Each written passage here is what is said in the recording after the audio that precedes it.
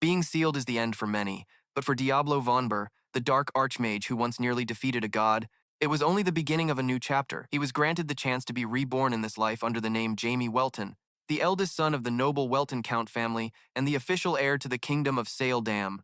From the moment he opened his eyes as a baby, Jamie's first feeling was not hatred but boundless love from his parents. For the past 9 years, he has lived as a proper noble teenager, enjoying a full, warm, and leisurely life, even served by affectionate servants, but behind that sweet smile, Diablo was still Diablo, the one nurturing a flame of revenge, vowing to make the 12 angels live a fate worse than death. Jamie's family life was indeed oppressively happy. The warm and joyful dining room atmosphere was as usual, and Jamie had to act innocent to blend in. Laughter and chatter filled the room. His younger sister looked very happy, enjoying the delicious food. This energetic girl was Jamie's mother, also the only daughter of the great Bell family, C.S. Bell. And his father was one of the 5 supreme swordsmen in the kingdom of Jamie Welton. Though he held an impressive title, to Jamie, Ajano was always crazy about his wife and children.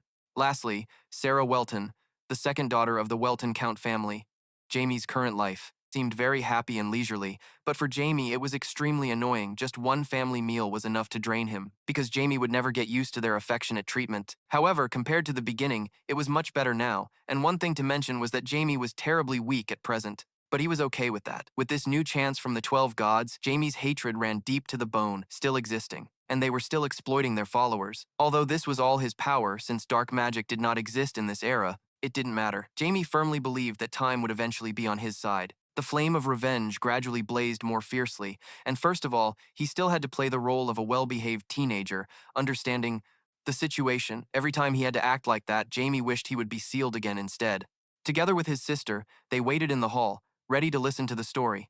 Little Demi acted cute. Wondering who would read today, both mother and sister immediately hugged him lovingly, and today's book was about the sage Haynes. Sias began reading the story, which soon ended. She asked the 2 children if they enjoyed it. Sparkling lights appeared in Jamie's eyes.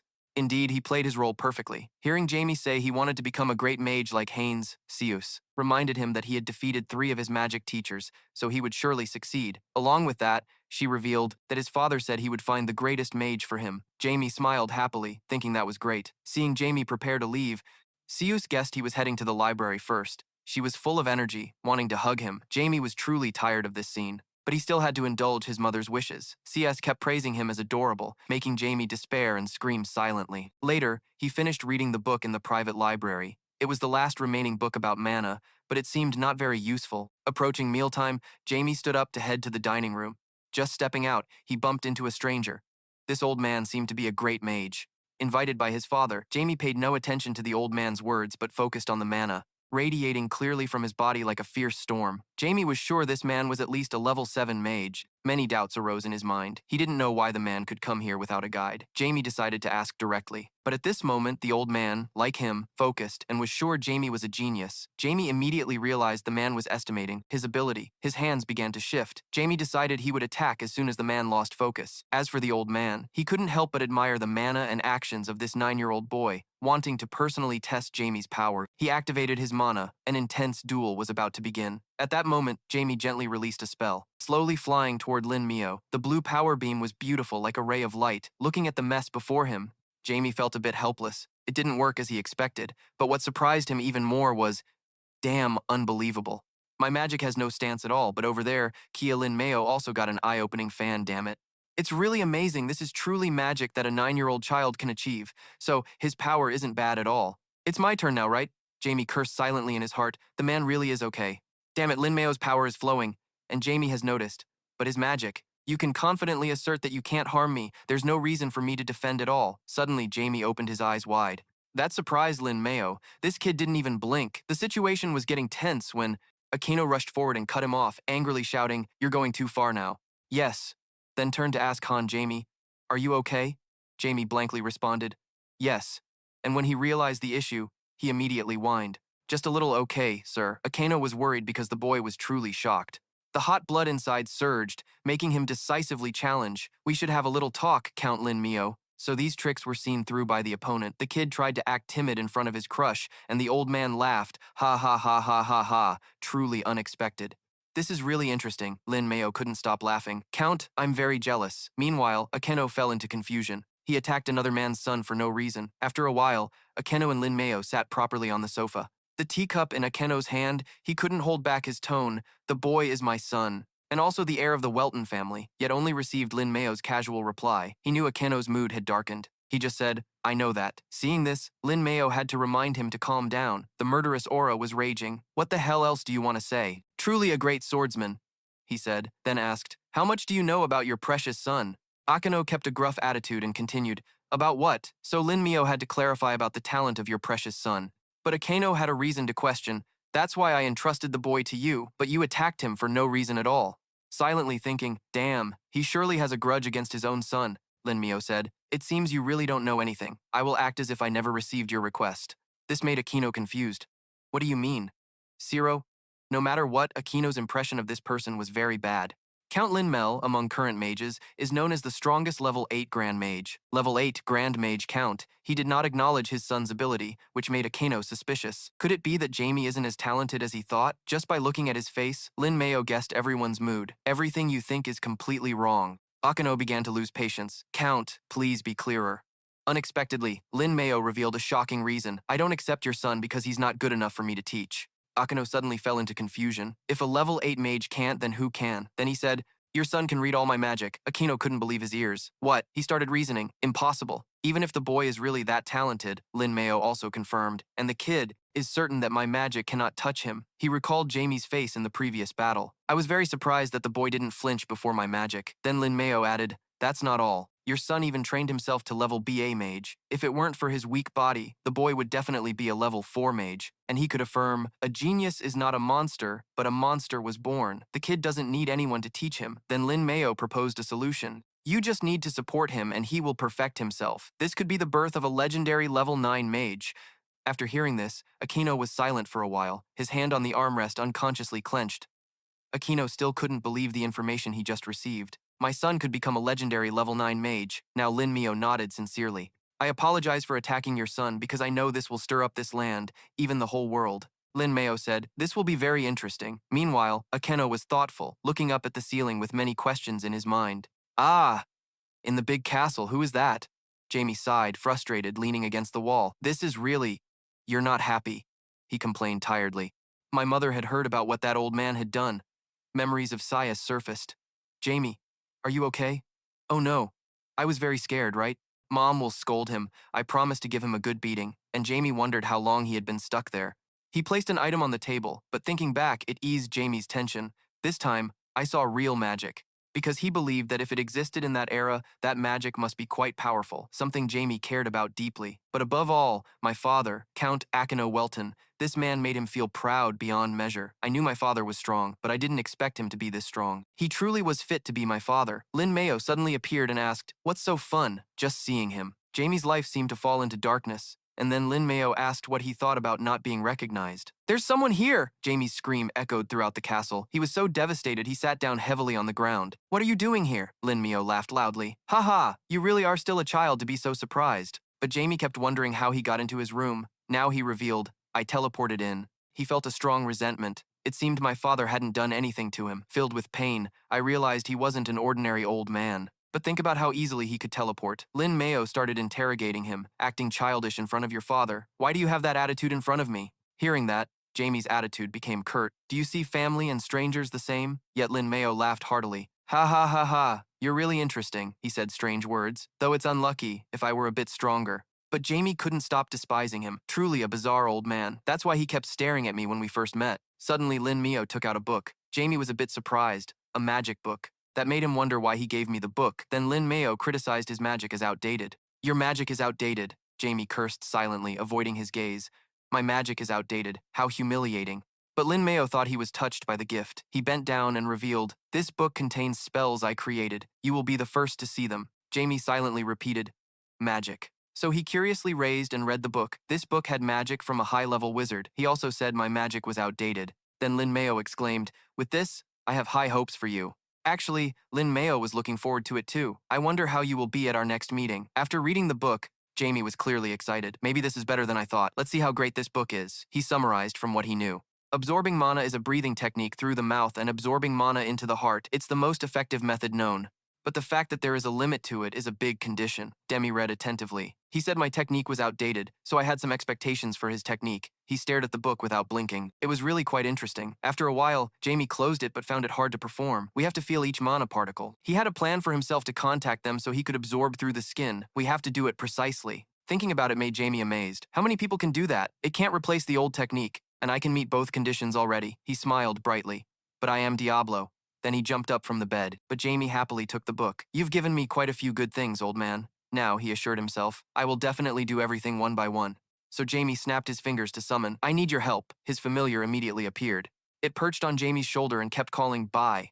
Then he ordered, break the mana particles, Breck, closing his giant eye. Then it opened wide to the fullest. Jamie compared every detail of the first condition. Break the mana particles into smaller ones to absorb easily through the skin. He thought this had a disadvantage. We have to adjust the size and proper position. Looking at his pet, Jamie felt somewhat relieved. Luckily, I have Black. Then he shouted, let's start. Black has made a soul contract with me. It will break the mana, solving the first condition. The first condition was solved.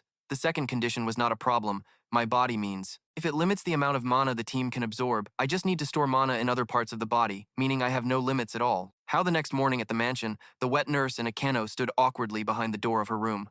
And he looked on in surprise, sir. Inside the room, Jamie was sitting on the floor channeling energy. He looked at his son hung beside the wet nurse with some worry. Young master, he looked at the flow of energy moving inside his body, his mana swirling around him. Akeno's face was full of amazement, unable to hide it. I know the Marquis gave the kid some guidance, but this is really incredible. Then he thought about the boy's gentle squirrel-like figure by the oak tree. When did my child inherit this innate talent? Next, he turned to the wet nurse and instructed to leave him alone, but keep a few servants here. She replied respectfully, yes, sir. Akeno turned and left. The wet nurse clasped her hands anxiously. I hope the young master will be okay. His steps slow and steady. His mind still deep in thought. So he is a mage. No, a swordsman, probably inherited from his maternal side.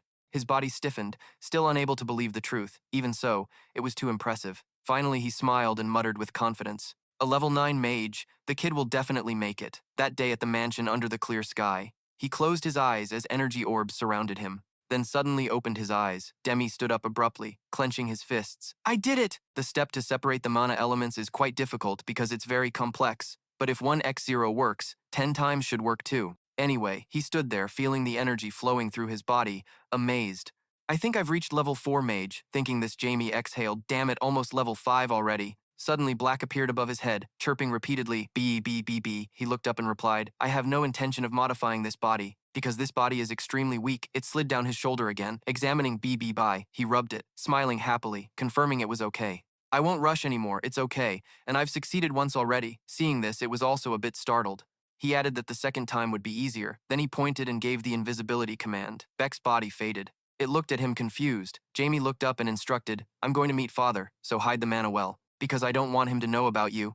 He turned, crossed his arms, smiled at it, praising. Oh, I almost didn't notice you, he smiled excitedly, declaring, I already planned it. How could he detect you? Then he quickly turned and left. Let's go! Jamie's back disappeared, carrying the dense black magic, Greg still flying above his head. In Akeno's room, he looked at the Janus cult member. He seemed very busy. What wind brought you here? He also clasped his hands and smiled kindly.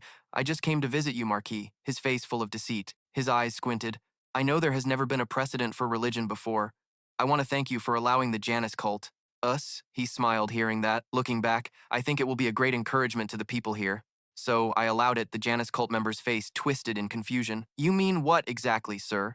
Akeno didn't hesitate, slowly explaining, because I always want to give the best. I will make Janus the biggest cult. Starting from my territory, he also understood, oh, he's telling me who exactly holds power here. The Janus cult member's expression darkened, frowning, silently judging. He's warning me, even though I've heard rumors about him.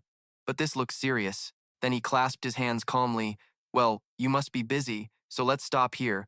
The Janus cult member cooperated respectfully. Yes, sir. Akeno stood up, smiling brightly, reminding to go home safely. He also stood and bowed flatteringly, wishing you good luck always. Then he left, Akeno still smiling. Then his face darkened in the hallway. Jamie stood hiding in a corner. Observing the Janus cult member leaving, he clenched his teeth tensely. I knew it. Then he sank into thought. The logo on his hood, the sign of a crescent moon with a golden cross in the middle.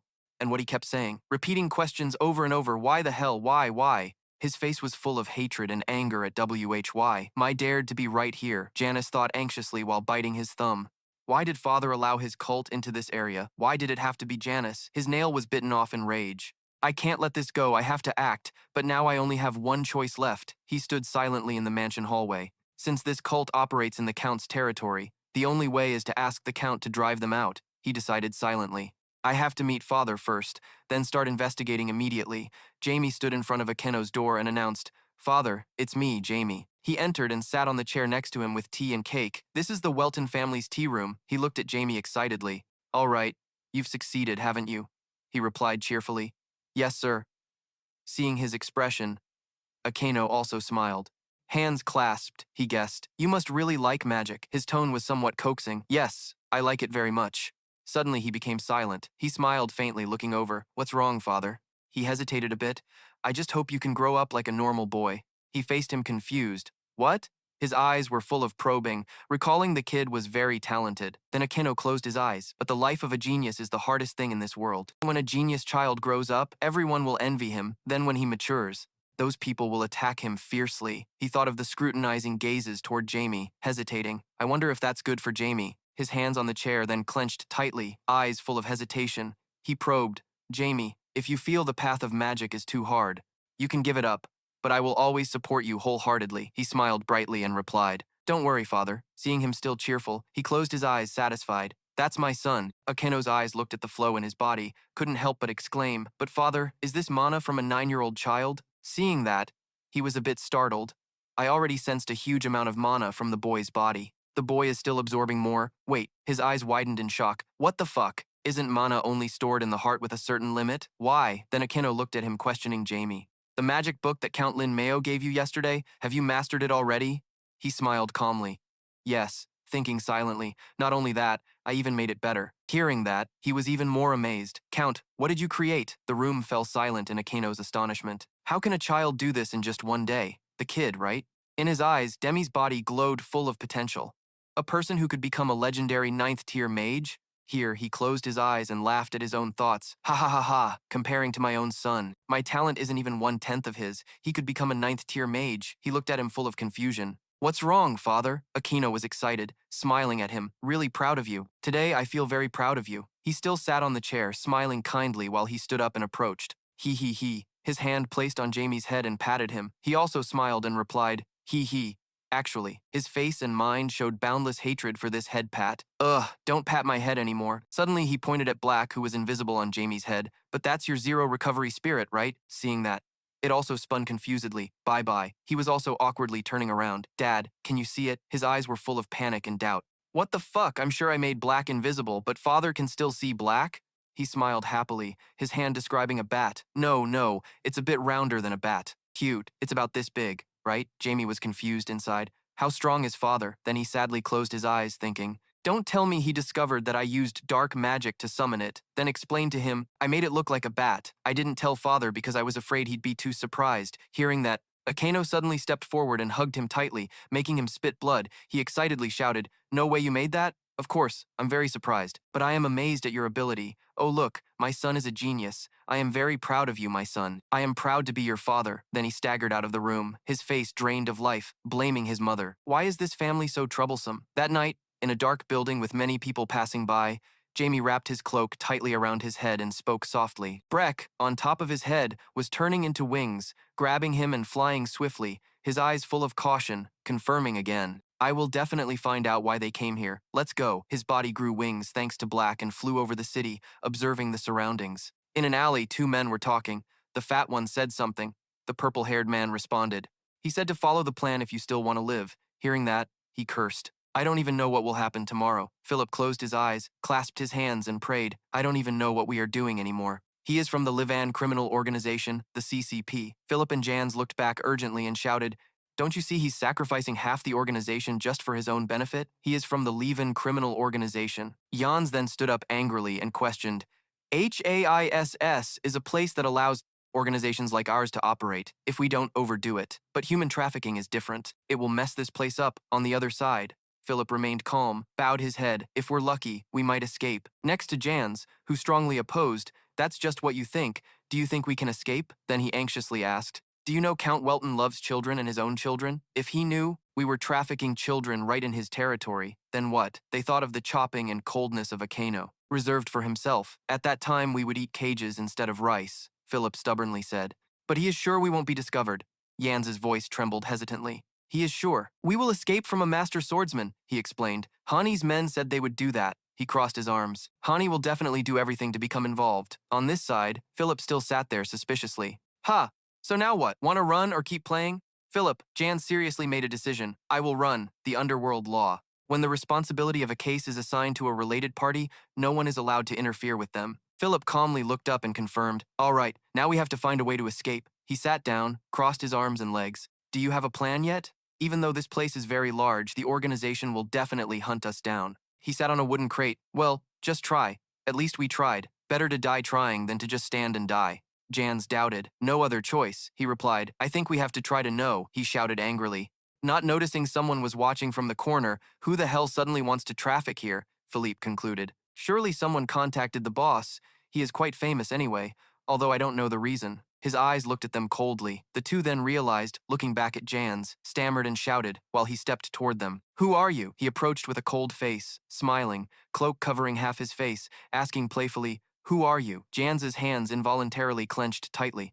If you don't want to tell, he raised his fist, gritting his teeth, lunging at him. Then die, you bastard! Philip also grabbed a knife and rushed forward. Suddenly, the rope disappeared, making them freeze in confusion. The two looked around cautiously and shouted, where is he? How is this like Itachi's illusion? Suddenly, his voice sounded dark from behind, frightening Jans and Philip. What are you talking about that sounds so interesting? He descended from above in front of the two. Dark magic radiated around. His hand reached out, pulling lightning as he smiled. I want to hear about it. Then both were beaten to their knees before Jamie, who sat on a wooden crate. They trembled. That's what happened. The two's eyes were vague. After hearing, he also looked disheartened, thinking silently. Let go of people? Huh?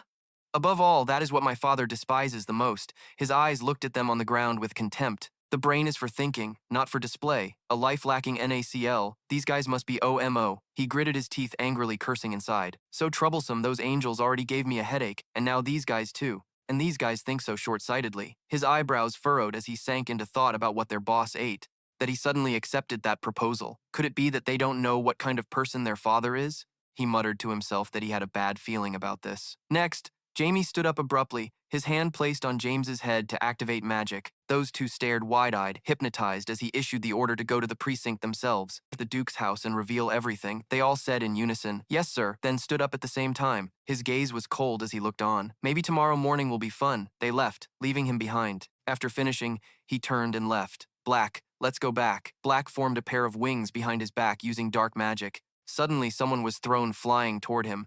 Jimmy was a bit surprised and turned to see Philip, who was gritting his teeth in pain. His body was pinned against the wall behind him, blood spreading on the floor. Jazz was also thrown down. They lay unconscious while he looked on in confusion. A laugh startled him. Ha ha ha ha, fools, the group who came shouted. He also looked toward them. Hey, you're shouting too loud. The guards came and handcuffed each one. Now his gaze was cold. Where is that crazy guy? He also cast dark magic angrily. How dare he do that? Next, Jamie raised his hand, forming a circle. A large, dark magic appeared behind him. He swung his hand toward the two others, energy shining down on them with urging words. I've helped you live a little longer. Now finish the mission.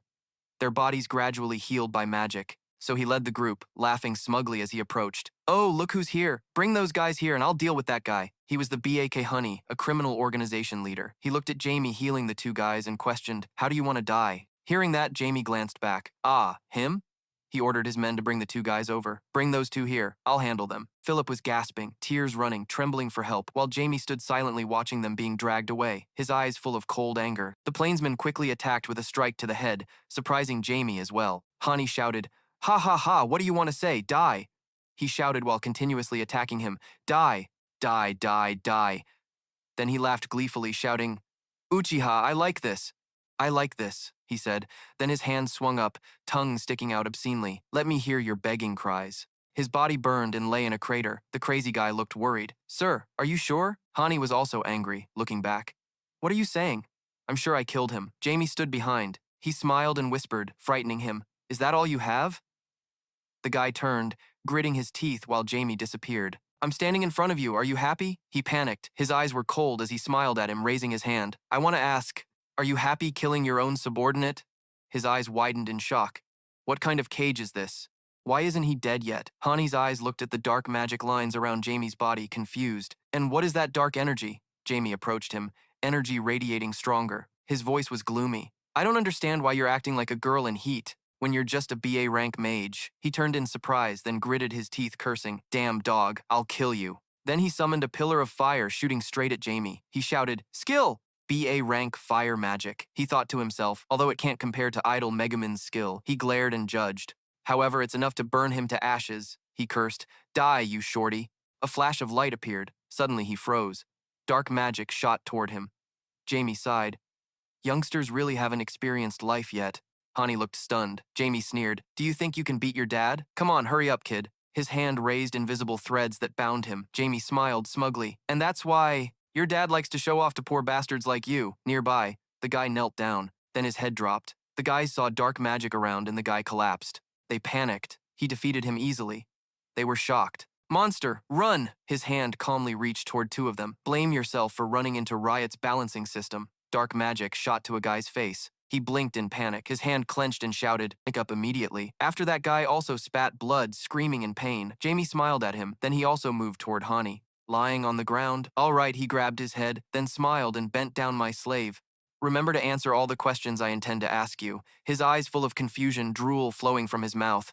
Yes, master. Actually, he grabbed Hani's head, lifted him up. He trembled, replying to the boss of the kids. He coldly looked at him, snorted. The story sounded exactly like the one just now, really just a waste of time. Thinking to himself, he could also tell father about this human trafficking issue. Then Jamie released his hand from his head. That guy also collapsed to the ground. So what should this guy do now, he thought. Even if Navi beats Gambit because Navi shoots better, but this Gambit fan wouldn't accept the result. Then he died. Lying there unconscious, he sank into thought because he was a BA level mage. So normally he would turn him into a corpse, but even so, with his sinful soul, he would soon rot away. And the problem of the corpse's appearance too, he thought of Hani. Under the long corpse, ugly, painful, cursing silently, ugly as hell. Thinking of this, he also smiled and decided, well then, I guess I have to give him an ultimatum. Then he smiled wickedly, muttering because he was a BA level mage.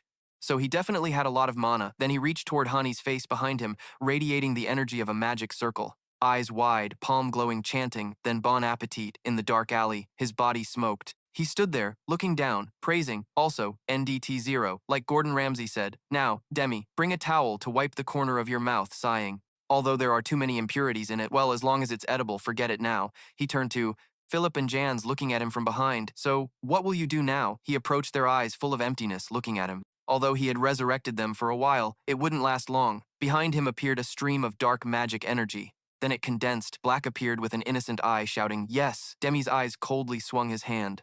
A flash of lightning, palm glowing, and the few still had work to do. So, how could you guys die? He thought of the puppet body in the shadows, bound, explaining. Summoning souls is a type of magic used to resurrect the dead. Although called resurrection, it's not really so, because after being resurrected by soul summoning, those are just empty corpses, because resurrection of the dead goes against natural law. Reincarnation and divine will energy shone before Philip and Jans. They looked like soulless demons. Jamie ordered you guys, though you are dead, but at this moment, you are not dead. From now on, you will be my loyal slaves. Energy radiated stronger. He looked at them, reminding. You will live one more time, then called black. It also radiated dark magic energy. Philip, help me a bit. Above it continuously poured energy down. He transferred energy to the two guys' eyes of Jamie, lit up purple. Energy gradually surged. Let's begin. Refuse death and rise, Philip's body. Veins bulged from contact with energy beside him, also frowned, cursing inwardly. Damn, this guy's still in the spirit realm. His eyes shone brighter. Purple dark magic enveloped them, urging you to awaken. You will be resurrected. Yan's eye sockets continuously wept, large tears in pain. Philip no better, wide-eyed, crying. He frowned, veins bulging, urging you to rise. Suddenly, Philip raised his head, shouting. Beside Jans, also dazed, drooling eyes white above black, still poured energy down. The ritual gradually ended.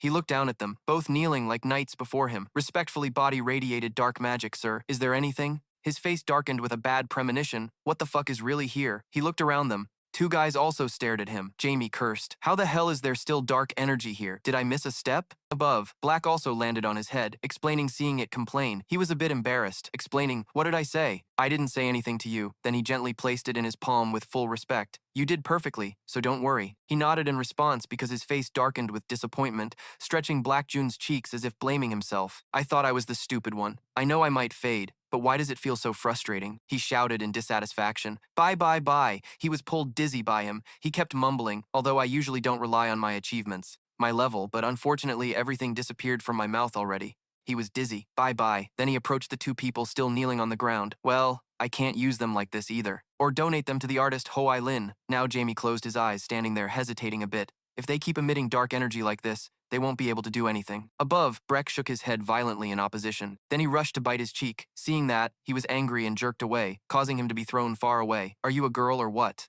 "No, why would you suddenly bite my neck?" Breck shouted helplessly. Then he jumped on Jans's head, looked down and shouted. Immediately after, he absorbed the remaining dark magic on him. Seeing that, he was a bit surprised. "Oh, so you can do that?" Black sucked in a mouthful of energy, raised his head proudly, then worked at full capacity to absorb energy. Then he looked at Philip and Jan still kneeling respectfully and concluded, "Now I don't need to donate this to Hoi Lin anymore." He turned to look at Black, who had collapsed on the gloomy ground. He bent down and patted the big body because of its energy. "Praise Black, amazing. Good job, kid." Then he turned to the two people, Kia, excitedly. "Now I should name you," he urged. "Wake up." The one named Jans heard the voice and opened his eyes looking up. He called again the one named Philip Razor. Each call from Jamie echoed. He smiled, spreading dark magic around his body. "Wake up, rise, wake up, you dwarfs." The two people were startled looking at him. Jamie stretched his hand toward them. Dark magic began to flow out. They sat silently watching him. Jans and Philip looked confused. Then he narrowed his eyes looking at them and announced, "Congratulations, you answered the AI's 150 million question. You are a millionaire here." Philip looked scared, sweat continuously pouring down. "This is AI?" He looked about 9 to 10 years old only, and the mana he emitted was terrifying. In front of them, his face was like a demon.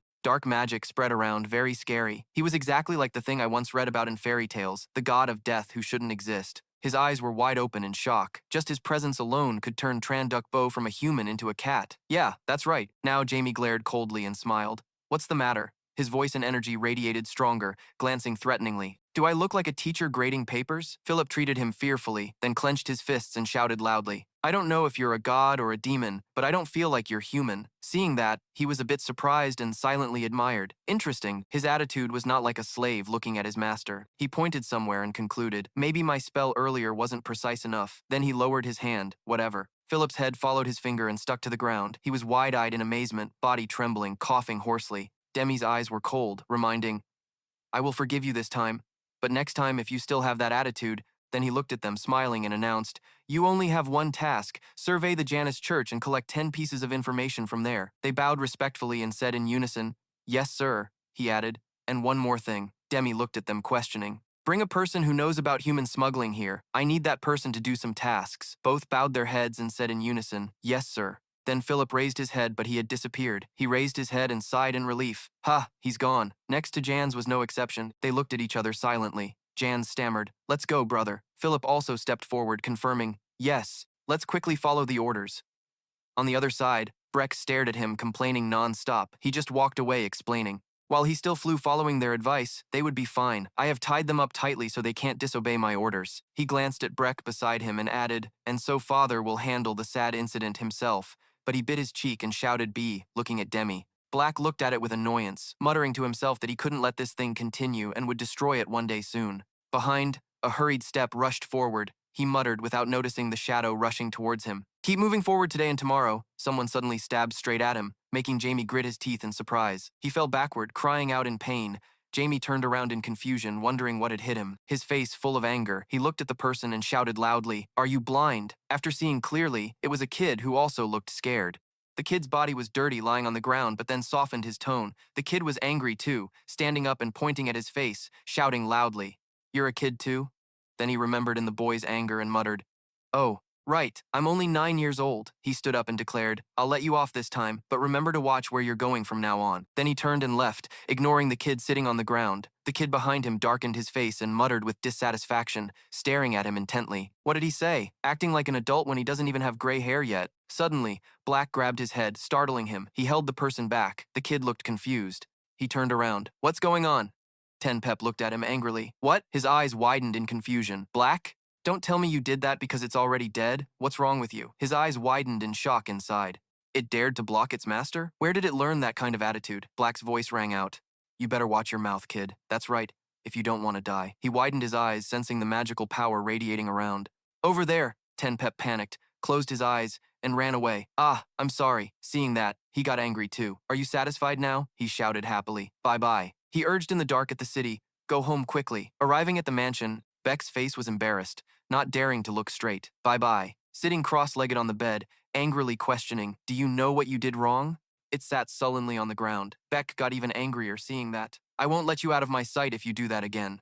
It awkwardly flapped its wings to explain. He was confused. Seriously, where did you learn those things? Finally, he collapsed on the bed, burying his face in the blanket. I'm exhausted. I used more strength than I thought. Then he turned over. I might be busier. I will live a carefree life from now on.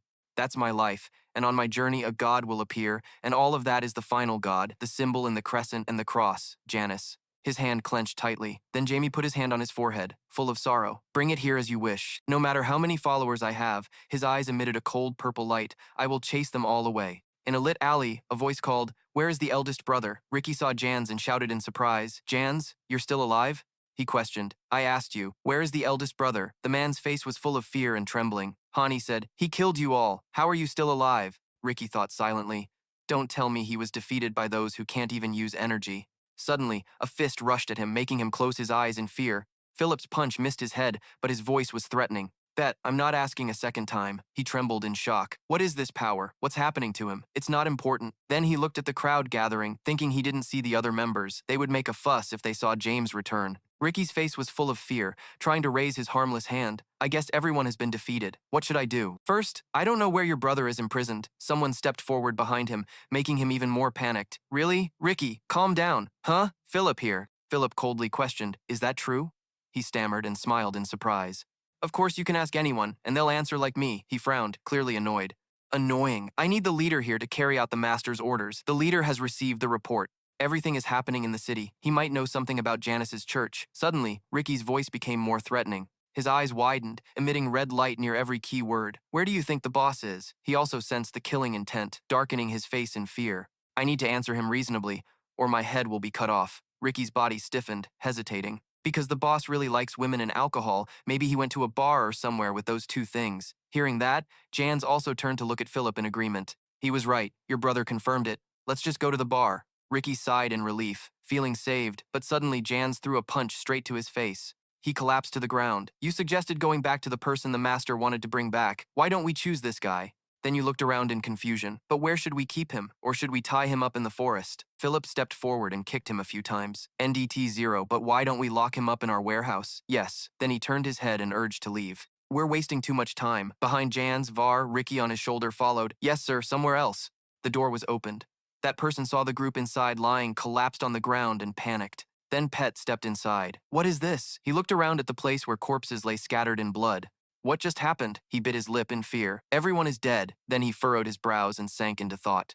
I think I was defeated because I didn't meet the quota yesterday, but no one here could defeat me.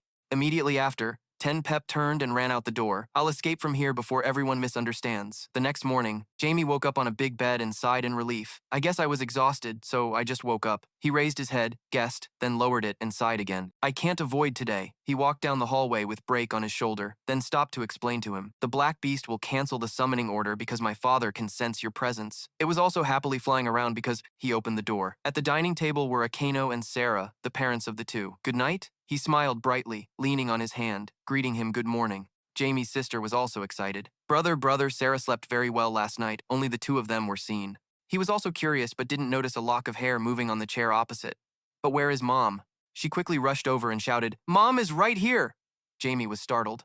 Mom? Then he raised his head and smiled, acting spoiled. Where did you hide, kid? I can't see you at all, she exclaimed. Really?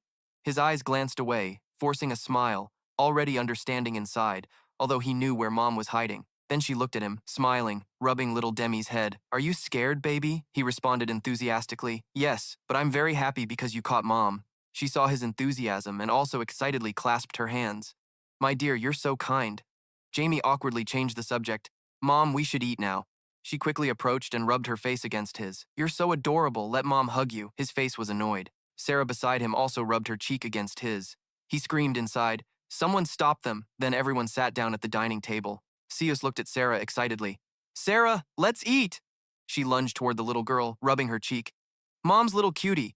He looked at them with some regret. "I also want to pinch the little girl's cheek. The baby's cheek must be very soft." Thinking that, he hit his face on the dining table, causing Sarah to be startled. He shouted inside, "Soft, you monkey! What am I thinking right now? I'm too used to this peace." After finishing eating, suddenly his father spoke up, reminding him, "Remember, tomorrow is the day." Sius agreed, "Yes, tomorrow." Next to Jamie and his sister, they looked confused. "What is happening tomorrow? Why?" He widened his eyes in surprise. "You didn't tell the kids?" Sarah turned her head away, dissatisfied, shouting, "Ah, I forgot because my son worried me too much." Hearing that, he felt a bit awkward, recalling his mana circulation ability. "She means the breathing accident, right?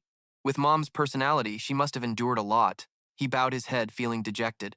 "I'm sorry, ma'am." She looked at him seriously. "Mom knows her son is okay, so she's fine. But if you keep pushing yourself like that day again." Then she turned away sadly, hugging the wall, complaining she might faint in the hallway from too much worry. He looked at her helplessly from behind. "I will never do that again." He raised his head, wondering, "So what is happening tomorrow?" Hearing that, Sius ran to the chair excitedly, shouting, "Ho ho! Tomorrow we will attend the ball. A grand ball hosted by Count Simon and Count Welton." He thought of his father and that red-haired person. Most nobles living in the northern part of the Cell Empire must attend. Currently, she was excitedly running toward the two. The two had never attended a ball before, but you are old enough to join such places now. Mom was too excited. Sarah clung to his shirt, also understanding that her precious free time was about to disappear. That night at the large mansion, he stood in the room already, wearing the black cloak. Immediately after, Black appeared behind him, forming a pair of wings. Jamie stood by the window, preparing to fly off to visit those two guys, and they both responded. Because the two of them arrived at some alley, he landed on the road, and a door was opened inside. Philip and Jans, who were sitting, stood up abruptly and looked toward the door. The master had arrived. He approached and took off his hat, looking at them indeed. "Have you done what I asked?" Philip looked somewhat guilty and glanced at him. "We're sorry. We haven't found any information about the Zenith cult yet. That cult was only recently established." Hearing that, he silently understood. Perhaps even members of Levon find it hard to get information in just one day. Then he asked further about the remaining matters. "What about the rest?" Philip replied. "Here, Ricky is tied up on the ground." His face full of fear, he kept shouting, "He recognized what's going on! That hair color impossible!" His eyes grew more panicked. The Welton family has discovered it? 3 people stood before him. Philip introduced him as a member of Levon, who knew they would be killed by Hani. He confirmed, so he is an internal member. Jans denied it, saying he knew nothing. He instructed them, "I will interrogate him." His eyes were full of determination. He removed the gag from him. Nearby, Ricky's mouth was also untied. Immediately after, his face darkened, and he screamed in panic, "Please spare me! I really don't know anything, but if you let me live, I will gather any information you need." His voice was gloomy, as if coming from hell. Ricky's eyes widened, frozen in terror. What is this chilling feeling? He stepped forward, dark magic swirling around, and said, "I don't intend to kill you. I just need you to do a job." He also sensed the coldness around him, feeling an endless evil energy. Then he sobbed fearfully and shouted, "I will do it! I will do everything you ask. If you want me to find the boss, I will do that too, so please spare my life." He spoke in a low voice, reminding him, "You're too noisy." Then standing before him, "You only need to do one thing." Ricky bowed his head, confused inside. "Huh? Why did my voice suddenly stop coming out?" His hand moved toward his head, eyes glowing cold purple inside. His hand touched his head, emitting a flash of dark magic spreading around. He ordered, "Go immediately to the Count and report everything your organization has done." Then Ricky stood up like a puppet, staggering toward the door. Jans and Philip also looked at him, then looked toward that direction with Black on his shoulder, reminding, "Don't pity him. He won't be chased by the organization. The Count will deal with him first." Then he turned to them and instructed, "You two should also escape the city." They looked at him and confirmed, "Yes, master." Suddenly, Black touched his cheek and said something. He widened his eyes, a bit surprised. "Today, you don't intend to ask me why, huh?" Philip and Jans bowed their heads, confirming, "The master's orders are absolute. We just need to obey." Suddenly, Philip raised his head cautiously. "And I think I know why you gave that order." He praised him. "You understand the situation well." He looked at them seriously. "You're right," he thought silently. "Father will definitely eliminate Levan. Meanwhile, the existence of these 2 abandoned guys will no longer matter." Saying that, he turned to them and added, "I will be absent for a few days. Avoid attracting attention until I return." The 2 replied in unison, "Yes, master." His figure moved inside the city's darkness. Suddenly, Philip ran after him, calling out. He turned to look at them. confused. The boy's face was full of panic, clutching his chest, looking at him. What have we become? He also understood himself, knowing they were corpses who couldn't return, so he accepted it. He didn't want to go back to the previous state. I'm satisfied with this power. His hand clenched Philip's shirt tighter, but I need to know what kind of creature I am. Seeing him still approaching, he also turned to look. Exactly what was the curious thing he doubted? Our power has surged compared to when we were alive. Then he asked cautiously, could it be that we have become immortal? Advanced already? He widened his eyes in surprise, then burst out laughing. The boy was confused and stammered. Sorry, I'm asking a stupid question. He smiled warmly, pointing to explain. No, I just found it funny. Ordinary people would ask if they really have become immortal. Philip, I have never seen AI adapt as quickly as you all. You are very interesting. Philip hugged his body, his eyes looking at it somewhat awkwardly. Ah, thank you, sir. He still smiled harmlessly, lost in thought. In his whole life, he had never seen anything like that. Jimmy thought of the zombies stitched up with many stitches crawling on the ground with pools of blood. Usually they would refuse to accept their condition because they have lost their humanity and turned into monsters. But these guys are completely the opposite. He looked toward Philip and Jans, who were talking to each other. Maybe I picked up a gem here. He looked at them and explained, you are just zombies, but your appearance is maintained as before you died. After turning into zombies, your strength has become greater than that of ordinary people. Over there, Philip lowered his face, having anticipated it, but still a little trembling. I understand, just an ordinary zombie. He smiled and turned away. Even Black was excited, but if AI knew, depending on what you do, you might become high-level zombies. The two over there heard that, and their eyes also shone brightly with excitement. He turned away. I'm going now to hide. Behind them, they said in unison, yes, master. Please return safely. Next to Breck, suddenly whispered to Jamie, bye-bye. He responded as well, don't say they are pathetic. I think they are very interesting. They also remind me of the guy from my previous life. Then he returned to the mansion. I have spent too much time here. Let's go back quickly. That night, a big commotion happened inside the Welton house. A member of Levon, a large criminal organization originating from his, denounced his organization. The Baron had to postpone the departure time to resolve all issues, so only the three of us went to Regan, the largest commercial city in the east. He sat in the carriage, lost in thought. He could get there instantly by teleportation. Over there, Sias was holding Sarah asleep. Things must have improved compared to before. He smiled with satisfaction. They have improved so much that they cannot be compared to the legendary era. The problem is I don't even know how long I've been dead. The events of the era after I died were rewritten in history. The Demon King and the demons launched a crazy war. The demon tribe invaded and the Demon King also descended. Now Jamie sat cross-legged on the sedan chair, closing his eyes, lost in thought. Of course, peace had lasted for several hundred years without such incidents happening. Maybe I am the creature who ended that peace. Then he emitted dark magic, identifying 12 foolish gods. After so long and still unable to form an alliance, I will easily defeat them more than last time. Countless lives were lost then, but it's not my business. Over there, Sarah was awakened by his energy, calling out. He was startled at first, then withdrew the dark magic and regulated his own mana. The little girl slept soundly again. He thought of the Imperial City. Must safely get through this ball. Then the carriage quickly entered the city gate. Inside, houses were close together. The bustling market, magnificent castles. Jamie poked his head out from the carriage door, blushing and sighing. Regan really is an amazing place. Inside, Sias remained calm, smiling. After all, it is the largest commercial street in the kingdom. You won't find anywhere better than Regan for huge cash flow in the economy across the 6 continents. It's wonderful, isn't it? Hearing that, he also sighed. Wow, incredible. Then he stood silently in front of the carriage door, lost in thought. It is said Regan is the biggest factor helping the Selim kingdom become rich and powerful. I guess this is undeniable proof. Next, they stood in front of a building in the city. Now we have arrived. He smiled excitedly, thinking about meeting Baron Simon. His heart was pounding fast. She looked at him like that, a bit surprised. Then Sias rushed to hug Jamie tightly. Such a lovely son. You must have been very worried, right? That made him startled too. What?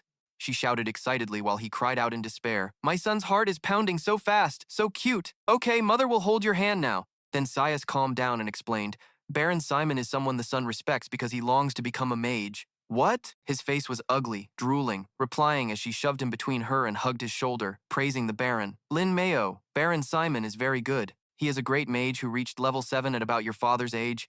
He is one of the 2 leaders of the Eastern Noble group along with your father and also the Lord of Regan. Beside my sister, it also shone brightly. Then Sias thought of the lotus petals in the pond stained with blood as a metaphor. His magic is like a red lotus, just like his nickname, the Red Lotus Mage. I heard he took thousands of lives. Hearing that, Jamie was curious and looked up to ask the Count what kind of person he was. The Count somewhat recalled, a somewhat terrifying face. Looking at him, he had blood-red hair. Was he scared? Jamie also sank into thought. A level 7 Red Lotus Mage. I don't care much about those things, but that power took thousands of lives with just one strike. I'm curious about the kind of magic that can do that. Their carriage entered the mansion gate. He was determined in his heart to have a conversation with him. Yes, a conversation with Count Limon was still vague, because it was too short. I wonder what it would be like to talk with Count Simon. Sias got off the carriage here. She gently lifted her skirt. Children, follow mother slowly. He also immediately followed behind. Yes. Ahead, the butler was already waiting, bowing respectfully at them. This must be the lady of Count Welton. She looked at him and replied, "Yes, that's me. People were walking around," the butler suggested. "I will lead you into the mansion." They were led to an empty room with bright hanging lights. The butler informed them they could wait here until the ball. If there was any problem, call the butler afterward. Sias looked around and praised, "Lady Welton is really thoughtful." He smiled and replied, "Yes." The butler opened another room and looked at him. "Young master, please use this room." He looked at this action and secretly felt favorable. He was really kind.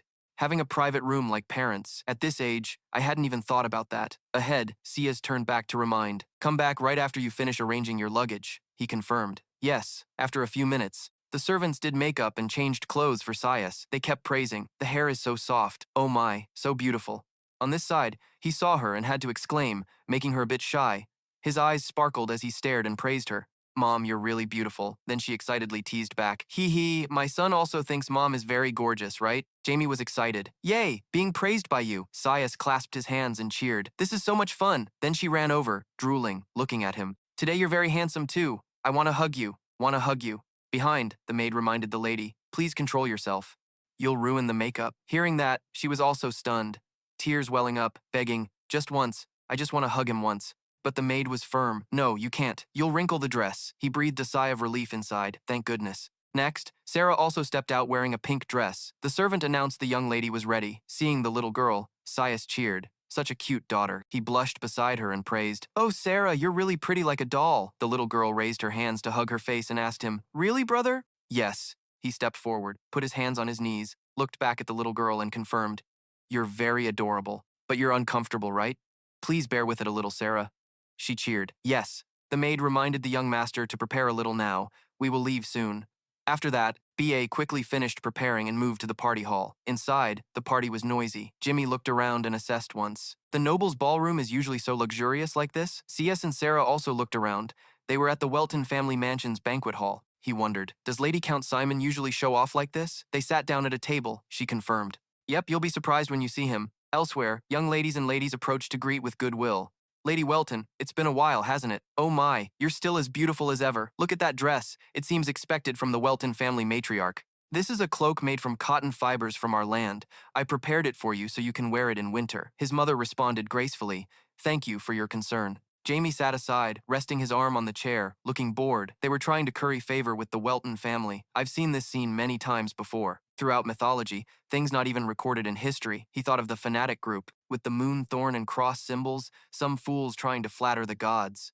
Then Jamie closed his eyes and turned his head away in gloom. Disgusting. Luckily, my mother is good at dealing with people like that. Suddenly, the host stood on the podium and cleared his throat. Ahem, ahem, everyone, can you hear me? After that voice, the whole crowd looked in that direction.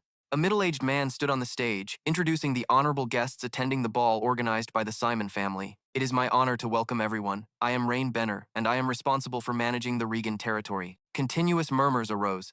Rean smiled and announced the ball would start soon. "Everyone please take your assigned seats, and warmly welcome Count Simon and his family, who will be entering now." He stretched out his hand, pointing toward that person. Over here, a man with red hair and cold eyes stepped forward. He saw him and was somewhat shocked. Standing up abruptly, Count Lehitter muttered, "It's been a long time, hasn't it?" Below, James swallowed nervously, staring. This was the face of a man like he was sleepy, and spoke up. "Welcome to the ball. I hope everyone will be comfortable here," Jamie shouted excitedly inside.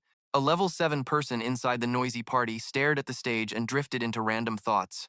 He must be somewhere near the rank of Viscount Lim Moon, or perhaps a bit higher. Suddenly he moved toward him. Red Sen Mage Demi smiled excitedly, thinking silently he was beyond her expectations. Very interesting. Over here, Countess Lee Hitter and her family stood behind, bowing in greeting. Siegfried was sitting on a chair. "Long time no see. Mrs. Welton." She looked even more beautiful than last year. She was also startled, turned her head, then stood up lifting her dress and bowed with a smile. "Don't mind me." I was also relieved to see both of them healthy. Then he looked around, somewhat disappointed. "Is it true that Count Welton is not coming this time?" She confirmed, "No, he will come tonight.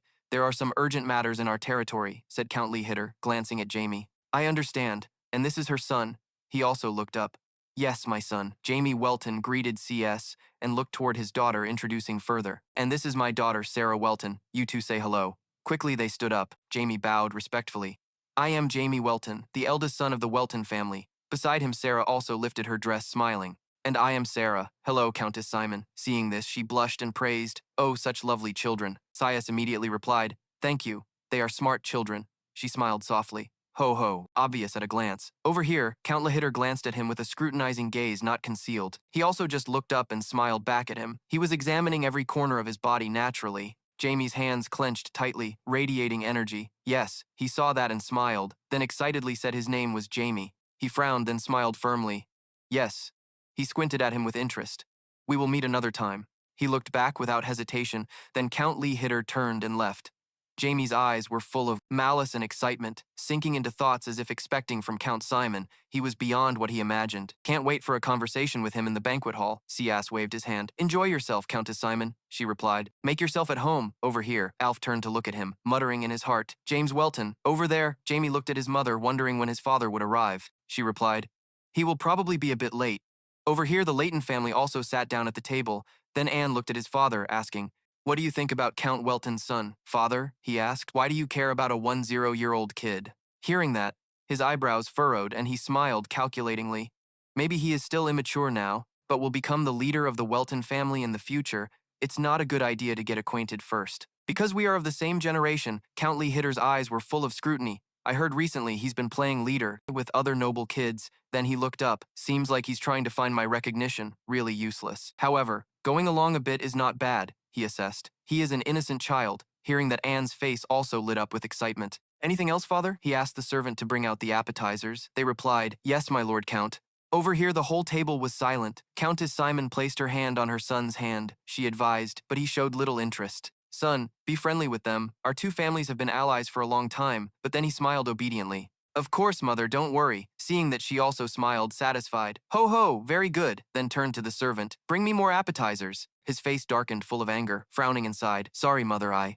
In the crowd, Alf's gaze staring at Jamie showed no intention of befriending that lowly person. He imagined that when he knelt on the ground, his body covered in blood, I would make him kneel and trample under my feet. Suddenly, a hand grabbed his shoulder, startling him.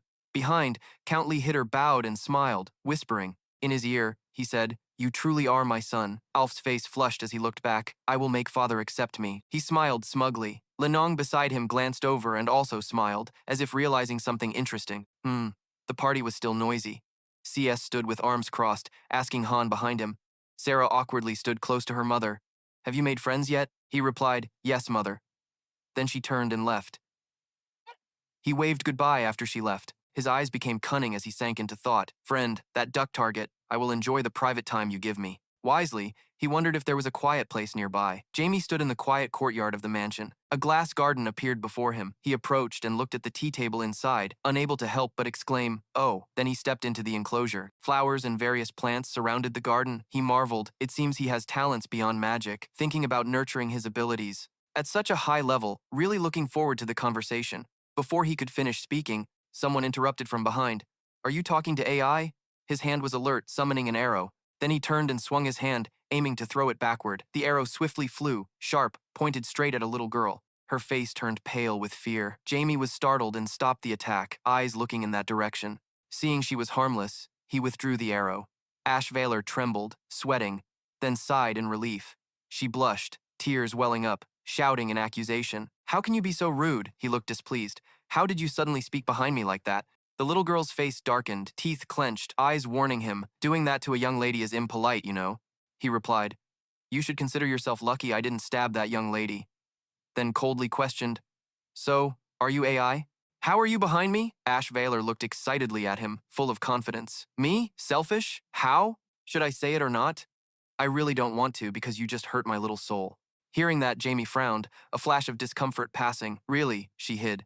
Her presence completely behind me, making me uncomfortable. And that tone, too. His voice was low. I'm not in the mood for jokes. Suddenly, an arrow flew like this, embedding right beside Jamie's foot. She looked horrified, standing still as smoke rose from the wound. He explained, That's a gas bullet, a level 2 magic. Jamie's face twisted impatiently, waving his hand. If you don't have strong enough magic defense, it can pierce your body. I'm sure a girl like you would die instantly. Hearing that, Ash Valor was shocked, shouting inside, How? Is he serious? Jamie flicked his hand again, annoyed. So why don't you answer? Why? The little girl fled in fear, shouting non-stop, No, no, I will answer, but wait! You threaten me! Hurry, don't shoot now! The more she did, the more Ash Valor became flustered. I am Ash Valor, Jamie asked again. Ash Valor is from the family of Viscount Ash Valor? She closed her eyes tightly, urgently replying, Yes, I am the eldest daughter of Viscount Valor and a spirit mage. Demi questioned rapidly. A spirit mage? Explaining her profession, a spirit mage is a term for a mage who can communicate with mysterious natural spirits. There aren't many spirit mages on the sixth continent. Their very existence is considered an outstanding talent, and they can even receive the title of Viscount. He was doubtful, but this girl is a spirit mage? Thinking this, Jamie looked at her, evaluating. She also stared at him. With spirit magic, she could approach from behind without making a sound. Even a spirit mage can hide herself from me when I'm at my best. Seeing him staring at her, Ash Valor was a bit confused. He thought, but surprisingly, she looks about my age. But if she really is an ordinary spirit mage, training to harmonize with nature usually starts around age 10. But this girl must be a genius with innate harmony ability if she starts formal training. She can even communicate with the Spirit King. See? You stop talking. She's impatiently urging, Hey, shouldn't you introduce yourself too? You're an AI and dare to use such dangerous magic? He smiled awkwardly. Me? I have plans in mind. Thinking about her asking after revealing her identity, she seems to have a strong personality and doesn't want to lose. A.S. Valor also frowned at his question. That's right. Besides you, I also spoke to the AI here. Jimmy smiled confidently and introduced himself. My name is James Welton, heir to the Welton Count family. Nice to meet you. As Valor, one more thing related to the Valor Viscount family. Hearing this, she widened her eyes in surprise. They are loyal subordinates of Count Welton. On the other side, the leader of the child trafficking gang knelt on the ground, lying in a pool of blood, coughing harshly. Opposite him, Akeno looked down from above. I let your gang be because I thought it was troublesome. I didn't care. And then your gang really acted very actively. He was in pain, tears continuously flowing, blood also spilling from his mouth. Akeno's voice was full of death and anger. But you dared to organize human trafficking in my territory? He lifted his chin, causing him to cough even more violently. Akeno lowered his head, eyes full of disgust, hands tightly gripping his sword. Those are things you shouldn't do unless you're crazy or want to die. He stared at the leader, his face darkening. So, you want to die? I will grant your wish. He trembled in fear but looked up. Please don't kill me. Then he turned and ordered to hang him tomorrow. The knights behind also watched his back. Understood. Akeno's face was resolute as he announced, Prepare the carriage, we will depart immediately. The men behind confirmed clearly, Yes, sir. The carriage quickly moved out of the mansion. The chained prisoners were dragged away. On a tree branch, a cloaked figure looked down. He held a broken gem in his hand, muttering, Plan A failed. Prepare Plan B. Meanwhile, inside the garden where Jamie was, he walked. Asvaler followed behind, his face full of impatience, biting his lip. The little girl behind still followed innocently. Then he also lost patience, turned around and shouted, Hey, why are you trailing me like that? He glared at her. Even if your father is my father's servant, it has nothing to do with us. Hearing that, Asvaler also teared up, lowering his face in embarrassment. But he was angry and stopped the hypocritical talk. Then Jamie lost patience and shouted, I'm going back, so don't follow me. Suddenly, she grabbed his wrist. He tried to pull his hand away in frustration. Behind, the little girl still held his wrist tightly, pulling him back. He complained, Really? His eyes were cold and angry as he shouted, Why do you keep bothering me? Right after, Asvaler clenched his hand, trying to muster courage to shout, This is the first time I've met someone my age, so I want to be friends with you. Hearing that, Jamie froze on the spot. The string of anger and panic, what the?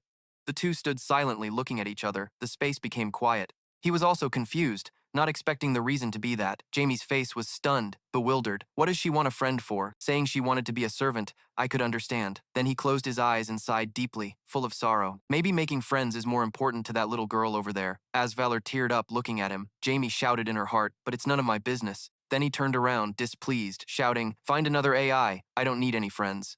Behind, she stubbornly kept running after him, struggling. She clenched her hand and shouted in excessive frustration, Stop it. He ignored her and left, cursing in his heart. She just doesn't understand. Friends and close relationships make people lose their reason. Suddenly, Jamie stopped and looked toward a nearby building. If only I had killed that feeling right from the start. His face twisted with anger, lips pressed tight. In his past life, he didn't have to experience such things. His expression darkened once again, gloomy. That damn girl reminded him of terrible things. Suddenly, a voice behind startled him. Jamie Welton, I am Alf, with my men, approaching him. His eyes were full of arrogance. He turned to look at them and recognized the blood-red hair. He must be the son of Count Simon. He frowned and questioned him. What did you call me? Alf looked confused. The brown-haired guy beside him frowned with contempt. Huh, how dare you speak disrespectfully in front of us? The guy with the two-strand hair flicked his hand towards him and shouted loudly, Do you know who he is? They all said in unison. Meanwhile, his face was full of arrogance. Looking up with a satisfied smile, the eldest son and heir of the Count Shimong family, he muttered, Too talkative, then squinted his eyes, raised his hand to cover his mouth, smiled, and ordered them to be silent. Immediately after, the two guys quickly shut their mouths in panic. Alf looked at them, trying to speak, but no sound came out, and he looked somewhat confused and panicked, pointing at him and yelling, You just told Uncle to be quiet? They were silent, while Jamie still snapped his fingers, smiling harmlessly and praising, You know, huh? Seems smarter than these monkeys. Hearing that, he stepped back angrily, while the two others collapsed to the ground. This arrogant bastard doesn't know I'm older than you? But Jamie remained calm and sarcastic. Don't sweat the small stuff. Get straight to the point before I do the same to you. Then he snapped his fingers. Beside Alf, he was startled and looked very alert. He cleared his throat, ahem, then awkwardly smiled and explained to him that he didn't come to cause trouble, just wanted to chat a bit. But the little uncle was impressive, even silencing Uncle. His expression was cold as he reminded, I don't think I need to hear your nonsense flattery anymore, and you just called AI Uncle? Get lost! With his disdain, he was even more shocked. What? You don't know I'm AI? He added. Of course I know, you're the son of Count Simon, right? He forced a smile, sweating, so you know a bit, but you're full of crap. Because you're the son of Count Welton, right? Why wouldn't I chat a bit? Meanwhile, the two underlings still struggled to shout in agony. They explained to him that they only acted that way because he spoke rudely. So don't misunderstand, he judged inwardly, laughing at himself for not showing off. Otherwise, they'd be riding on his head by now. Then he regained composure and looked at him proudly, because you and I will be the pillars of the Eastern nobility in the future. Don't you think it's better to get to know each other from a young age like this? He calmly listened and understood. Talking in circles, it's still about wanting me to be your subordinate, huh? Truly ashamed of my own kind. After hearing such pathetic words, he straightforwardly refused and explained, No way, I'm not interested in what you do. I don't even want to know what you're up to. You're just saying that, right? Now you can leave. Hearing that, he was so embarrassed he got angry, his face flushed, shouting, How dare you refuse me, brat? You're making me mad. Your half-baked magic, I'll trample it without mercy. Then he swung his hand, summoning a magic staff. His face full of pride, holding the magic staff, he looked at him with a sly smile. You won't have any choice but to obey me. He remained calm, then smiled sarcastically, his cold eyes staring intently at him. So you planned to use force from the start? But over there, Fook wasn't afraid and still raised his magic staff arrogantly. Mom's home-cooked meal? Always. I'll change the plan a bit because you use magic, but let's just do it as usual. Hearing that, his face darkened, mocking. So, two-faced at such a young age, it makes me sick. He thought of both families and asked cautiously, Do you think the adults will let you act recklessly? He warned him. Whatever happens is your own fault. He still swung the staff at him, then frowned. Don't worry. As long as I have this, AI won't see me at all. In his hand was a large white gem. He said that, and Anne threw it to the ground. Energy quickly spread around, enveloping them. He looked at the formed dome barrier and admired the magic artifact's barrier. Over there, he also admired it. Only a magic user would know this, he said arrogantly, shouting defiantly. But sooner or later, you'll have to bow and beg for mercy. Then Enfuk looked at the other two. Don't be silent anymore. Suddenly, they could speak too. The people inside the barrier, the two guys whose mouths he had shut, stood in front, cursing the guy who made them unable to speak. Almost died there. Want to watch naked chickens? You really aren't afraid of anyone just because you come from the Welton family. They emphasized, while Jamie just saw it as child's play and looked around. Hey, can you hear that? We won't forgive you. He admired the barrier. It's good. Then he turned to them and praised, Interesting. Alfdan's face was full of angry interest. Probably you don't understand the situation, but today, your Welton family, suddenly Jamie cast a spell, interrupting them. The whole group stood stunned as they received energy flowing down from above. Blood flowed from their noses in panic. He warned not to break the barrier otherwise. Everyone would have to watch you writhe in pain. Jamie raised his hand to his mouth, smiling slyly, dark magic radiating around. Inside the barrier, the group was beaten to the ground by him, screaming, crying, and trembling. Help me, brother, my head feels like it's about to explode. On this side, and also knelt on the ground, vomiting violently, struggling. Blood flowed from both his mouth and nose, vomiting, his body trembling with rage, unable to believe he was defeated so easily by him. I will kill you. I will not forgive you. But what to do now? I'm too weak. That brat is a level 4 mage. His tears fell in panic as he just realized now, while he was only a fledgling level 2. But how? How could this happen? He thought about Akeno's swordsmanship talent, unable to hide his doubt and shock.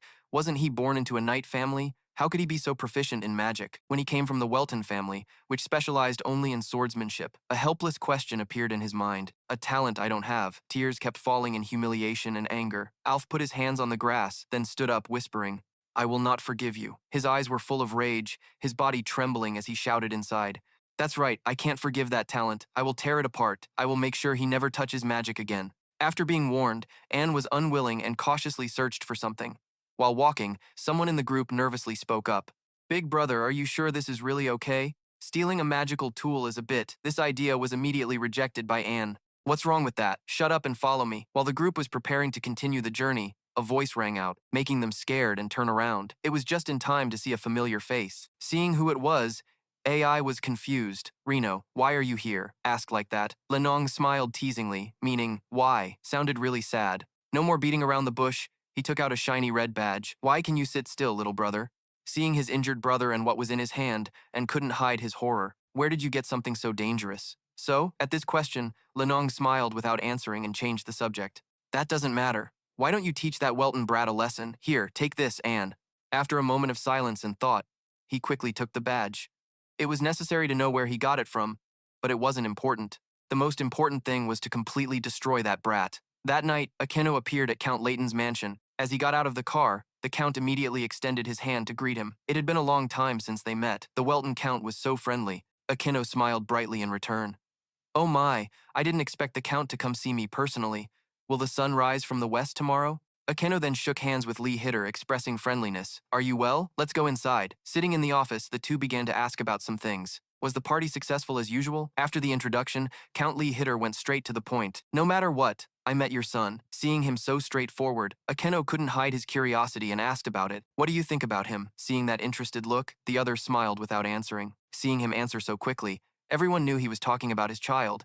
Realizing he was exposed, Akeno smiled brightly and replied, "They are my reason for living." This happiness made Count Lee Hitter unsure what to say next. "I'm very jealous that you can feel that way." Hearing this, he vaguely realized something. "Still the same lately?" Asked like that, he glanced aside, avoiding answering. After a moment of silence, Count Lee Hitter changed the subject. "Besides, your son is really amazing." "No, not only that. I'm completely surprised." Seeing the other avoiding the issue, Akeno was a bit worried.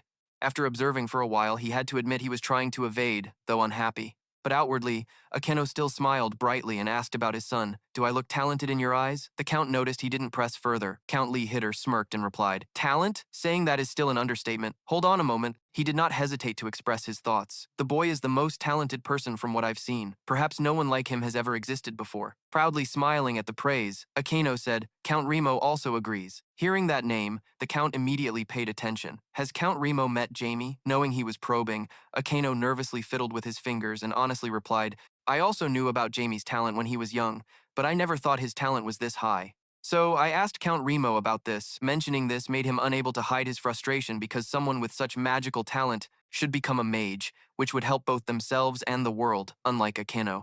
Count Lee Hitter was extremely excited. It must be wonderful for the boy to have such a teacher. Witnessing this, Akeno revealed shocking information. But Count Remo refused to answer, which made Count Lee Hitter quite satisfied, though he feigned regret and comforted. "That's understandable. That child is a genius unmatched by anyone and will be able to awaken on his own. Then challenge himself to become a legend, like a level 9 mage, for example." After a long pause, Count Lee Hitter openly expressed his ambition.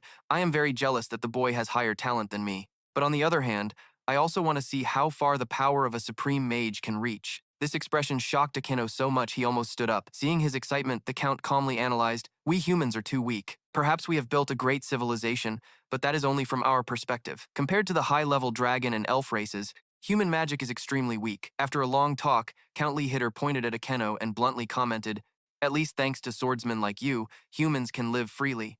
Pausing a moment, he posed a very thought-provoking question. "But what if a level 9 mage is born?" Seeing Akeno's serious expression, he swallowed hard. Count Lee Hitter boldly declared, "Even dragons, masters of magic, would not be able to underestimate the boy." The Count no longer showed a crazy expression and shared sincerely, "I also desire for humans to become rulers of the world." Hearing this, Akeno gave a brief remark, "That's arrogance." The Count Lee Hitter did not care about that comment. Arrogance is fine. You know, the forgotten and erased parts of history. This phrase was mentioned. Akeno fell silent, lost in thought about forgotten history. A secret known only to a few across the continent. About 10,000 years ago, history vanished due to a certain incident. Remembering this information, he was troubled because supernaturally powerful entities refused to share secrets with humans. So Count Simon planned to gain power to avoid being controlled by them and to prevent the disappearance of human civilization. And history repeated itself for unknown reasons. After a moment of silence, Count Lee Hitter gently reminded him to rest.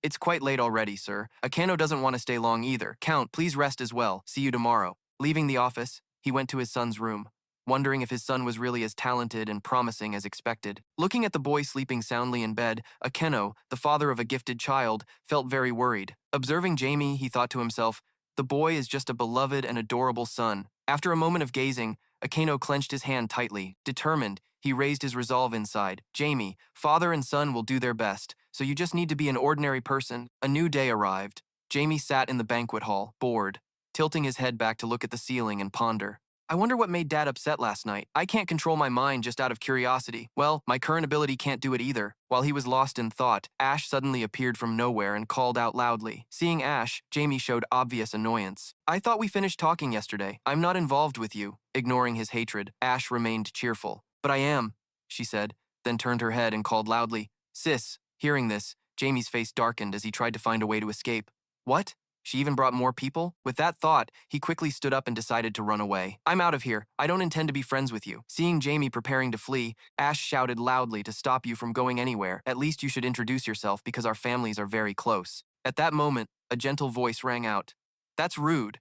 From afar came the eldest daughter of the Valor family. Rebecca approached worriedly, looking at her younger sibling. You should use honorifics. How can you speak like that to the Count's son? Seeing who had just arrived, Jamie's eyes widened in surprise. While A.S. was acting spoiled with his sister, but Jamie told him to speak freely. A.S., when his gaze met Rebecca's, stood frozen like a statue, ignoring Ash's teasing from behind.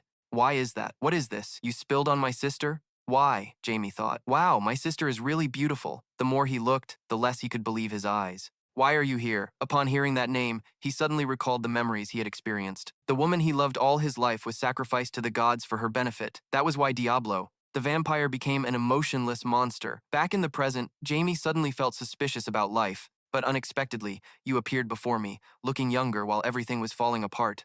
Another person appeared, breaking the scene. His face was sinister, holding a strange object. There you are, James. Welton tightly gripped the orb, silently declaring, You're dead. Seeing the face of the newcomer, Jamie's eyes froze in place, stunned by the strange name just spoken. Rebecca, standing there, was a bit overwhelmed. Yes, she said, while the atmosphere between the two grew strange. Ashton, standing between them, didn't understand anything. What the hell? Has he really been beaten by her love slut?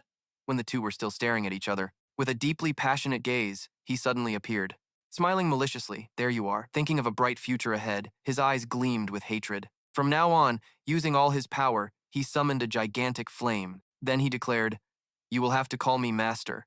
Everything happened so fast that the two, Jamie and Rebecca, stood frozen, unable to keep up. When they managed to calm down, Rebecca was frightened by the scene before her and ran forward. A.S. had only taken a few steps when a familiar voice rang out, carrying an order, Don't interfere. Then the flame from before flared up, but was extinguished in Anne's stunned eyes, unable to believe what he recalled about the item he had used. He could not accept the truth. The phoenix feather was a level 6 fire magic created by my father, not something a brat could block. While he was still dazed, Rebecca ran to tightly hug her younger sister in relief. Remembering that information, he began to doubt life. How? At the same time, Jamie looked at the person opposite him with a cold, emotionless gaze, unable to accept what he had just done. He reached out, channeling all his strength. Before he could do anything, a hand stretched out, blocking Jamie's view. Jamie, enough. Sensing a familiar presence, he froze. Seeing Jamie, he calmed down a bit. Ajano gently reassured, It's me. Everything's okay. Hearing these comforting words, he said no more, his eyes gradually dimming. Ajano, seeing this, looked at the two sisters still hugging in front and confirmed once again that everyone was fine. Only then did Jamie completely relax and close his eyes. Ajano then held his child close, facing Count Lahitter. The Count looked horrified at the son lying peacefully in his arms. Jamie really was. At first, he thought he had been mistaken. Thinking of this, Ayano recalled the scene he had seen upon entering the banquet hall. The first thing that struck him was Alf being enveloped by a powerful force covering half his body, but that couldn't be mistaken. If I hadn't stopped the boy in time, he surely would have died. Not only Ajano was shocked, but Lahiter also had the same terrifying reaction. He began to recall what had happened, and guessed it was due to the power being weak and less than half of his own. But if that weapon was activated, then everyone here would be burned to dust. However, after deeper analysis, but if that weapon is activated, then everyone here will be burned to dust. However, upon deeper analysis, Lee Hitter couldn't hide the sinister smile on his lips, but to realize it in just a second, a level 9 is really terrifying. That child could really fulfill the long-cherished dream, while lost in thought.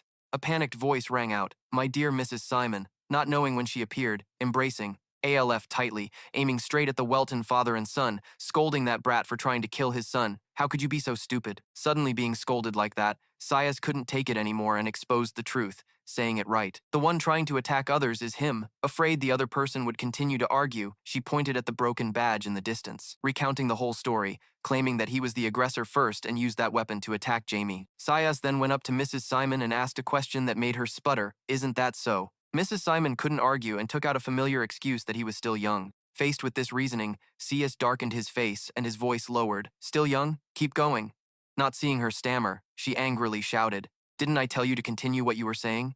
Mrs. Simon saw the situation was bad, and Akano ran up to calm his wife. "That's enough, dear." However, Sias still refused to give up and bluntly declared, "Let me clearly reveal what your precious son has done." These words made Mrs. Simon endure the judgmental stares of everyone in the room. "Someone help! This is unacceptable!" She sought help from the Count. "My dear," he finished speaking. Thinking of something, Mrs. Simon couldn't hide her joy. "That's right. He may be a bit cold, but he will still stand by his son." However, the Count's next words were like a bucket of cold water. "It seems our son behaved rudely on such a fine day, didn't he?" Hearing this, Mrs. Simon was horrified, unable to believe her ears. It didn't stop there. Count Leighton even took the blame himself. "I sincerely apologize, Mrs. Welton." After that, the entire hall fell silent. After thinking it over for a moment, Sias decided not to pursue responsibility anymore. Surprised? I can't stay angry when he has apologized like that. "Thank you for your sincere apology, sir. Now I will take my leave." Seeing she was no longer angry, he turned to suggest to Akano, "All right, you should go inside and rest, Welton." Akano didn't think much and immediately agreed. After Akano led his wife and child away, Count Leighton loudly declared, "I sincerely apologize for ruining this party. Now, I hope you all will go home and rest well. Besides, the party ends here." Hearing this, everyone quickly turned and left. When everyone was gone, Mrs. Simon trembled, looking at her husband. "My dear, how could you do that?" The more she thought, the more resentful she became, shouting loudly, "He is our son!" Mrs. Simon no longer cared about anything and shouted with all her might, "Our son has to endure in the hands of that brat." Before she could stammer anything more, Count Leighton scolded her. "Shut up!" Successfully silencing his wife, he demanded, "There are many eyes here. First, go back to your place." This order stunned Mrs. Simon. After everyone left, she was in Count Leighton's office, shouting loudly, "How could you treat him like that? He is our son. Even if the boy made a mistake first, you should stand by him." Not caring about his wife's words, he asked Anne, who was kneeling on the floor, "Are you trying to get my attention?" He waited, but the boy said nothing. Count Leighton irritatedly shouted, "Stop it!" He scolded a few more times. "Don't you know your actions have embarrassed me before the nobles, officials, and the entire kingdom?" Under that pressure, awe, and trembled in fear. "I'm scared. Very scared." After trembling for a while, he looked up at his father. "I just wanted your attention." After trembling for a long time, Alf finally spoke. "That Pang guy was very rude, so I didn't know." Finally, he spoke. Count Leighton asked, "Who in this world gave it to you?" The Phoenix consort was asked like that. ALF stammered and couldn't say anything. "I see you're still hesitant." He lowered his voice and asked again, "I don't want to repeat myself. I'm asking you one last time. Who gave it to you?" Asked too many times, he had to suppress his fear and said, "A name, Reno. Reno gave it to me." After a while, a familiar figure appeared at the door. "Who called me, father?" He then went inside, annoyed, clicking his tongue, looking at Anne, kneeling fearfully on the side. "Miserable. I've fed you to the brim, yet you still won't eat. So stupid beyond cure. Can't believe he's my brother after observing for a while." A wicked plan popped into his head. Now he has to pretend to be innocent. "Oh well, call me son. No beating around the bush." Count Lee Hitter asked straight, "Did you give it to your brother, Phoenix consort?" Surprisingly, he admitted it right away, without avoiding. "Yes." He honestly admitted it. Then he asked why you gave him something so dangerous. Li Nong expressed concern and answered, There was a kid bullying him as your younger brother. You couldn't just sit still and watch, so you didn't want him to suffer, right? However, Count Lee Hitter immediately exposed the hidden meaning, leaving him stunned on the spot. You just wanted to take advantage of your brother. Completely exposed, he couldn't hide his fear. Why return it? Witnessing his younger brother's pale face from fear, Alf was also shocked. He kept looking for his two sons, but didn't see them say anything. Count Lee Hitter stopped beating around the bush and declared bluntly, "Both of you have realized this already, but I have no interest in either of you." Pausing a bit, he raised a question. "Do you two know why?" Before the two could answer. And Li Nong barely replied. Count Lee Hitter said straight, "Although you two are my blood, you both lack the talent I expect. However, that doesn't mean I don't know what you two are thinking." It seemed like everything ended there, but he stabbed a few more knives into the hearts of the two kids. "If you want my attention, instead of wasting time with childish antics, prove that you are worthy of my bloodline. Everything that needed to be said has been conveyed." Count Lee Hitter gave a few more instructions, then left. "I will no longer stop you two, but you must clean up the mess you cause yourselves." Pausing a moment, he ordered his two sons to come. "Apologize to Jamie Welton from Sunrise until he forgives you." After saying this, Count Lee Hitter left bluntly, leaving the two kids dumbfounded. Alf, once calm again, couldn't help but show displeasure. Just thinking about it made him shudder. After thinking for a long time, he sought help from Li Nong. "Li Nong, are you planning to go?" Sorry, he wasn't asked like that. Li Nong was still stunned, said nothing. This strange state was hard to understand. Is he so scared of Dad's scolding that he can't say anything? Why doesn't he speak? Ignoring his brother's words, Li Nong only recalled Count Lee Hitter's words. He said, showing a very pleased expression, "Prove that you are worthy of my bloodline. I will show, Dad. I will prove my worth." Meanwhile, Cias was very worried standing by her son's bed watching him. Seeing Jamie sleeping soundly, she felt even more heartbroken. Jamie recalled what he had witnessed. Cias couldn't help but wonder if Jamie's desire to end his life was real. What had made a 9-year-old think like that? "I thought it was just a normal fight," the cruel scene, Alf holding the orb. And then a flame burst out, appearing in her mind. Was the artifact activated correctly? Remembering that moment, Cias angrily clenched her hands. She couldn't forgive him, even though Count Simon had apologized. "I need a more sincere apology, even if I have to return to my clan." While she was lost in thought, Jamie's groaning voice made Cias snap out of it. Looking at the boy wrapped in a blanket, she suddenly felt confused, recalling the recent moment. What was I thinking? Just then, Akeno appeared, gently asking about his wife. "Are you okay?" Seeing him arrive, Isis was surprised. "Akeno?" Avoiding the question, she didn't answer. Pondering for a moment, Cias leaned into her husband's embrace and asked him back, "How could you not be okay?" Although Cias said that, Akeno was sensitive enough to notice. "Do you want me to do anything?" "I will fulfill all your wishes." Seeing her husband's eagerness, Cias smiled wryly. He stopped her. After those words, Akeno explained why he did that. He worried she would ruin her mood, and after Akeno explained, Cias could only speak honestly what she thought. Count Simon politely apologized. "I don't want to divide the northern nobles into two factions because of this." Thinking about something, she became more satisfied. That kid had been scolded harshly, hearing those words. Akeno could only smile wryly, going along. That kid was very scared by those words. Sia smiled. "I'm okay now." After finishing speaking, the two looked at the pile of blankets on the bed, then wondered, "Should we go out? You won't be able to relax if we stay here? Let's do that." When the two finally left, Jamie stirred for a moment before poking his head out from under the blanket. Recalling what his parents had said, he understood their worries and admitted he couldn't control himself at that time. However, after tossing and turning for a while, Jamie quickly sat up thinking about something. He closed his eyes and groaned. It seemed she had also been reincarnated. This idea just appeared, causing Jamie to sink into deep thought. It was not surprising since he himself had been reborn after 100 years. Her reincarnation was inevitable, but she did not recognize herself and had no memories of her past life. Even if he was unhappy about this, he still had to hypnotize himself that it was normal. "I am the exception, yet thinking that DN was reborn at the same time as me, is this fate's joke or AI's plan?" This thought sparked countless questions in Jamie's mind. If this was the plan of the 12 gods, while he was lost in thought, Black suddenly appeared and crashed into his face. Hearing what Black conveyed, Jamie accepted the truth. If they knew he had been reincarnated, they wouldn't leave him alone. What am I thinking? Panicking for a moment, he finally calmed down. His mood sank as he recalled the girl from yesterday. The image of the girl he loved lying in a pool of blood was vivid in Jamie's mind. Remembering that scene, he couldn't hide his sorrow and brooded for a while. Finally, Jamie was able to calm down and made a decision for himself. First, I should meet her again. Thus, the gears of fate began to turn in another corner. A mysterious cloaked man was fastening something to his lover's leg. The world of mages was about to change again. What the man tied to his lover's leg was a notice. The eldest son of the Welton family. Jamie Welton, he was 9 years old, probably a level 4 mage. A ridiculously talented magic prodigy had appeared. After finishing preparations, he released his lover to fly away, ending a very chaotic day. The next day, Jamie spent time walking in the forest. Going to the stream bank, he chilled and enjoyed the cool breeze. At that moment, Black, sitting on Jamie's shoulder, made a few sounds expressing delight. Witnessing this reaction, he pondered and asked to confirm once more. Can you feel the fresh air? Being asked like that, he annoyedly shouted back. By now, he couldn't tease anymore. Okay, no more teasing Black. Jamie fully enjoyed the current scenery. It was truly fresh and quiet, probably because everyone had left since yesterday was the last day. Black on his shoulder strongly agreed with this opinion. After chilling for a long time, he decided to turn back and leave. I have to meet her before returning. After only a few steps, Jamie sensed a strange magical power and had to stop. Sensing something unusual, he quickly turned to search for its source. What was that sound? Looking to one side and seeing nothing, Jamie looked to the other side, guessing where it came from. After looking around for a while with no result, he clasped his hands and used his own power. If I can't see it, I will release mana. No sooner said than done, a blue power flowed and slipped everywhere very quickly. Jamie found the source and quickly chased after it. After running breathlessly for a while, he caught sight of a familiar figure playing with a water spirit. All of Jamie's attention then focused on the water spirit. After playing for a while, suddenly the water spirit noticed him and was startled.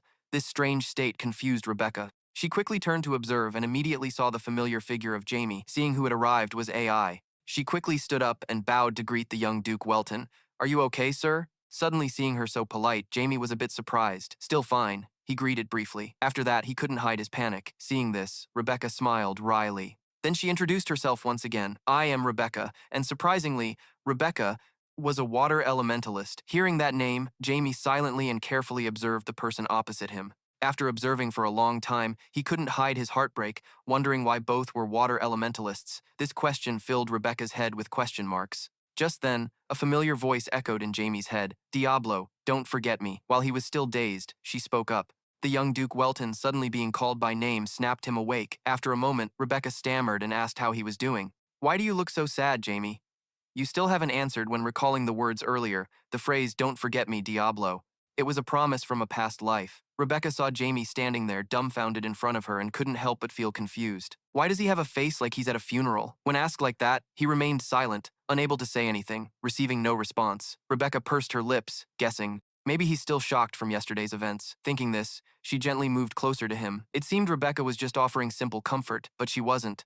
She directly hugged Jamie, gently patting his back, reassuring him that everything would be fine. Suddenly, being hugged again, Jamie once again fell into a dazed state. This feeling was just a remnant of the past. Dazed for a moment, Jamie decided to enjoy this peaceful moment, but enjoying it a little longer was also good.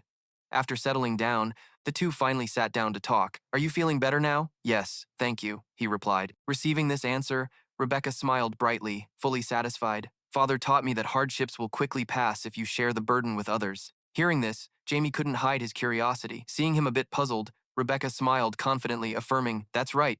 Then thinking of something, she couldn't hide her excitement. Yesterday I couldn't continue talking with you, which made me very sad, so I'm glad we have some private time today. Seeing her excitement, Jamie smiled and replied, coincidentally, I was thinking the same thing. This made Rebecca smile even brighter. Really? At that question, he answered firmly, yes, indeed. Observing the person talking to him carefully, Jamie accepted the truth that she was someone else. Maybe that was better. Letting himself go with the flow, he switched to a question he had long wondered about. I heard that the Bali family has a tradition of making contracts with the air elementals, right? This question made Rebecca a bit awkward, but she had to admit it. I also wanted to make a contract with the air element, but I failed. Pausing a bit, she began to recount what had happened. The air elementals once visited me because I had a strong connection with them, but they refused to make a contract and left after that meeting. It seemed everything would stop there, but then an event made Rebecca confused and puzzled. Then one day, a water goddess came and said that it was my destiny, that I had to make a contract with them. Even though everything has happened, recalling it still makes me feel awkward. It was an important decision, and I should have discussed it with Father first, but I accidentally made the contract right then and there. Hearing this story, Jamie thought of something. Oh, the Elemental King must know. Thinking about this, he recalled some information he knew. A contract with the Elemental King is not like any other elemental contract. It is a soul contract imposed on the lives of both parties. Recalling that information, Jamie guessed. The moment the soul of the reincarnated destiny became Rebecca, the Elemental King must have noticed. Escaping from that thought, he asked, do you understand? The Duke didn't scold her for that matter. When asked like that, she answered honestly. He wasn't angry, but seemed a bit disappointed. I feel the same. Seeing a hesitant and uncertain Rebecca in front of him, Jamie spoke firmly. However, it is something very special. This statement surprised her, but he didn't stop there and continued speaking. An elemental approached AI and proposed making a contract. I've never heard of such a thing happening before. After a long pause, Jamie smiled brightly to reassure her. It's quite unfortunate that it wasn't the element you wanted, but you were chosen and trusted by the water elemental itself. Believe in yourself. These words made Rebecca dazed, unable to say anything for a moment. After calming down, she smiled brightly, expressing her gratitude. Thank you. Right after that, Jamie quickly stood up and waved at Rebecca. Thank you for today. I have to go now. Without giving her time to recover, he ran off. Watching Jamie's figure gradually disappear, Rebecca felt somewhat unwilling. I want to talk more. This thought just appeared, and she couldn't help but blush, lowering her head.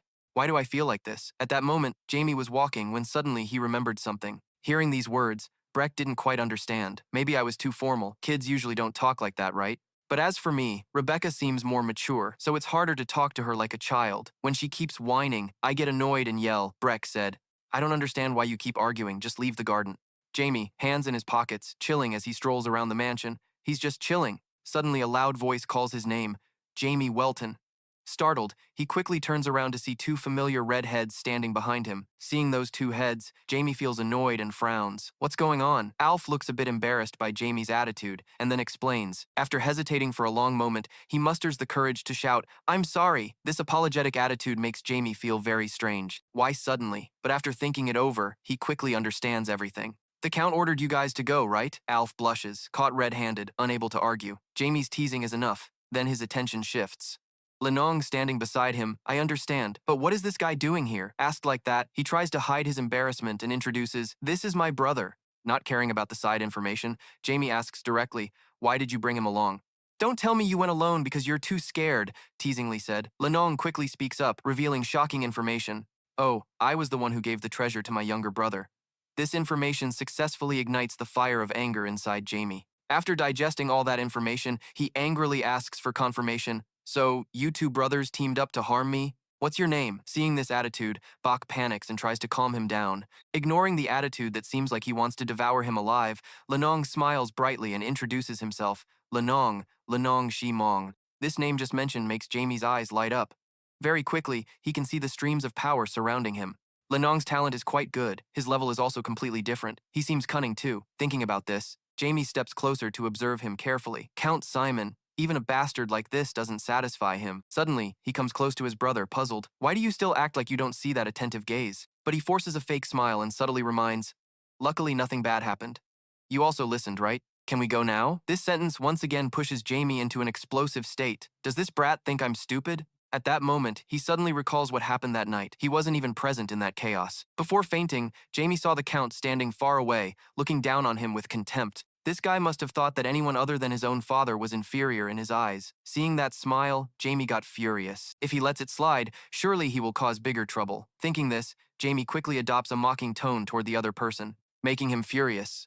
Looks like your path to succession is going to be tough, huh? What nonsense are you talking about? Satisfied with this reaction, Jamie turns to mock Lenong, making him startled and nervous. Is that so? Lenong's reaction amuses him as he steps closer. Besides, it's none of my business. Demi presses his face close, hand on his shoulder threateningly. If you really are behind that crime, you should face the appropriate punishment. Seeing no reaction, he quietly asks, not forgetting to show a bit of power, do you think so? This question finally elicits some reaction from Lenong. What did you say? Jamie disappears, and Lenong is pushed into a pitch-black space.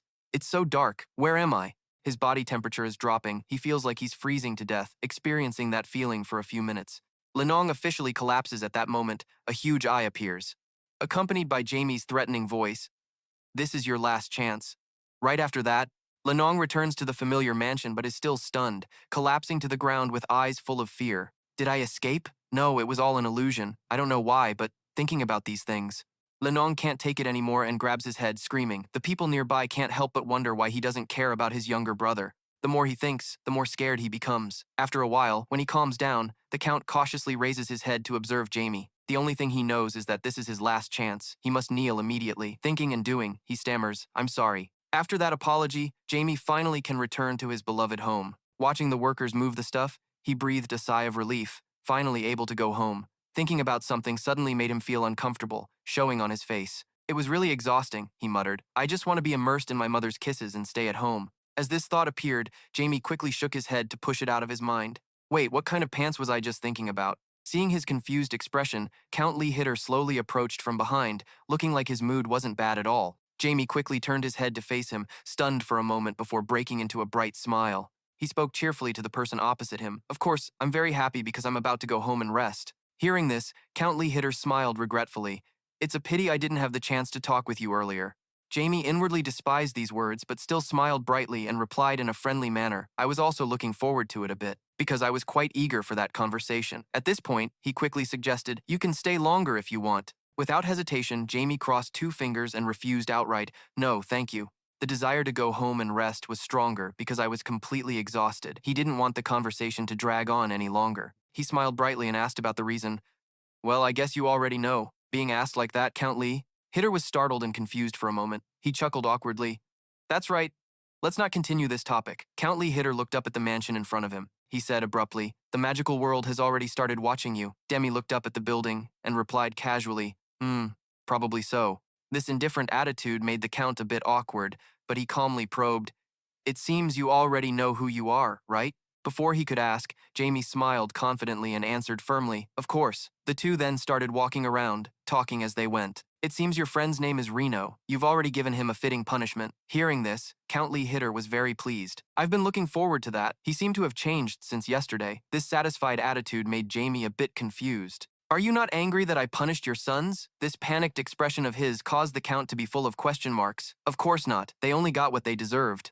Because of what they did. Why should I be angry? This indifference renewed Jamie's worldview. Unbelievable, looking at the person in front of him, really. Now I understand why those two beloved sons looked so shabby. However, these remarks stayed in his heart. He turned to the Count and honestly commented, besides, Reno seems to have quite a talent in magic. It's better to help him develop it. Hearing this, the Count looked a bit dazed, thinking for a moment. He showed a ruthless expression and bluntly said, no, I know his talent better than anyone. He has no talent at all. These words made Jamie very angry. He analyzed thoroughly. Even if you try a little, you won't die, AI or not. So why not try and give him a chance? He could be on par with you if he trains hard. He doesn't show his talent because the people around him frustrate him. He couldn't stand it anymore. He pointed straight at Count Lee Hitter and scolded, it's all your fault. The Count was a bit stunned by the sudden blame. Seeing his confused expression, Jamie got even more upset and didn't hold back. I'm talking about those two beloved sons of yours. Becoming shabby like that is because you ignored them, thinking they lacked talent. After being scolded continuously, Count Lee Hitter was speechless. Before he could say anything, Jamie gave an honest evaluation. Alf is quite average, but Reno has a huge hidden talent. After being scolded so much, finally the Count's faith was shaken. Did I misjudge him? In the end, he finally woke up. Jamie smiled satisfactorily and nodded repeatedly. Hearing these comments, he was confused. He said his son had talent, but he himself was an 8th level mage and couldn't recognize it. Thinking about this, faced with those remarks, he was confused and said that his son had talent. But I am a level 8 mage and still can't recognize this child. Thinking about this, Count Lee Hitter felt more surprised than ever. It was almost like a great mage was standing before him. Just when it seemed everything would stop there, Jamie then smiled and suggested, what if you could break through with the help of your son? These words made him open his eyes wide in astonishment, but the son didn't have time to say more. Ajano called out to Jamie, it's time to leave. Your parents have called you. He quickly turned around before leaving, not forgetting to remind him. Let what you said go in one ear and out the other because those are just childish words. I'm leaving now. I take it back. Jamie quickly ran away. Looking at the figure of Count Lee Hitter, he was initially a bit surprised but eventually calmed down. Not wanting to look anymore, he turned his head, just as he thought. It was really a pity that night. Jamie and Breck, wearing cloaks and looking very suspicious, were silent when suddenly Breck shouted a few times. At that moment, the grass near him slightly moved. Seeing this, Jamie couldn't accept it and shouted loudly, you guys hurry up! Why are you so slow? Hearing this, two figures inside the bushes stood up abruptly. The two then approached Jamie and took responsibility. We were late because Azad was wandering around. The tall man stammered, exposed. Sorry. Seeing this, Jamie sighed helplessly. Forget it, tell me what you have found out. The two, relieved they were not being blamed, became excited. Yes, sir, Philip spoke up. They recounted what they had discovered. The Zenith Church has been doing good deeds here and there and hit. Pausing a bit, he added more, providing food to the hungry and shelter for the homeless. They naturally gained a good impression. Recently, they started running an orphanage. Hearing this, Jamie frowned, his face darkening. After a moment of silence, he asked, when did they start these actions? Philip was suddenly asked this and thought for a moment before replying, probably right after the fall of River. Speaking of this, we have to go back 2 months. Countess Welton completely destroyed the River criminal group, and the Zenith Church began its missionary work immediately afterward. They visited and helped the poor, preaching God's will to them. At first, the people were not very interested. However, through continuous good deeds and mercy, the people in the territory gradually began to depend on the church, and thus the people became devout members of the faith. As a result, the position of the Zenith Church in Hit was raised to an unbelievable level. Returning to the present, Philip gave the most important information currently. The Zenith Church is revered as a merciful church and is the most respected in Hit. Hearing this, Jamie couldn't hide his astonishment. What did you just say? He was stunned for a moment. When Theo caught up with that information, he couldn't help but be annoyed, gritting his teeth. Zenith, that damn bastard. He would never do anything for the benefit of others. Unable to accept this truth, Jamie turned to ask his two trusted subordinates, "Do you believe peace and war can coexist?" Asked like that, the two glanced at each other and answered hesitantly, no. Suddenly, Philip remembered something. That was an important piece of information, but I believe they have some shady connection. At this point, his face turned completely dark. Exactly. And that is what the Celestial Peak truly is. A peace built on piles of blood and corpses. With this mindset, the image of a peaceful village burning down appeared in Jamie's mind. War is the time when the revered commit crimes. Imagining that scene, Jamie summarized. So what the priest of Celestial Peak is doing now is to oppose that person. Rambling on and on, he gave the order. I'm sure they are using good deeds as a shield for that. Yes, you need to find out what that is. The two immediately agreed. Yes, we understand. Success achieved a goal. Jamie was determined. I will find out every detail about what you intend to do. The next day at Celestial Peak, at the orphanage, a boy was happily talking to a mysterious cloaked figure. Well done, Ricky. Father, this is nothing. The more the boy named Ricky spoke, the more excitement he couldn't hide. Compared to starving and being beaten every day, this is truly heaven, sir. These words moved the cloaked figure. Ricky was touched for a moment. The other smiled brightly and said, "You've been through too much. From now on, you don't need to worry anymore." Ricky smiled and replied, "Yes, sir." After finishing the task, the boy returned to his room, thinking as he walked. It had been a month and a half since I arrived at this orphanage. This place is a happy place for me. If I had never set foot here, my sister and I would still be sneaking around the streets, wasting away without knowing it. Suddenly, he heard the door open. The girl spoke up, asking about him. "You're back, big brother," greeted the sister. Ricky excitedly walked over. "You're here. This is Ricky's sister Anna, who is blind." She sensed her brother approaching and turned her head. "You're here." Before arriving here, their past was also very harsh. In fact, our parents abandoned us and ran away. To protect my sister, I have done all kinds of bad things. But living on the streets is very hard, and the people passing by are very cold. It truly was a desperate life. When no one helped us, even AI, at our most desperate moment, someone extended their arms to us. Seeing this scene for the first time, Ricky couldn't hold back his tears. At that moment, Ricky commented frankly, "That truly was the hand of God. That day, my brother and I were given a new life, thanks to God's grace. I want to spread the joy I have received, and become a priest of God to spread this miracle," escaping from these thoughts. While taking his sister for a walk, he encountered friends running around in panic. "Ricky, Anna, have you heard?" "Heard what?" Seeing that, a friend excitedly introduced, "You know Sino, right? Clearly, he has been favored by God. That's why, to become a priest, next week he will attend the main assembly." This surprising news made Ricky admire him even more. Sino is about to become a priest? On the same day, that night, Jamie, with Breck's help, hovered observing the village. After a while, he spoke to Breck behind him, who quickly responded with a few sounds. "We're almost there. Let's get down." Before he could land, something caught Jamie's attention. It turned out that below, a blond man was lying unconscious. Unable to resist curiosity, he quickly landed. Approaching the man, Jamie couldn't hide his astonishment. What kind of energy is this? Observing the blond man more carefully, he clicked his tongue in annoyance. That's disgusting. Holy energy. Is he a pastor? As this thought appeared, Jamie's attention was caught by a sword hanging at the man's side. Not a high-ranking cleric, that's for sure. Damn. Recognizing the man's identity, Jamie was puzzled. But why is a holy knight lying unconscious here? Looking at him for a while, then glancing around, Jamie guessed there might be some trouble. After thinking for a moment, he stepped on the man. He began to wonder if he should finish him off. Just as he touched the foot, Jamie was grabbed by the blond man's ankle, suddenly caught off guard. What the hell? The man had woken up without Jamie noticing. The man got up, face pale, voice weak. These words confused Jamie. At that time, the man still didn't answer properly, but repeated meaningless words. Unable to stand it anymore, Jamie shouted angrily, "What the hell is going on?" Only then did the blond man use all his strength to complain, "I'm hungry." These words made Jamie annoyed, grinding his teeth and gums, cursing, "Should I just let him become a hungry ghost? He scared me so much." After finishing speaking, he turned and left, ignoring the man groaning from hunger. "Let's go, little black." The intense evening ended. The next morning at the Welton mansion, Jamie tried to suppress his anger as he witnessed the scene before him. Why was he ignoring Jamie's hostile attitude? The blonde man was eating while smiling and greeting. "Are you Jamie? Nice to meet you." Jamie could not accept such friendliness. Why was this bastard sitting at the same table as him? However, the man acted as if he didn't notice Jamie's expression and continued smiling. "If it weren't for the Count's help, I probably would have become a hungry ghost on the road." Hearing this, Aquino smiled wryly and replied, "I didn't help much either. You should thank the soldier who brought you here." In response, the blonde man maintained his previous opinion. "After all, they aren't your soldiers, are they? So, thank you. Thank you very much." Since the man was so polite, Aquino could only smile wryly and tease. Even so, was it normal for a holy knight to starve? Jamie couldn't understand the implication behind his words. The blonde man still smiled brightly and replied sincerely, "It's not common, but we are still human. When we reach a higher realm, we can endure longer than ordinary people." The comfortable and friendly atmosphere made Jamie, who was feeding his sister strawberries, feel really uncomfortable. Not comfortable at all. Why did his parents treat him so well? After chatting for a while, Aquino began to ask for some information. "You said you belong to the Pizzo Church, right?"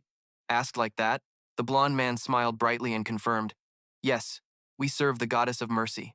Along with punishment, he received confirmation and smiled gently at the woman beside him. "My dear wife, you must have been quite surprised to hear about it, right?" Earlier, he asked. Saya smiled brightly, showing her interest. "Yes, I was quite surprised," he answered, which made Jas confused. "Surprised? Is there a problem? Don't you understand?" she asked gently, and he answered briefly. "By chance, do you know Saphira Bishop?" Hearing this name, Russ realized something. Maybe this lady came from Afton. Seeing that he understood somewhat, Sias introduced, "I come from the Bo family."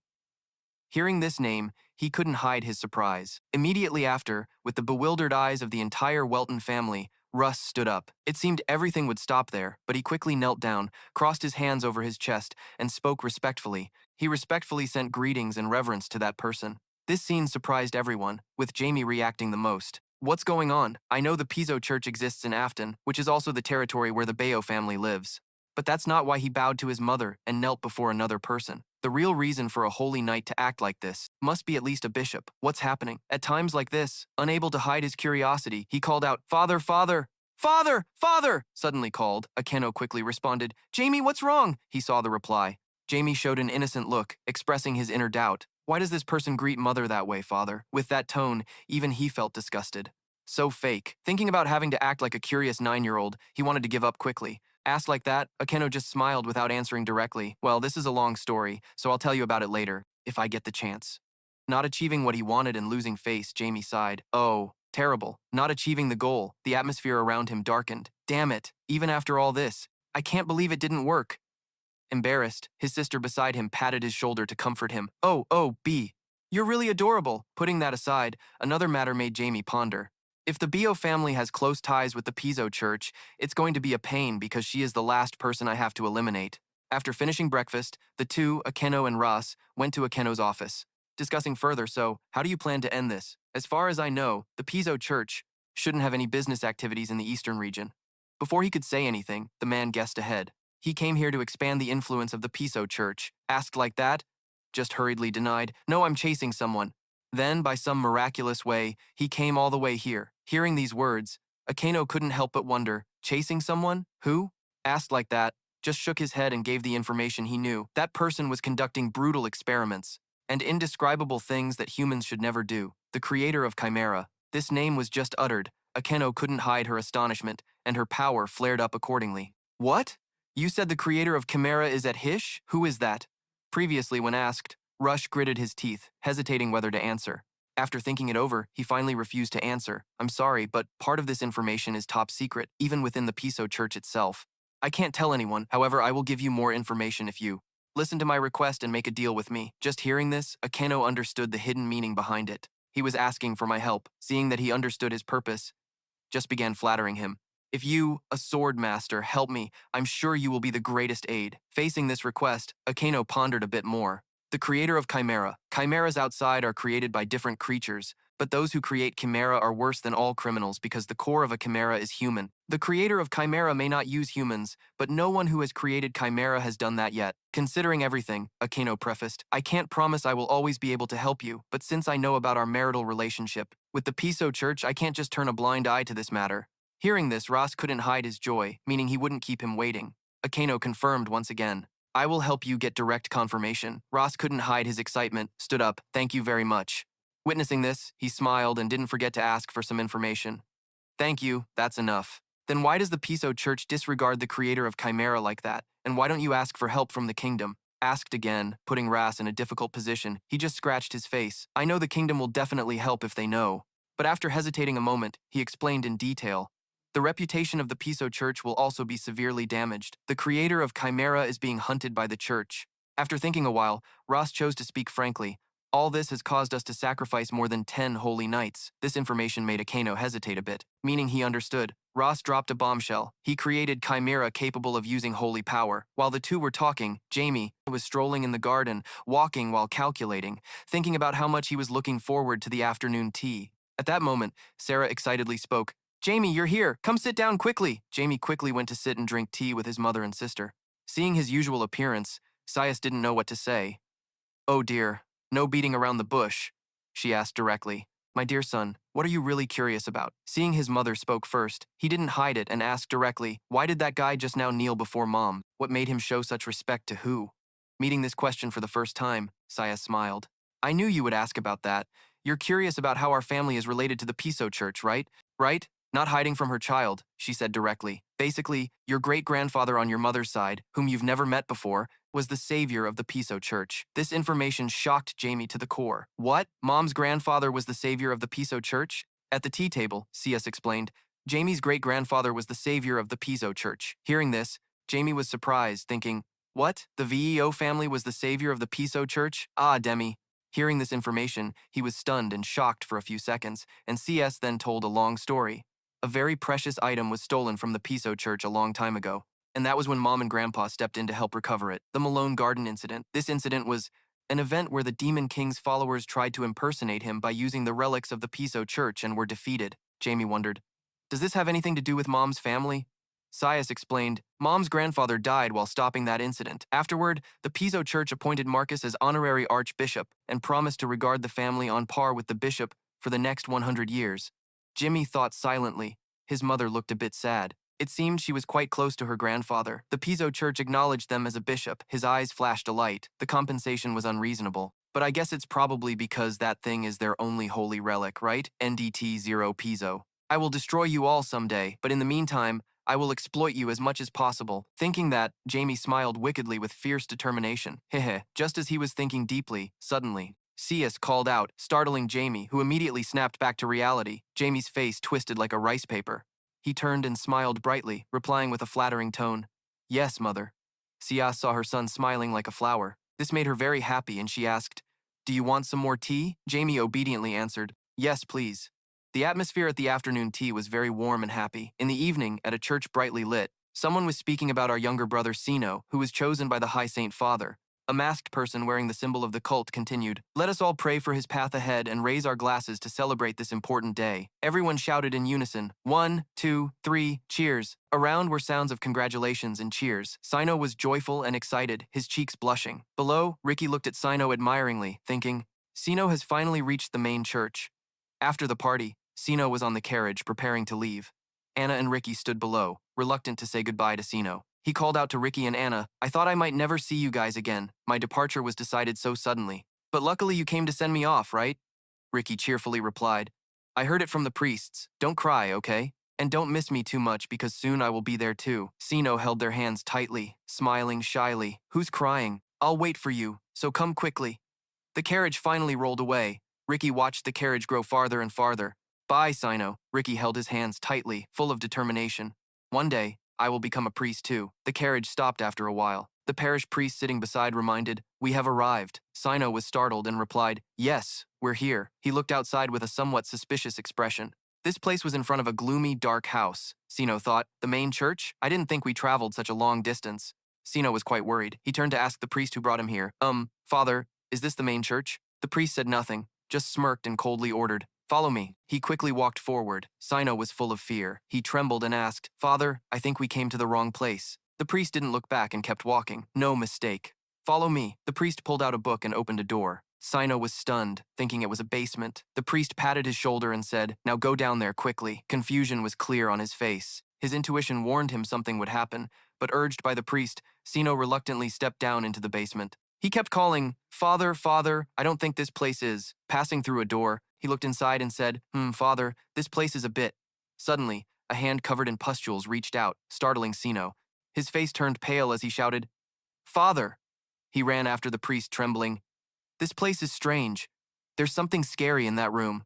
Despite Sino's fearful cries, the priest ignored him and kept walking. He led Sino to a room. Upon entering, he took off his ceremonial hat. "I have brought the kid, Your Excellency, Bishop." Sino heard the priest respectfully address the man smiling before him. Sino shouted, "Your Excellency, he was chosen by God, wasn't he?" He knelt down, crying, "This place is strange. I think there's a monster here." Lincoln calmly replied, "Oh, Sino, you are the chosen one." Sino panicked and asked, "Then why am I in this hellish place instead of the main church?" Lincoln's cruel expression appeared. "Because this place holds the unimaginable things we have achieved. I want to see what a pure child like you will become." Lincoln calmly replied, "Oh ho, Sino, you are the chosen one."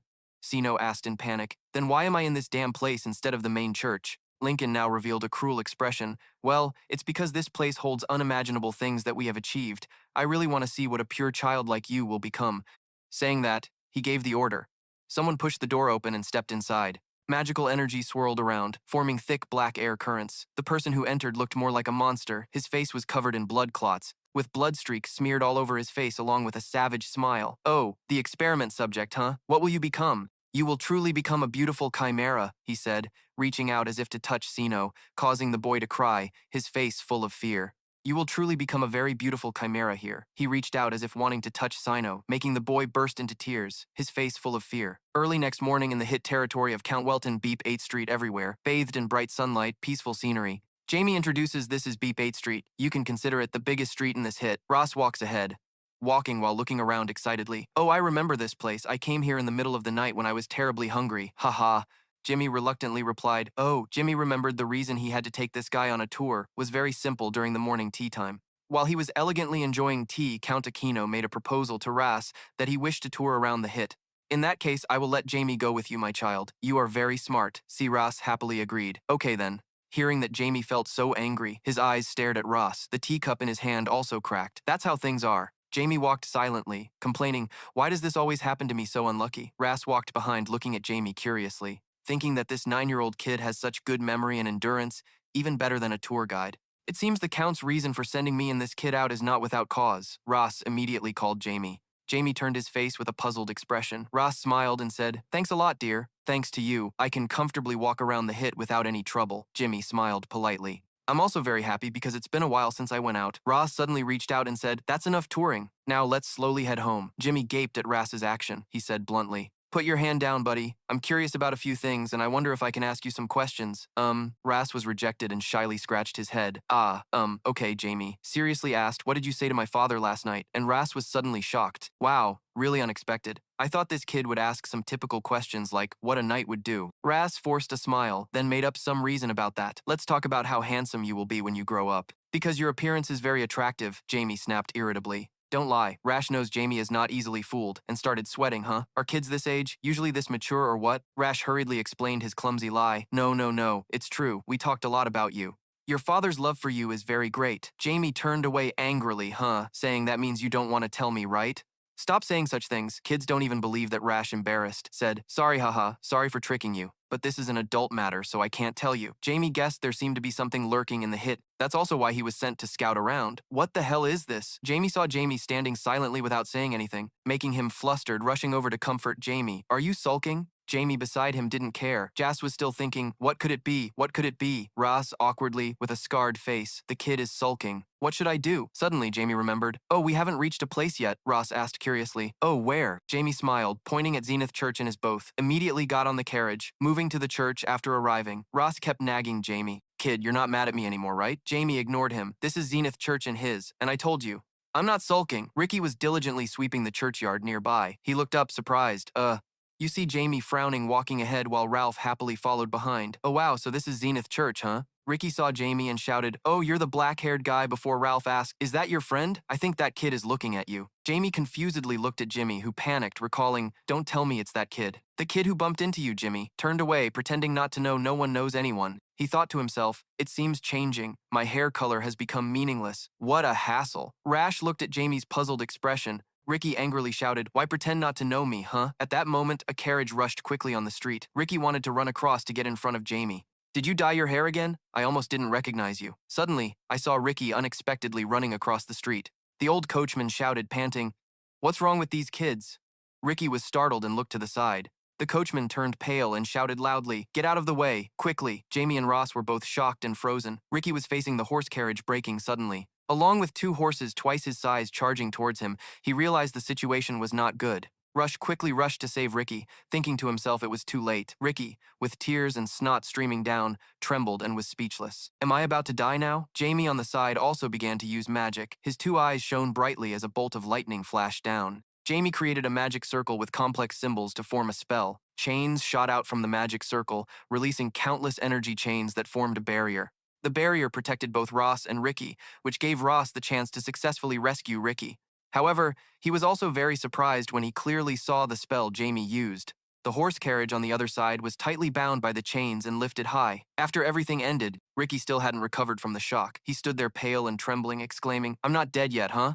Ricky rushed forward and hugged Jamie tightly, making him widen his eyes. Ricky thanked him repeatedly. Thank you, but Jamie, being hugged so tightly that he was suffocating, was not happy with that action. Now Jamie was suffocating and angrily scolded Ricky. "All right, I get it, let go. How are you so strong?" Ross stood aside, looking at them and marveling at the magic Jamie used when saving the boy. It was advanced magic. The magic used by the mages working with him was no match. He couldn't believe a 9-year-old child was this strong. That child was a genius after several decades, not just years. Russ kept praising Jamie's skill. Ricky held Jamie tightly, tears streaming down. "Thank you so much, you are my lifesaver." Jamie angrily pushed him away. "Don't cling to me anymore, you're too heavy." Russ felt the boy would become an existence, even he couldn't look at equally. While lost in thought, Jamie spoke, "Uncle, what are you staring at? Let's go quickly." Russ was startled and then came back to his senses. "Huh? Go where now?" Demi sighed and replied, "To the Zenith Church." Russ shyly stammered. "Ah, right," he thought to himself. "Did I see wrong? Feels like I'm being looked down on." The three of them headed to the Zenith Church together. Ricky happily ran ahead to lead the way. Luckily, the two also planned to stop by here so the boy could guide them, Ricky explained as he walked. "This is an orphanage for children with nowhere to go." Suddenly, someone called Ricky. Seeing the old lady in front, Ricky happily called out and she asked, "Where have you been?"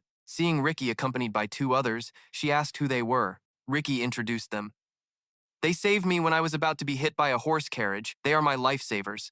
Hearing this, she worried, "Oh my, are you okay? Are you hurt anywhere?" Then she clasped her hands and thanked the two. "Thank you very much. It seems Ricky almost faced a great disaster." Ras laughed. "No problem. I'm a priest serving Fioro. It's just what I should do." When she heard Ras mention Fioro, her expression immediately changed drastically, but Ras didn't pay much attention. He continued smiling and pointed at Jamie. "Actually, it's mostly thanks to this child's effort." Jamie was speechless, thinking it was pointless to talk. She then asked, "I see this child is Jamie?" Jamie seriously introduced himself. "I am the son of the local lord here. I am Jamie." She was very embarrassed. "Ah, no wonder. I should have recognized you right after seeing that emerald green hair." Hearing about the accident surprised her greatly. "I'm sorry, Jimmy." She immediately recognized him. Jamie thought to himself, why was her reaction so strange? If she was born in Hit, she should have recognized him immediately after seeing his hair color. Besides not recognizing him, she looked very shocked. Was she hiding something? She turned to ask Ross, "Did you come here to take Ricky back?" Ross quickly waved his hand. "No, I came after hearing that the Zenith Church was established on this land this year." Hearing this, she said, "So you came to visit. Then please follow me. Ricky, or you, lead the young master for a walk, okay?" Ricky asked, "Huh? That kid?" Jamie quickly realized her intention. She wanted to separate him from Ras. She doesn't intend to get rid of him, right? I should be cautious first, Jamie thought, then smiled and followed Ricky. "We will have dinner with your parents, so I'll see you later, Uncle." Ross was a bit surprised by Jamie's attitude. He stood dumbfounded but realized something, happily waving back at Jamie. "See you later." Ricky was very awkward introducing the church.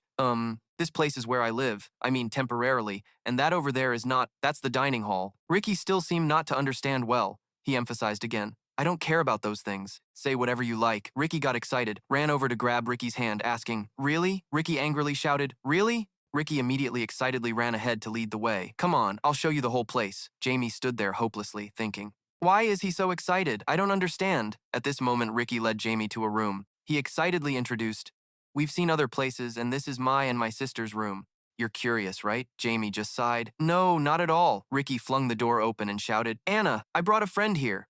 Jamie's face was extremely bored, thinking, "WHO said I'm your friend?" The girl Anna, sitting in the corner, softly exclaimed, She leaned on the table to stand up and quietly asked, "Really?" At the moment Demi saw Anna, she was very shocked. Then Ricky went to support her and reminded, "Say hello, Anna, he's great." Anna clung to him and smiled to greet. "Hello, my name is Anna."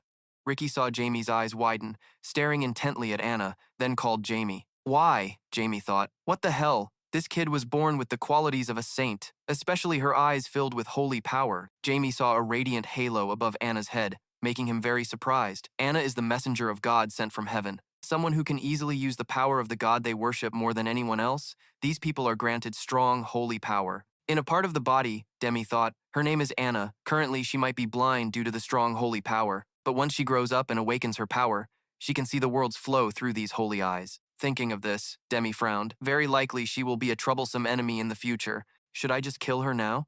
But Demi quickly calculated, no, if I can detect her, then the pastor surely knows about her. Killing her now is very dangerous. Seriously thinking, when suddenly Ricky stepped forward. Eyes wide open, asked Jamie. Don't tell me. Jamie frowned. What? Ricky immediately teased with an evil smile. You hit my sister, Jamie angrily scolded back. What the hell are you talking about? Ricky continued to brag. My sister is still very young, so before he could finish, he was hit hard on the head with a book by Anna, interrupting, oh right, I'm very curious about something. Her whole body radiated fierce killing intent but still smiled. There's something I find puzzling in this book. Help me with it. Ricky was hit and lay on the ground holding his head, stammering, okay. Anna used the book a bit at this moment. Ricky took the book and sat beside Anna. Ricky asked, you are talking about part 2, giving up his journey again, right? Now Demi stood in a corner thinking, I wonder whose holy power she was born with, Zenith. Or whatever, I still have to be careful with these two siblings. The two siblings were still happily discussing the story about the direction of the tall tower. Far away, so far that no one can find it, Anna smiled, just as I thought. It's a tower, not a cave. Jamie opened the door and stepped outside, thinking, I guess I should go now. Ricky was a bit surprised to see Jamie leave. Ricky asked, are you going to the bathroom? Jamie straightforwardly replied, no, I'm going home, hastily putting the book aside. Then let me lead you outside, then turning to Anna, I'll be back. Anna smiled and nodded. On the way out, Ricky asked, will you come again? Jamie thought, oh my god, he really talks a lot. Jamie suddenly asked Ricky, what job do you want to do? Ricky replied, huh? Such a sudden question. But then he smiled brightly. This is a question to ask friends, right? I don't understand why it makes my heart flutter so much. Jamie frowned and glanced at him, always thinking, whatever you want. Ricky excitedly shared. At first I thought being with Anna was enough, but after coming here I changed my mind. I want to be chosen by Zenith and become a priest. You suddenly seemed a bit sad. Yesterday I was very jealous. When a friend from the orphanage was chosen and went to the main church, hearing this suddenly stunned Jamie. He was startled realizing what being chosen and going to the main church meant. Oh, right. The River Human Trafficking Church was chosen.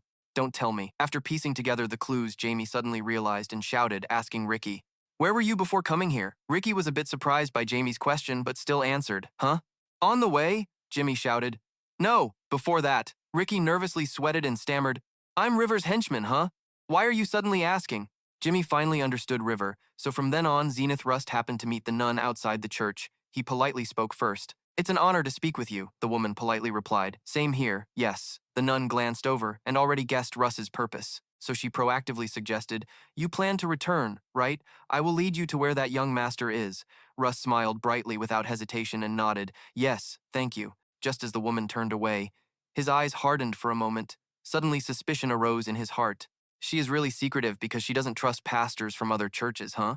These people might be somehow related to the Chimera incident. The nun led Russ down a long corridor and at the end met Ricky, who was with Jamie. She raised her voice asking, have you shown the young master around? Ricky mischievously replied, of course. Right then a sigh interrupted the half-joking, half-serious atmosphere, attracting Ricky's attention. He immediately turned to look toward the sound. Lynn Cole and his subordinates suddenly appeared here, walking and talking. It seems a distinguished guest visited while I was away. Ricky immediately brightened and called out to the bishop. Lynn Cole passed by Ricky's greeting, smiling warmly and said to Jamie, it's an honor to meet you, young master. Jamie showed no obvious expression, calmly said, hello, sir. My name is Jamie. He absolutely did not reveal his inner thoughts. Just coincidentally, this is the Zenith Church that has been targeting some children. The bishop passed by Ras suspiciously. And here is the nun, he quickly introduced himself. I am Ras, a medic currently serving Fioro.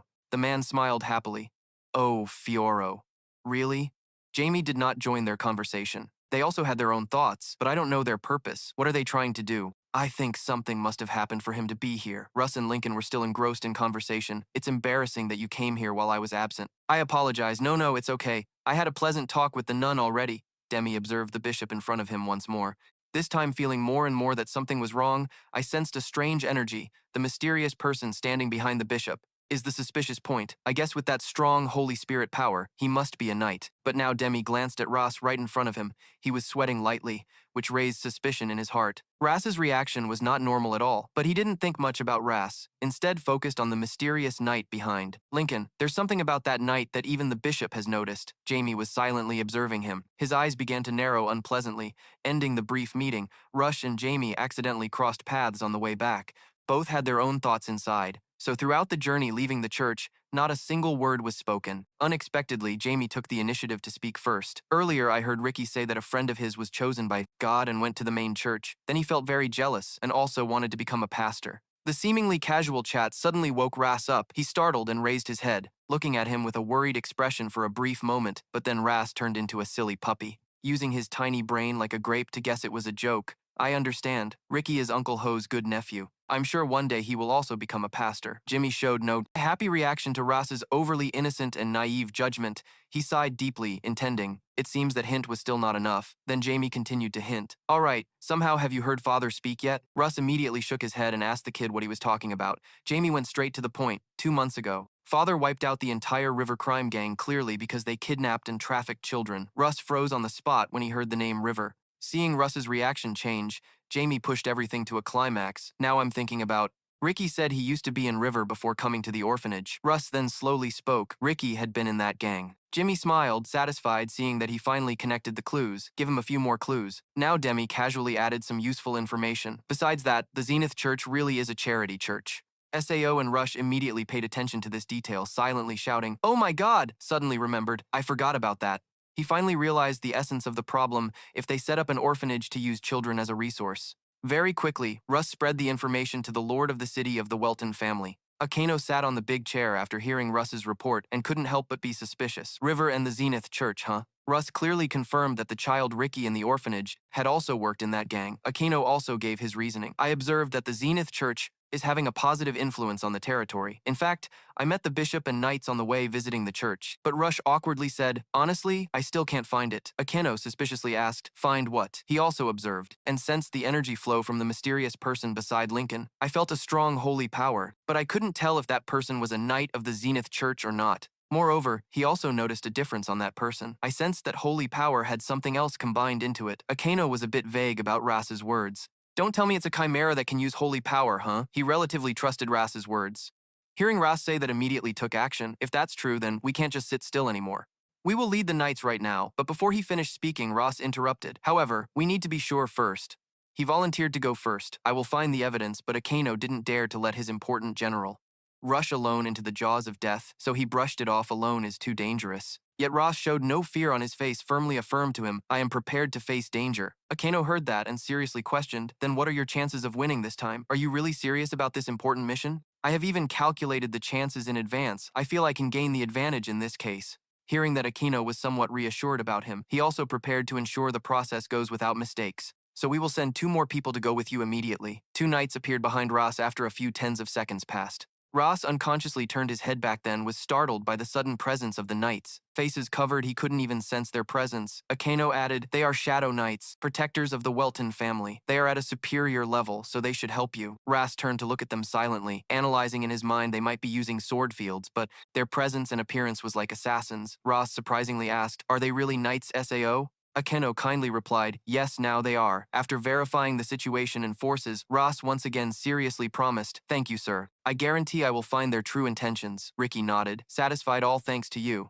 At this time, Jamie through Break had learned the whole story unfolding inside the Welton family city. He sneered, a chimera that can use holy power using children. As fuel for chimera experiments, huh? That's cruel. Jack returned to the bedroom within Jamie's reach. He didn't expect them to play this card. A deep resentment rose in his heart, using pure children as fuel. Truly a perfect idea, but that's what God should do. SAO, just as I thought. Zenith is still a bunch of bastards. Jimmy wearily lay back on the soft mattress in any situation, looking at how incomplete they are. It showed that they were probably quite hurried for some reason. After thinking long enough, he called back to the little black one. Then he handed it a carefully sealed secret letter and instructed Rai not to keep the master waiting too long. It immediately flew out the wide open window. Now Demi regained his composure, sat up straight, and sighed deeply. I guess I should prepare myself. I need to reach a higher power level in this future battle. At that moment, the system's electricity flow appeared along with a notification and a clear sound announcing a skill memory. Allows you to use magic proficiently by deeply imprinting spells and activating them in a person's mind beforehand. Meanwhile,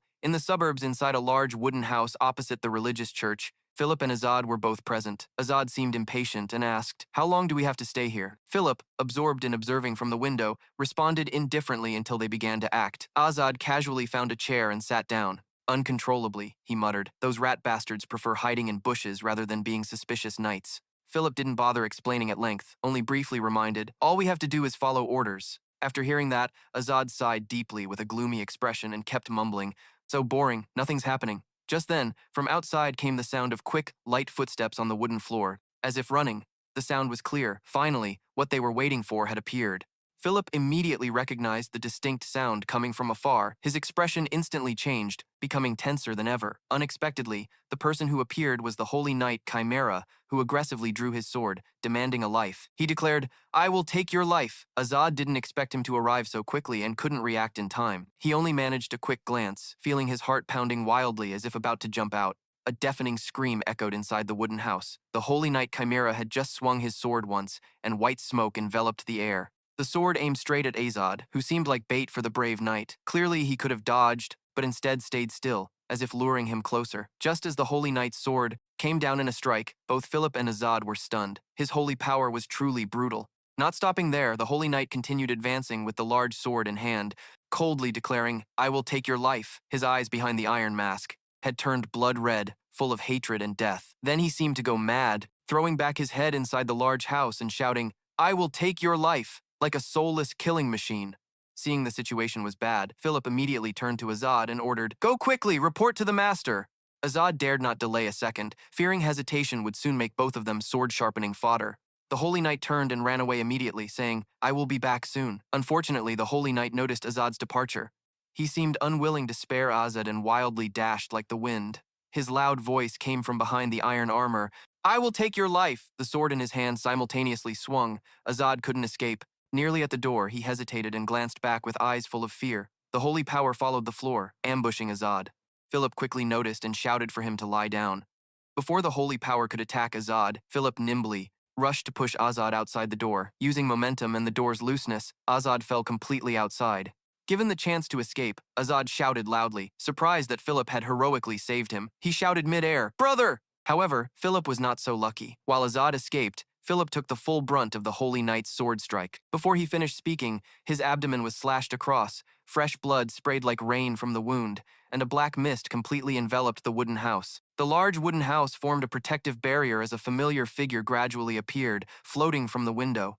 A deep voice echoed in the cold space. "You just called my loyal servants." Unexpectedly, the person who appeared was Jamie in a mysterious black cloak. Philip fully entered the room. Now only the Holy Knight Chimera and Philip remained able to fight. Philippe was seriously injured after the attack from the Chimera Holy Knight and was now drifting to a corner of the house. Jamie was very confident in his abilities this time. He even felt playful. Now no AI could see what was happening inside here anymore. This spell is quite strong, remember, but inwardly he sighed in relief that he had managed to use the memory feature. Along with the help of advanced dark magic, it was truly tough for him. The Chimera Holy Knight stood before Jamie. He showed absolutely no reaction, his blood-red eyes staring at Jamie, but a moment later, he seemed provoked and enraged. He crazily charged at Jamie, wanting to kill him. "I will take your life, Jamie!" he shouted, unafraid of any AI. Jamie immediately met the challenge head-on. Before he could touch him, Jamie cast a level 5 gravity magic. Streams of magical energy instantly wrapped around the Chimera Holy Knight's legs. Jamie continued his impromptu speech, enhancing the gravitational force in the area and restraining the target. Preventing him from moving, the Chimera Holy Knight immediately fell forward from momentum. He no longer held his sword firmly, only weak groans escaped his throat. Jamie didn't let him exploit any opening. He continued casting magic, next summoning a necromancy spell to control the target. The Chimera Holy Knight hadn't given up yet, although pressed to the wooden floor, his mind still managed to utter a few words. "Broken and difficult, I will take your life."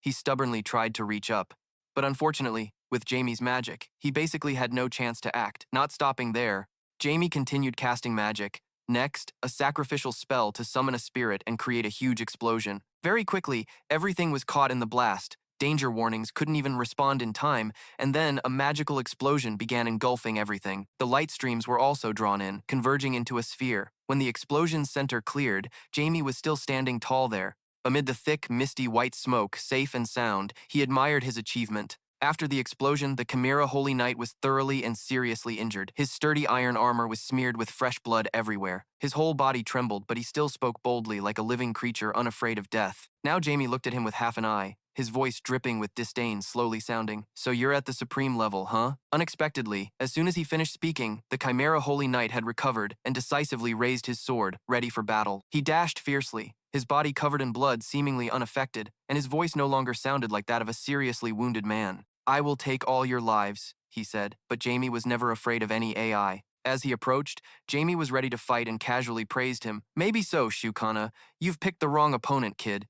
The puppet magic was immediately cast by Jamie. In moments, countless threads of magical light suddenly shot down, tightly binding the Chimera Holy Knight like climbing vines. Because it was a magic that attached threads to the target's soul and controlled it, he was instantly pulled down by the weight of the threads, to the point he reluctantly knelt on the floor, in a posture resembling praying for luck. Suddenly attacked, he could only groan a few words from his throat. His whole body trembled uncontrollably.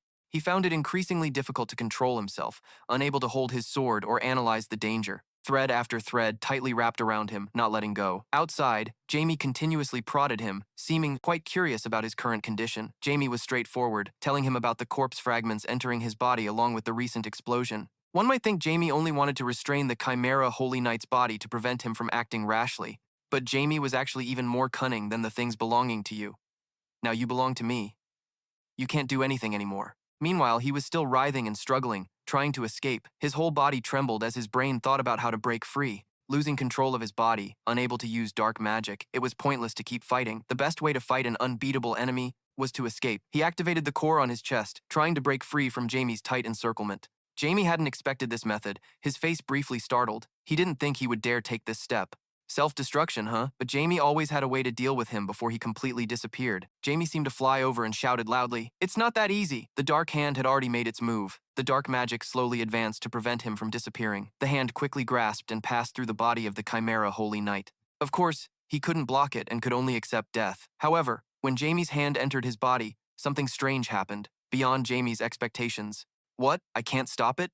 From inside the Chimera Holy Knight's body, a dazzling light burst forth. It overwhelmed even the dark magic's light, which was faintly shining from the bright moon outside. Jamie grew increasingly panicked. His vision quickly worsened. The cut was clean, with not a drop of blood in an instant. He couldn't think of what to do next. He could only curse. "Damn it, I couldn't dodge." Less than 3 seconds later, his chest began to swell. It expanded noticeably, like a balloon being filled with air. Jamie didn't know what this phenomenon was and was completely unable to control the situation. Then his body exploded like a corpse accumulating gas over time, accidentally pushing Jamie away. The explosion was so great that his flesh was no longer intact as before. In the air affected by the blast, it mixed with blood and flesh, creating a horrifying scene that even shook the protective barrier surrounding Jamie outside, producing a loud wave sound but not enough to break the barrier. Thanks to dark magic, Jamie was completely unaffected by the explosion, and furthermore, his body was unharmed. Jamie still hadn't recovered his senses. Without dark magic, he would have been in trouble by now, thinking about how it could break the darkness by releasing his maximum holy energy, but he couldn't escape with just that. It took a moment to recover. Regaining composure, he continued to cast dark magic, absorbing light. The Chimera Holy Knight was still alive. He intended to escape, sneaking along the path of light to flee from Jamie's relentless pursuit. But Jamie had just regained his senses and struck before he could escape. Could it be? The magic hit right in the middle of the Chimera Holy Knight's body. He quickly fell without being able to do anything. Unexpectedly, that attack couldn't harm his insides at all. He had revealed his true form just to escape. Could it really be that beneath the majestic armor was a disgusting monster with sharp teeth? And a bunch of giant tentacles. Demi immediately focused on the Chimera's original appearance that had just been revealed. "I won't let your true form escape," he said coldly, swinging out magical chains to restrain it. "Get out." His true form struggled and groaned endlessly. Jamie combined it with his ultimate move, the explosive death. Under the magical chains, fresh blood sprayed like rain. The explosive death was also a dark explosion that could destroy even the toughest armor, and he was no exception. He knew he could no longer resist. His body had reached its limit and could no longer move, so he decided to execute his final plan. The core of his true form leapt out from his mouth. Sharp fangs jumped out. Jamie was stunned and suspicious when he saw that tiny, strange creature.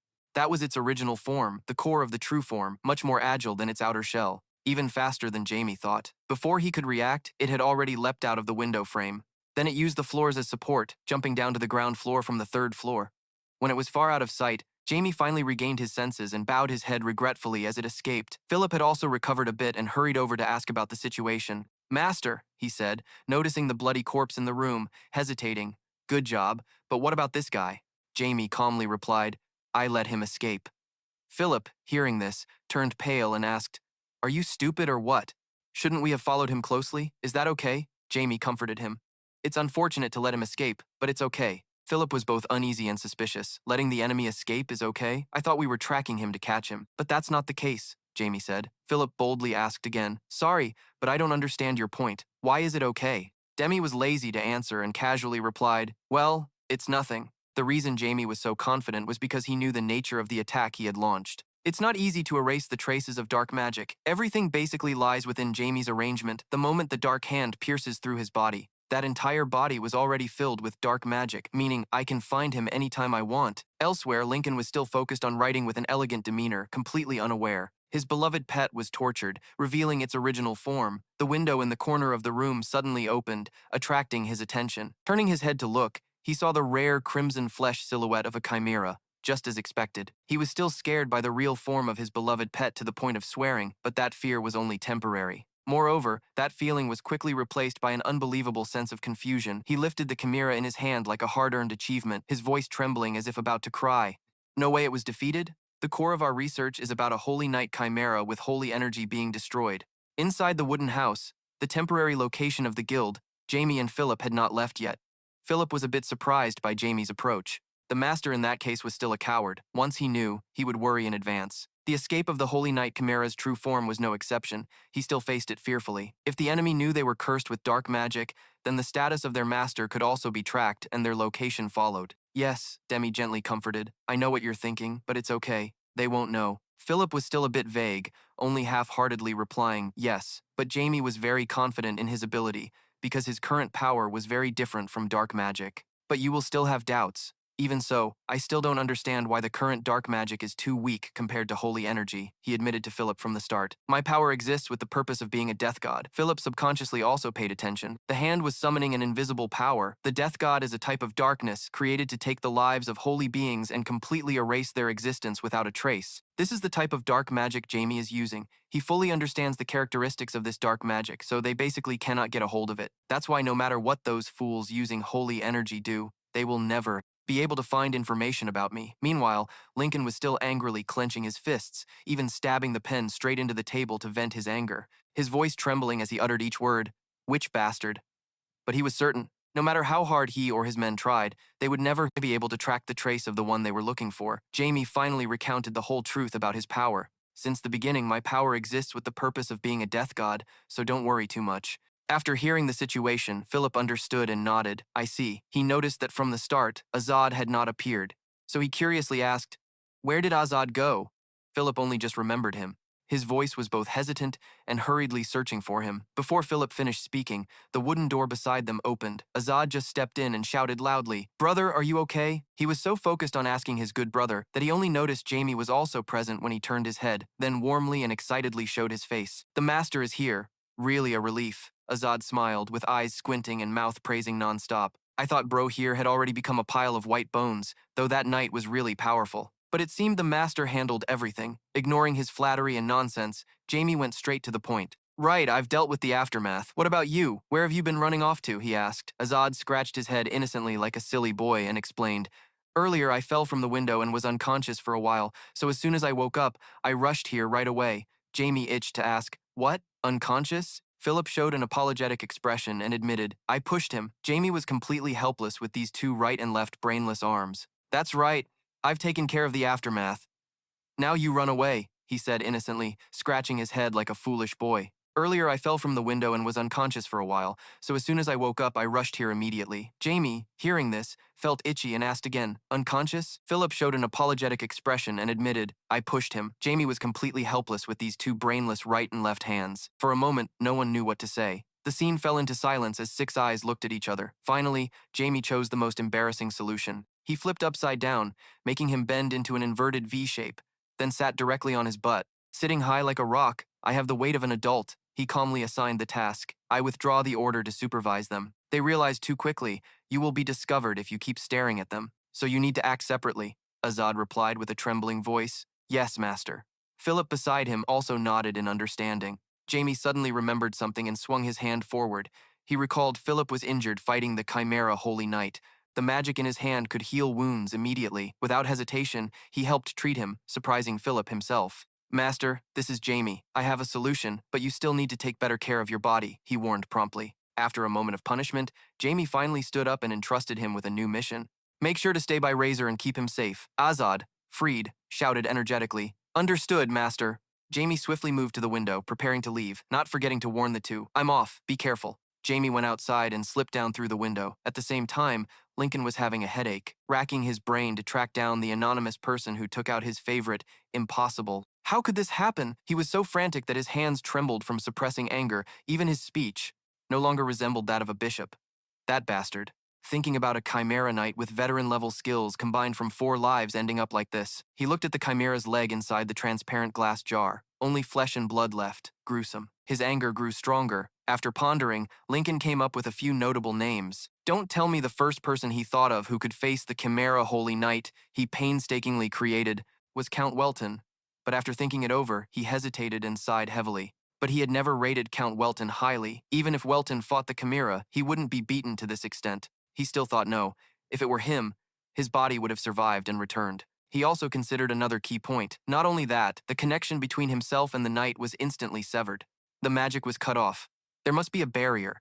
Then he thought of another possibility if it was a top-tier mage in this territory. Then it would be the young master. He suspected him, but quickly dismissed the idea. No, not him. Even if he was a genius, he was only level 4. He needed at least level 5 to confront the Chimera Knight directly. So who is it, Lincoln? He began predicting the next step of the plan.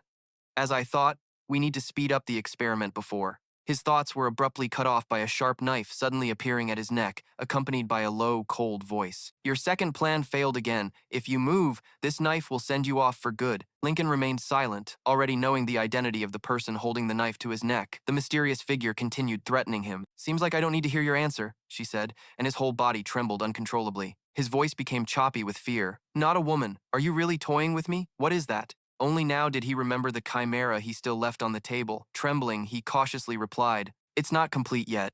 She was dissatisfied. So everything is still fine, even though it had come to this state.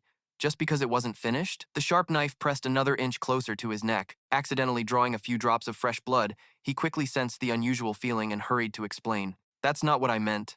Something troublesome blocked its path. It will be complete after 1 or 2 more experiments. She was obviously displeased with his excuse and continued to threaten him relentlessly. You speak smoothly, but can't identify what that trouble is. Do you want to become part of your own experiment? The mysterious woman finished speaking. Lincoln was speechless, unable to say more. She threatened enough, then warned him before disappearing into black smoke. I will watch your every step, she said. After she left, Lincoln finally exhaled deeply. Gasping for air to compensate for the earlier moment when the woman was still here, he didn't dare to breathe deeply. Only after calming down did he realize why that secret was leaked, and his anger once again reached its peak. 7 knights, they are watching me. 7 swords of the Zenith Church, 7 knights, 7 knights. Protecting the archbishop in the main church of the Zenith Church, they are all veterans. Lincoln hated that he couldn't deal with all of them in one step. But besides slamming the table, he could do nothing else, only holding this anger and shouting loudly, How dare they mock me like this? Under the guise of a respectable bishop, Lincoln was still a man with a twisted, terrifying mindset towards those above him. He had no respect at all, and cursed that disgusting bastard. Once I finish this experiment, I will climb to that position. The night fell, covering the entire territory of the Welton family castle, no exception. Yet they brought the body of the Holy Knight Chimera all the way back to the main mansion, you know. It seems I was too reckless, but his body can give you many clues in an instant. I couldn't help but exclaim, but it was a holy chimera. They really made something interesting. Now Jamie began to dissect his body, trying to see what kind of life they had inside, after a long time of tinkering. His face was smeared with his red blood, and Jamie made the first discoveries. They were quite tightly connected. A long leg full of teeth smeared with blood inside his body. Jamie guessed it was an insect leg from the hollow chest cavity left by the core of the leg body. He could also observe the internal organs with fire resistance. He also found something bizarre inside, a mixture of insect eyes. The most chilling thing was that he discovered they were ultimately based on a human body. Apparently a total of 4 lives, with magic resistance and excellent speed combined. Now Jamie found a transparent, shiny capsule inside his body. He held it up carefully to examine, and the core inside was a nucleus imbued with divine power.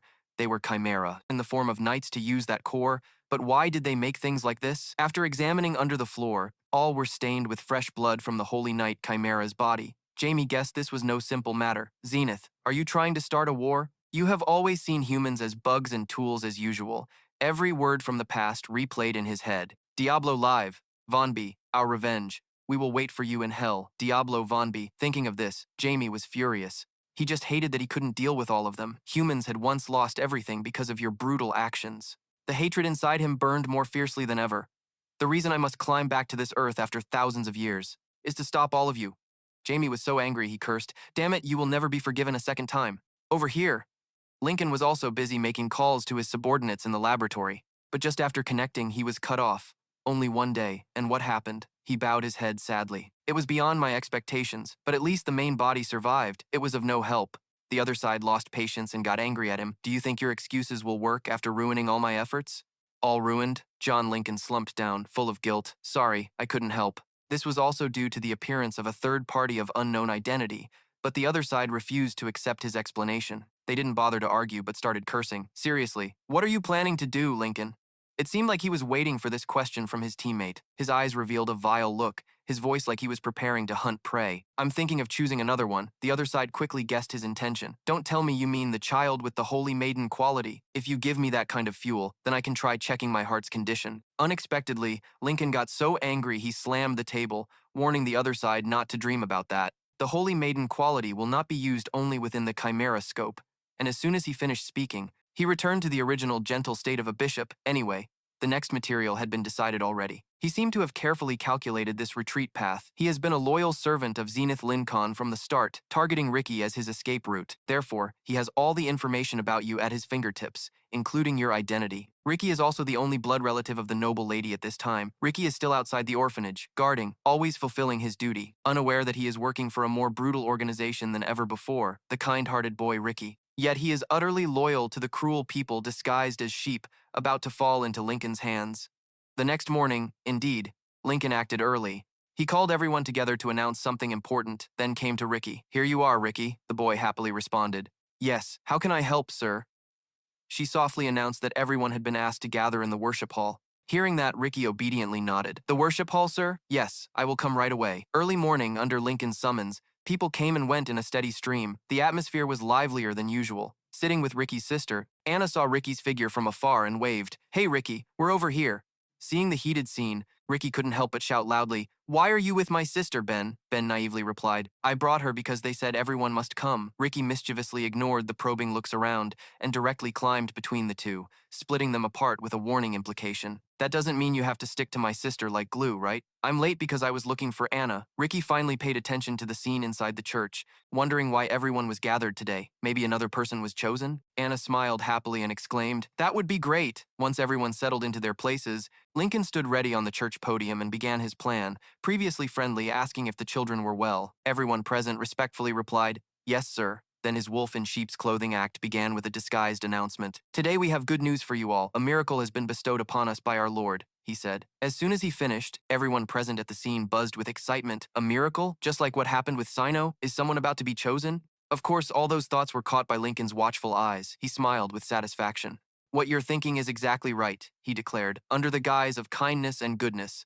This time Zenith wants one of you. Everyone was shocked, including Ricky. The solemn atmosphere was once again replaced by murmurs and Lincoln's sinister, silent laughter. Fools who only want to be chosen without knowing anything. Then he quickly dismissed. No orphan can become a knight. That was the blessing. The children from the orphanage buzzed excitedly, as if it were a blessing fallen from the sky. Lincoln's smile behind his clasped hands grew uglier. In an inhumane way, he was very satisfied with his plan. Yes, that is the blessing. You must be increasingly joyful about it. After the joy passed and he composed himself, he went to the main point. Now, order! The one Zenith god desires this time is... His hesitation made everyone more anxious than ever. As expected, he pointed at Ricky and declared, It's him. Yet in his heart, darker thoughts brewed. You will be the next chimera. Time passed toward noon at the Welton family mansion. The early sun rose higher than the mountains, but a few raindrops fell, making the sky half cloudy, half bright. Jamie was with Sias at this time. The mother and son chatted happily. It seemed the rain was about to stop. Yes, the weather will get better soon, sir. Sias smiled kindly, chatting and drinking tea. Rainy days are wonderful, aren't they, Jamie? But Jamie was shy like a growing boy, not good at saying cheesy things. The scent of rain is refreshing, and being with mom is even better. Sias rarely heard her son say such things, happy as if on cloud nine.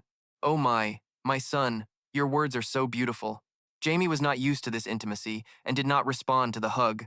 A reluctant and pitiful expression appeared. The words, Jamie was not used to this kind of intimacy and absolutely did not respond to that hug. A reluctant and pitiful expression appeared on his face. Mom is squeezing me. Suddenly a cold knock came from outside the door. Attracting the attention of both, the professional butler respectfully and sincerely said, I apologize for disturbing your time. Madam, but there is a guest here to see the young master. Demi, hearing this, was surprised and asked, Who came? Sias was also shocked, frozen in place. The butler replied, A commoner child said that the boy is your friend, and came to find him. Should I send the boy away? Jamie was still a bit confused. Commoner not noble? Then not the Valor sisters. You have a friend? After thinking for a moment, he suddenly remembered something.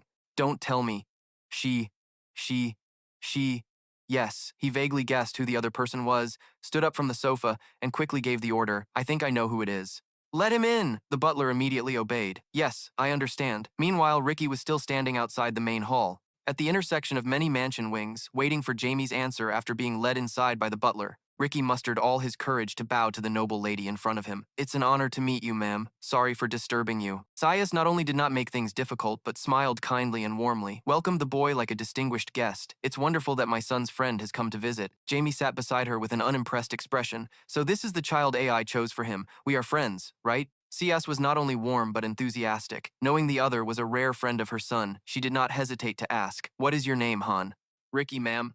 I live nearby. Jamie, beside her, looked as dark as a burnt pot because he was suddenly sidelined but kept asking questions non-stop. I see. So why did you come to see our Jamie? Ricky then remembered the original reason he came to find Jamie. Ah, about that. Jamie only now recalled the core issue, eyes wide open suddenly. Ricky had just started to speak about what happened the previous night on the road when Jamie quickly covered his mouth. Jamie smiled wryly. We will play together. Mother, please go rest first. But in the eyes of the beloved mother like CS, this was the shy, embarrassed action of a growing child. She found it incredibly adorable. Oh my. The boy was shy in front of his mother because he had a friend here. Our son has grown up. Meanwhile, Jamie was imagining the terrible punishment and felt angry at himself for almost getting caught. I don't know how they would punish me if I were discovered. Hugging violently, kissing, and sleeping together every night. He felt this was a good opportunity and took the chance to set a condition with his son. If so, you must kiss goodbye to your mother. Jamie was struck like lightning, freezing in place because he faced a challenge even harder. He silently complained, Damn it. Reluctantly, Jamie placed a kiss on Cyrus's cheek. The woman happily smiled with her eyes closed. Ricky stared wide-eyed at the special scene, feeling like an extra in that moment. After that, Cyrus happily picked up her flowing dress and left. I hope you two have fun playing. Ricky, out of habit and caution, bowed respectfully to say goodbye. Being an orphan, deep inside, he admired Jamie's family situation. Jamie's mother must love him very much. Jamie quickly moved on to the main issue. Forget that. Why are you here? Ricky remembered and immediately replied, Oh, right. Thinking it was good news, he excitedly announced, I have been chosen, so I will leave soon. Jamie was struck like lightning again. Ricky added, I came to say goodbye. Jamie knew Lincoln would soon take action against Ricky, but it happened faster than he thought. Time passed quickly. Dusk had fallen over the land. At the Welton family mansion, in a corner of the side hall, a long, heavy sigh was heard. With the permission of Count Welton, he had been constantly searching for the Holy Knight's figure for days, but never found him, so he remained unhappy these past few days. No sign of that strange knight at all. He basically didn't know that Jamie had dealt with him and sent him back to his original form. For many days, he kept searching for his whereabouts. After that day, he couldn't find anything while monitoring the church. Was it buried underground or what? Just then, Ricky's voice came to his ear, startling him awake. Goodbye. He quickly recognized the familiar sound. That child was Ricky, just stepping out from the main mansion area. Upon seeing Jas, he happily approached. Hello, Jas, warmly. He pulled the boy close, slinging an arm around him naturally as if they had been brothers for 800 years. Come on, kid, you should call me brother. Ricky immediately agreed. He had never seen Ricky appear here before, so he was curious. Kid, are you here to see Jamie? Ricky didn't hesitate to answer right away. Yes, just as he wanted to tell you too. I have been blessed with that miracle by the Zenith god. The boy's words were like a bucket of cold water poured straight onto his few happy feelings. Not believing his ears, he asked again, What? Ricky grinned from ear to ear with joy. I have been chosen. Tomorrow morning I will set off to the main church, and Rush immediately darkened his face without saying anything. His mind was racing with overlapping thoughts. Is this how they operate, deceiving children like that? Serving a god and they are not ashamed? Do they really look down on children and life like that? Lost in thought for a long time, Rush suddenly empathized and patted the boy's head. Although Zenith is very cruel, Ras does not dare to shatter the beautiful innocence in the hearts of children.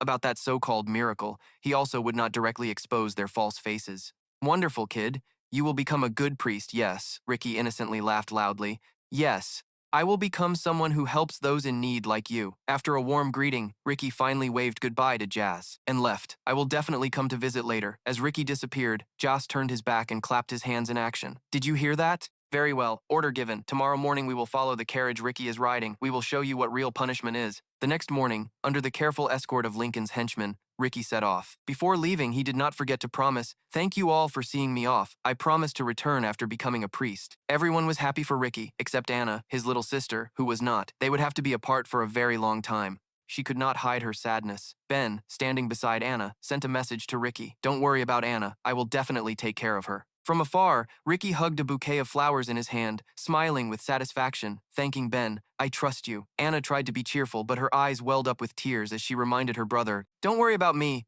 Remember to come back when you are a priest." Ricky unconsciously laughed at his sister's cuteness, really feeling a bit reluctant to leave her. While the carriage had not yet started, Ricky quickly ran to give her a tight hug, a final embrace, and told her to obey the nuns and father. "Eat all your meals even when I am not here." At some point, Ricky's tears began to flow, his voice trembling.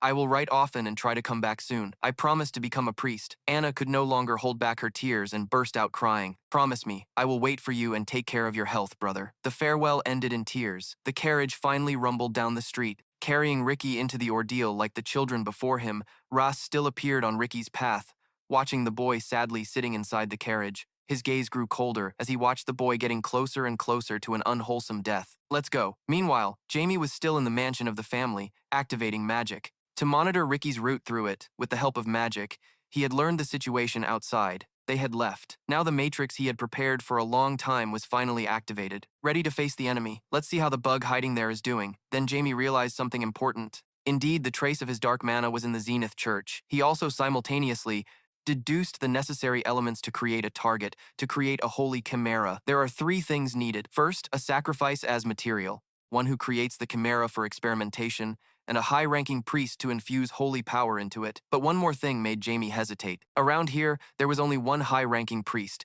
and he immediately pictured a bishop of Zenith. Now, Jamie nimbly jumped from branch to branch. If it were Rash and the knights, he looked down at the carriage below, and a bold thought arose in his heart. Perhaps they could sweep the laboratory when they return. Jamie drew a valuable conclusion for himself. We only need to deal with the bishop. He was very confident in the plan he had proposed, and so the scheme was set. At the bishop's castle in the evening, he donned his cloak and prepared to go out. It was time. The bishop had waited a long time for this opportunity to dominate. He seemed to eagerly await an orphan child to become a church knight. But the blessing of God comes with hardship. He entered the prison room, where Ricky was in front of a large mirror. Now Ricky is about to touch Ricky's shoulder and practice magic. Will you be able to endure this experiment? His dark hand is about to touch the target. You have to play with me. But before he can finish, he was stopped by a force. What? The bishop was suddenly attacked, making him unable to react in time. He lost momentum and fell heavily to the ground. The bishop became furious and shouted, "How dare you? Who the hell is that?" Now Jimmy stands firm in front of him and mocks his rude speech. A church member with such rude words? He was a bit surprised and exclaimed, "A dark mage?"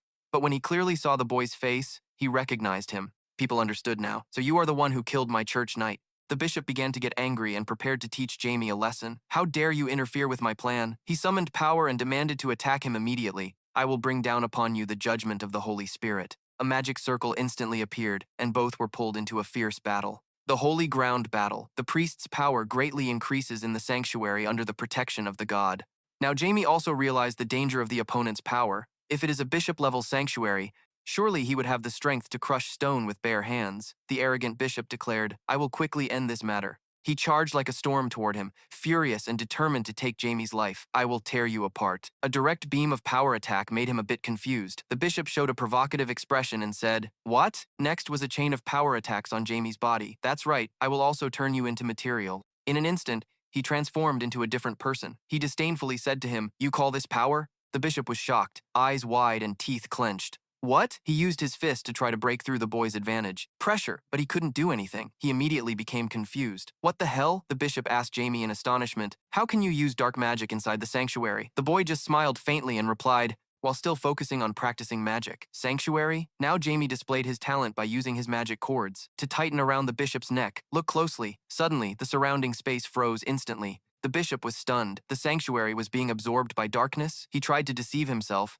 but what was happening before his eyes was impossible. He screamed in despair. No way. Demi just smiled faintly and answered, yes. The bishop struggled to escape the formation, but he was pushed back by Jamie's power and fell heavily backward. Immediately, the boy rushed forward and hit him again, causing him to vomit blood. The bishop no longer had strength to resist. He could only sit slumped in a corner. Jamie approached him. He spoke firmly. I have many things I am curious about, so I hope you will give me answers. The bishop was still stubborn and retorted, you think I will tell you? Jamie's face was full of killing intent. He emphasized, don't misunderstand. He used his hand full of spiritual power directed at him and repeated to make him understand, I don't need your permission. Demi placed his hand on the bishop's head to extract information from his mind to open his brain. The bishop was controlled by spiritual power, causing him so much pain that his pupils turned red. In the dark laboratory, the leader seemed to be waiting for something. He got angry and threw a glass cup at his subordinate. Damn, Lincoln. He seemed very frustrated and uneasy inside. Where the hell are you? The experiment is being delayed. The subordinate hurriedly and awkwardly left. I will check immediately. But the hot-tempered leader dealt with him right away, coldly criticizing these people for being too slow. You are all so sluggish. Suddenly, he felt something unusual above. I sensed someone up there. Immediately, he guessed the lurking danger. Damn, it seems Lincoln is being followed. The Shadow Knights came to the library, searching every book on the shelf for clues. The Shadow Knight said to Ross, I can feel the wind blowing from here. He quickly guessed the meaning of that. It means something is hidden behind the bookshelf. Ross glanced over the shelves. His eyes stopped. That is, behind the bookshelf, something was hidden. Ross glanced over the bookshelf and his eyes stopped, because he wanted a book different from the others. This book was strangely clean. He then curiously touched it. Immediately, a secret door appeared before everyone. It opened, and Ross carefully warned them as he felt something ominous. The atmosphere was ominous. Everyone prepared as a dark power was released from behind the door. And Ras used his sword to block that power. He struggled to control it, wondering what kind of power it was. After resisting for a while, he is finally thrown back by the dark power, then Rush is pushed back some distance. A Shadow Knight anxiously calls him Sir Rush. Rush appears calm and assures everyone, I'm fine. It seems we have arrived at the right place. From behind the secret door, a large and fierce monster appears. Everyone shouts in unison, it's a chimera! After using strong spiritual energy to read Lincoln's thoughts, Jamie was able to know the whole story and formed a powerful army regardless of anything. To fulfill a prophecy, he stammered in response. That's right. He used his power to threaten him. Reveal everything you just said. Lincoln hesitated in fear. Understood. Suddenly, Jamie remembered something. He used his hand full of power to restore his mind in this case. Finally, he spared him. Go now. Jimmy stood before the mirror with a mysterious look, feeling somewhat confident. I have increased the brainwashing power. He won't be able to reveal anything about me. He touched the mirror. A flash of light appeared. Now, Jimmy suddenly had a bold idea. Then he transformed his face into Lincoln's. Let's go, shall we? On the side of the cruel and tyrannical man, he slammed his hand on the table, full of anxiety. Damn it, I almost died. He got angry, grinding his teeth tightly, trembling with rage. Lincoln, when will you arrive? If it weren't for the experiment, I would have crushed him. He glanced outside to check for any movement. He touched the large spiritual energy jar in front of him, already having a shameful plan, but he had no other choice. Other than to release this, he smashed the jar. The liquid spilled all over the floor, cursing continuously. This will take care of the rest. What is Lincoln doing? This energy is useless. The evil man stood before Ricky's body. An evil thought rose in his heart. If only this most important thing had holy power inside the body. Seeing Ricky unconscious made him even more desirous of a body. Hurry up, bring me a body. After a while, Lincoln also slowly entered. Sorry, I'm late. He got angry and shouted at Lincoln. Where have you been? Seeing Lincoln's bruised face surprised him. What happened to you? Lincoln held his wound in pain and explained, I was ambushed by a suspicious person. I'm late because I had to kill him first. The sly man was shocked to hear this. A suspicious person? Lincoln also told him more details about that person. I think he's the one who killed the Holy Knight. He was too strong to capture alive. Hearing that made him even more anxious. He guessed, damn it, is he with the group that raided us? If we delay any longer, the experiment will be interfered with. He hurriedly asked about the body. Where is the body? Lincoln looked worried, reminding him, you said there was an intruder. Are you still going to continue like this? He shouted, firmly asserting that no matter what, it would soon be over. Everything's fine. I have already sent the sample, so hand over the body now. Lincoln was uneasy inside and thought, what exactly did he send as the sample? After receiving the mysterious bottle of liquid, he was extremely excited. Finally, I can get the results. He directly poured the dark liquid onto Ricky's body. I wonder what kind of wonderful chimera will be born. How strong will it be? The evil man turned and asked with disgusting cruelty. What do you think? Lincoln was a bit embarrassed, but still had to answer to get through it. What is he asking me to do? It's complicated. Well, it will definitely be stronger than the previous 7 failures. He was quite surprised by the simple answer. Why do you say things everyone knows? The devil held a syringe filled with mysterious liquid and prepared to inject it into the body. Now we proceed to the final step, right? He stabbed the tumors that looked like eyes on the head, cutting into them with his hand, feeling a bit anxious. Hurry up and merge. That's it, he crazily asked Lincoln again. Lincoln, you're happy too, right? Lincoln only replied vaguely, yeah, probably. He was truly insane, and the devil felt uneasy. He angrily asked in a strange way, Are you AI, Lincoln? The question stunned Cho. Surprised but still forced a smile to confirm naturally. What are you talking about? I am Lincoln here. What the hell?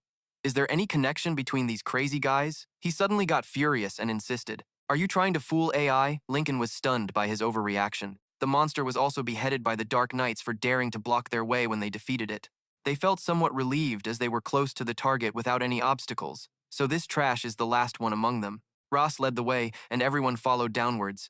Suddenly, something mysterious passed them quickly at alter speed. A monster right behind Ross caught a knight and tore him apart. Another knight hurriedly shouted for everyone to escape. Run! They put all their strength into escaping the danger created by the monster. This monster was huge and stronger than the previous ones. These were truly a different class compared to the others. Ross had some inconvenience casting magic here. This place is too cramped. I can't unleash my attack.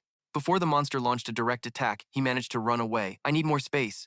Ross glanced back once more. He had regained composure and began attacking with the Sword of Judgment. Ross bravely charged at the monster and fought it. The monster staggered and smoked after being hit repeatedly, but soon regained its strength. Its eyes glowed purple. In this situation, even Jas was a bit shaken as the monster faced him directly. Its eyes showed intense anger. At this climax, he finally realized the seriousness of the situation. Damn, I was careless. Too late to dodge now. I'm about to die. In a life-or-death moment, a knight rushed out and slashed the monster's hand to save him.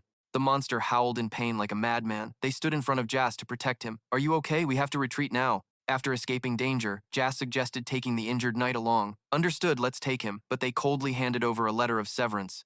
We will leave him behind. What did you just say? A cold knight repeated. Remember, the order we received is to support Ross.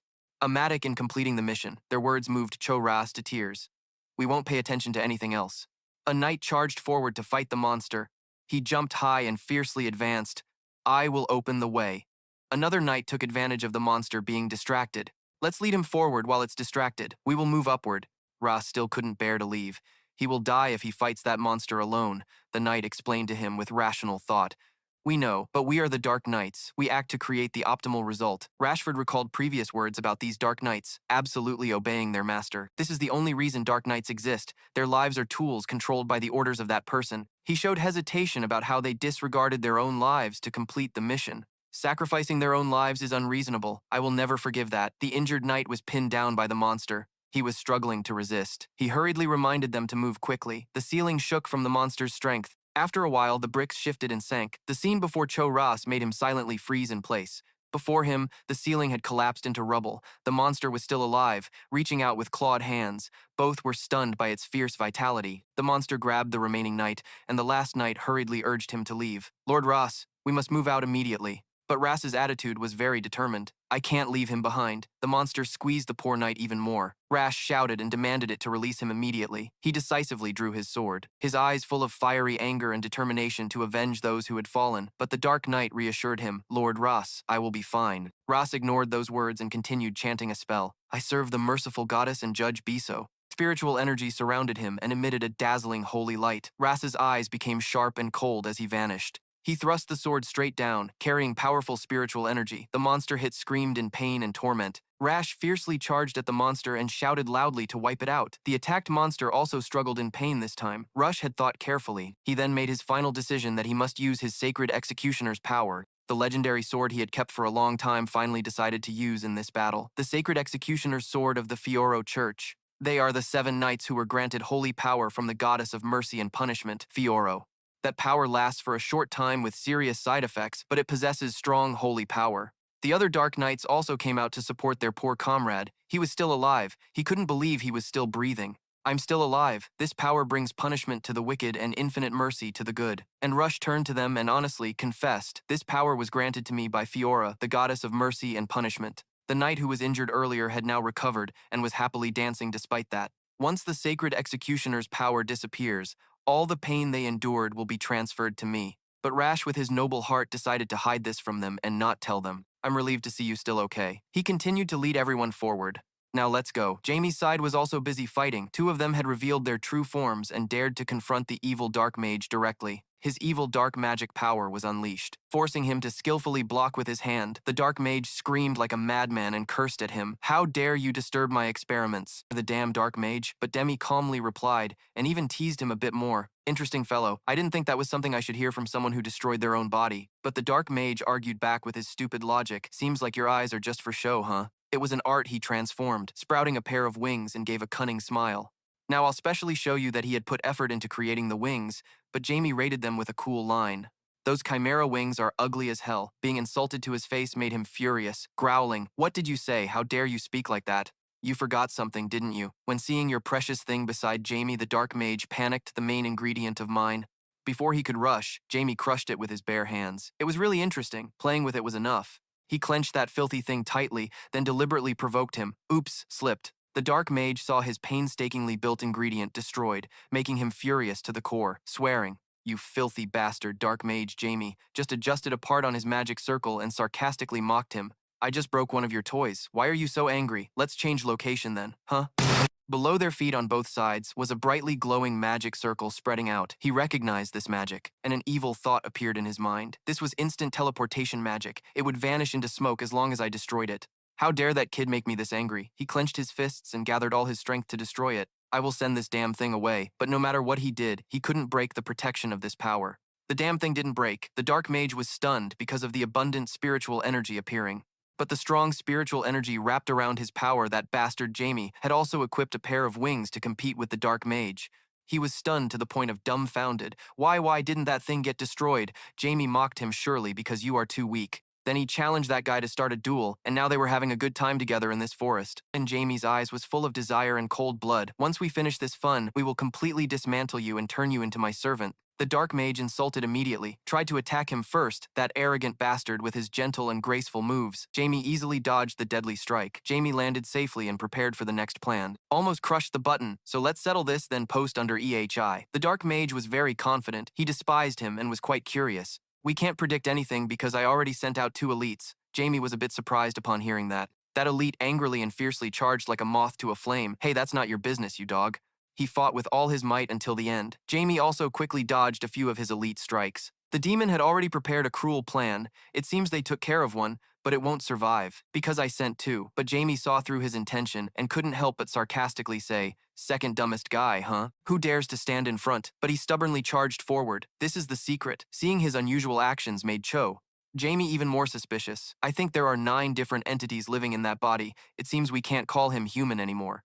Looking back at his body with strange, abnormal objects on him made Jamie surprised. The combination of those entities is also good. I'm sure he has made up his mind and wants to possess him, himself, and to turn him into his servant. Rick and the Dark Knights were taken to another room. One of them asked in confusion where this place was. Rick made an important decision. He decided to prioritize the children's safety. Find the kids first. I still have 20 minutes left. A worried thought surged in his heart. We need to find Ricky before the power of the Holy Executioner disappears. The group split up to search in every direction, carefully checking the surroundings. Suddenly, he sensed imminent danger. A strong beam of light swiftly shot down below. Russ hurriedly turned around in panic. He quickly told the Dark Knights to escape and dodge. Then Ross looked ahead, his face stunned and frozen in place.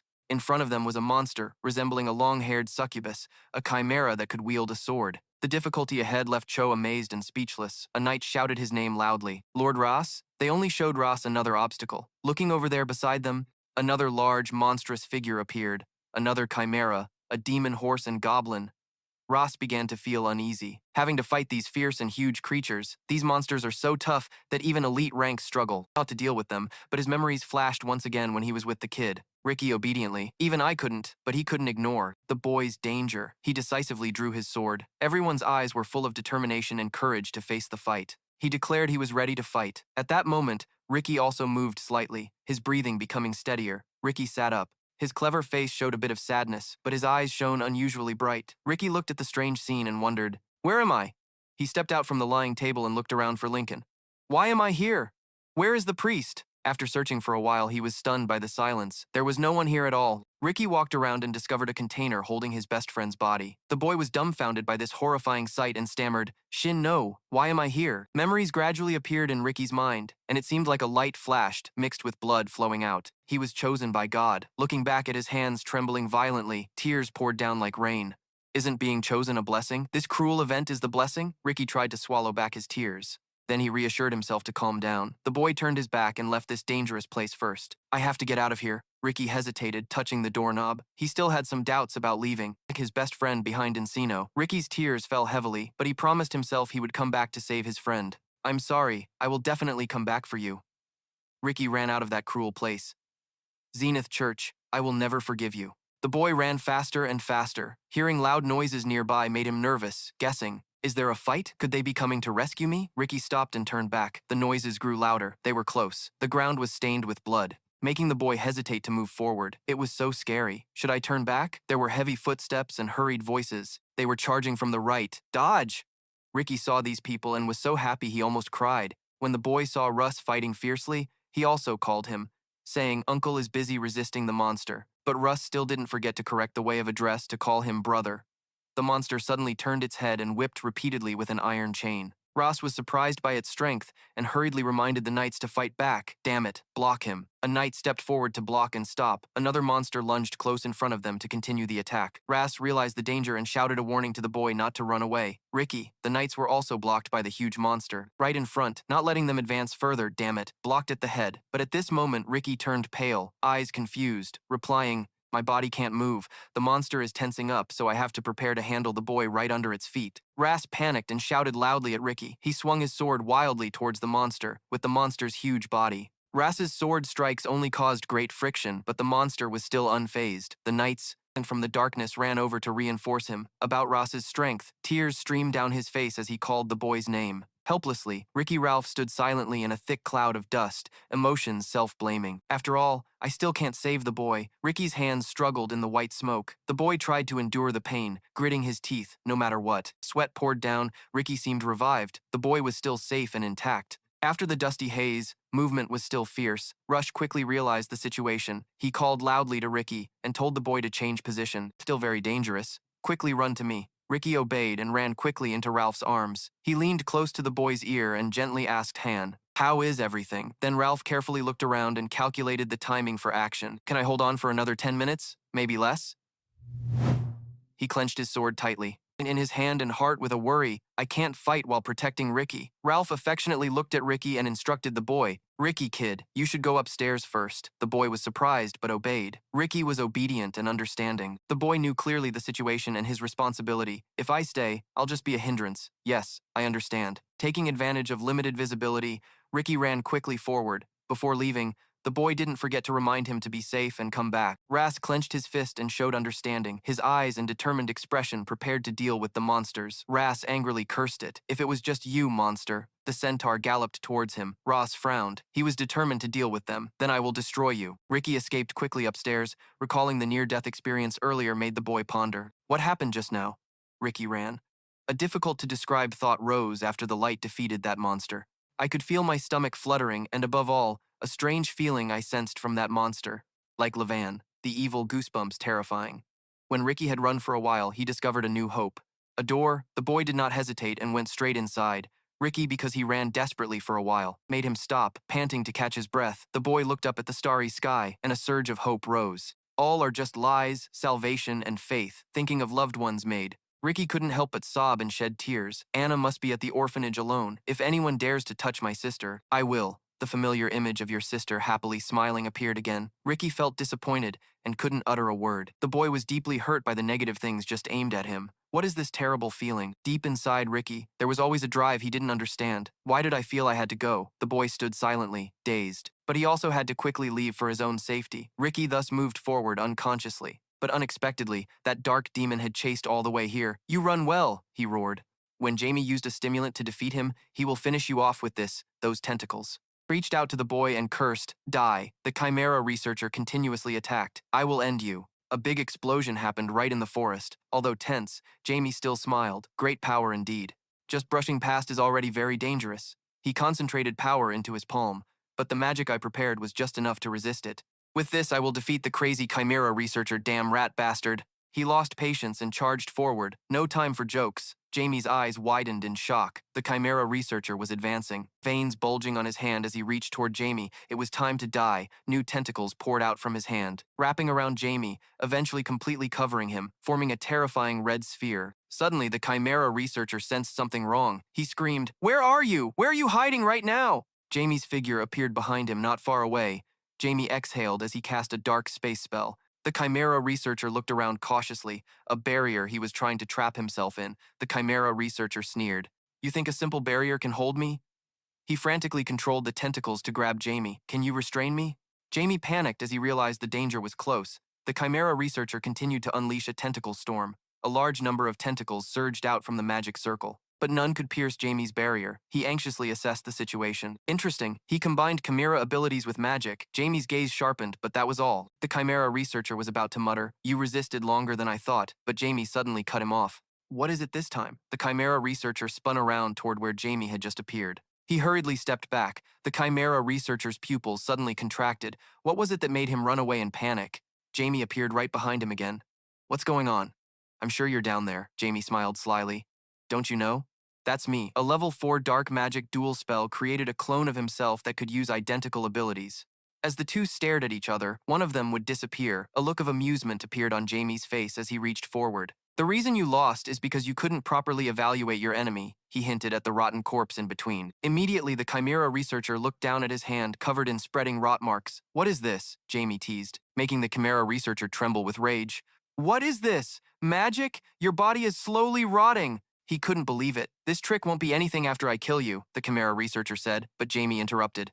"That's why I prepared something else." Jamie's hand revealed a floating black orb. The dark orb, the Chimera researcher stared nervously at it. "What do you want to do?" The dark orb touched his wings, then began to corrode the Chimera researcher's face. He screamed in pain as his body decayed. Jamie slowly explained, "The dark orb magic intensifies the target's pain in the area it touches by 3 times. He flew closer, pretending to be curious about how his body was rotting. The Chimera researcher was too pained to do anything but curse intermittently. "You bastard." Jamie smiled as he continued chanting. Not enough yet. He cast gravity. The Chimera researcher's body suddenly lost momentum and fell. A huge explosion occurred. As his body hit the ground, his body convulsed, and he lost consciousness. Jamie turned around and praised Brecky. "Well done. You can rest now." At the same time, the wings also vanished. The Chimera researcher's wings were reduced to 2 small tufts of feathers, slime dripping from his head. "My moving body," Jamie said coldly. "Normally, just the pain alone would shock anyone, so I wonder how much you've destroyed your body." As he placed his hand on the Chimera researcher's head, a magic circle appeared, a whispering voice, "My slave Demi, calculate, I won't be able to make you my subordinate because you're too damaged. At least I'll take the information in your head." Suddenly a terrified scream echoed. Jamie glanced back fearfully. He quickly stepped back when he saw the Chimera researcher suddenly stand up. What the hell? In front of him were 2 Chimera, their bodies completely black. Surprisingly, there were still some Chimera left. The Chimera researcher spoke, "You." Jamie froze, realizing he miscalculated, without hesitation. He immediately cast the spell. "I used too much mana earlier. I will never let that bastard be at peace." A dark arrow pierced through the Chimera researcher's chest. He coughed up blood, confused, looking down at the bleeding wound. "Jamie's childish smile will die instantly. It will hurt less, but it seems you are still alive." However, inside he felt a bit hopeless. He couldn't believe he endured the previous blow, so how to kill that bastard? At this moment, Ricky felt his whole body trembling automatically. The closer he got, the more nauseous he felt. But he didn't understand why he felt he had to go. Immediately after, a big explosion erupted right behind him. Ricky forced a smile, then turned around. Probably should go back. Just as he finished speaking, another explosion burst, making Ricky jump. Jamie's body rubbed against the ground. He gritted his teeth to suppress the groans. "I don't have enough mana to create a shield. I won't be able to block the next attack." Ricky now also realized the person in front of him was James. Why was he here? The Chimera researcher declared, "Now die." A magic orb gradually condensed on the Chimera's mouth.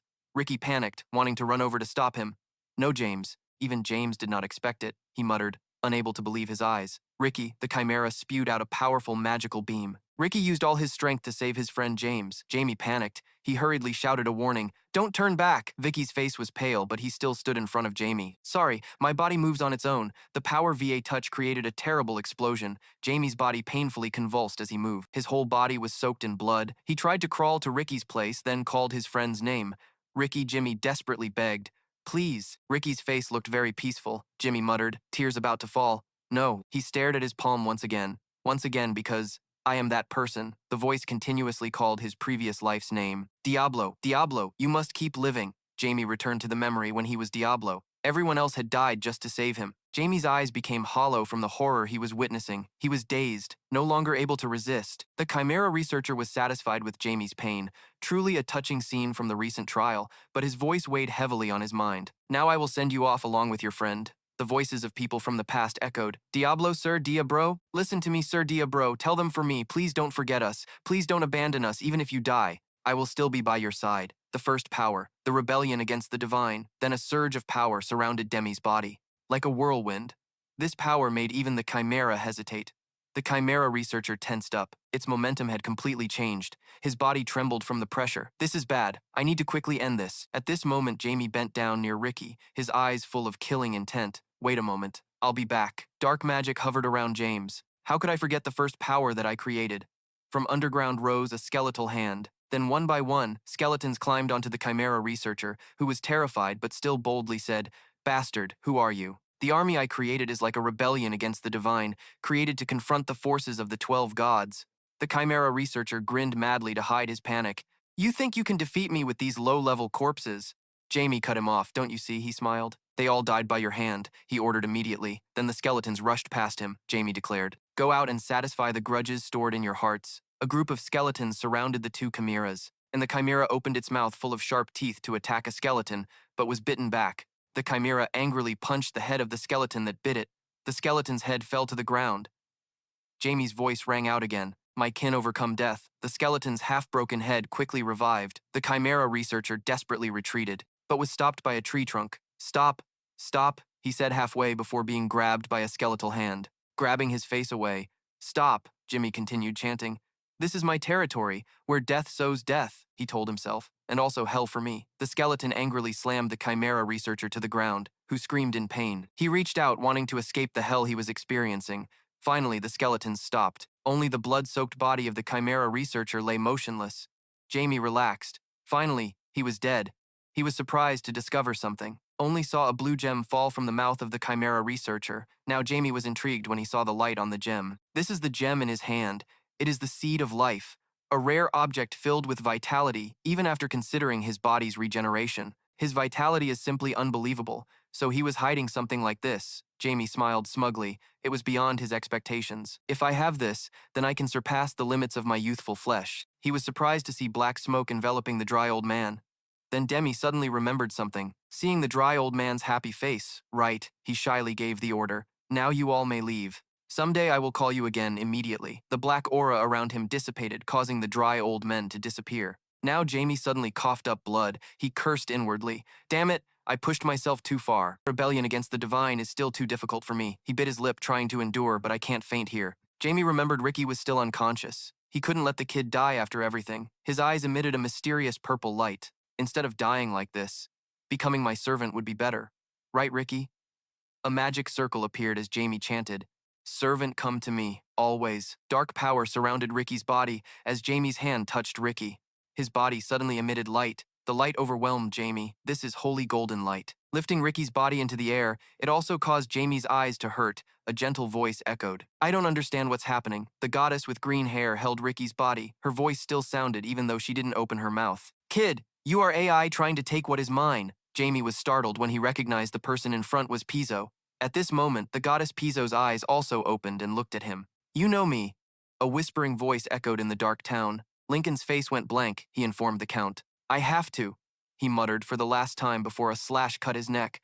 "I have to." "Tell the count, that person despised me," said the useless woman with white hair calmly. "We have freed you."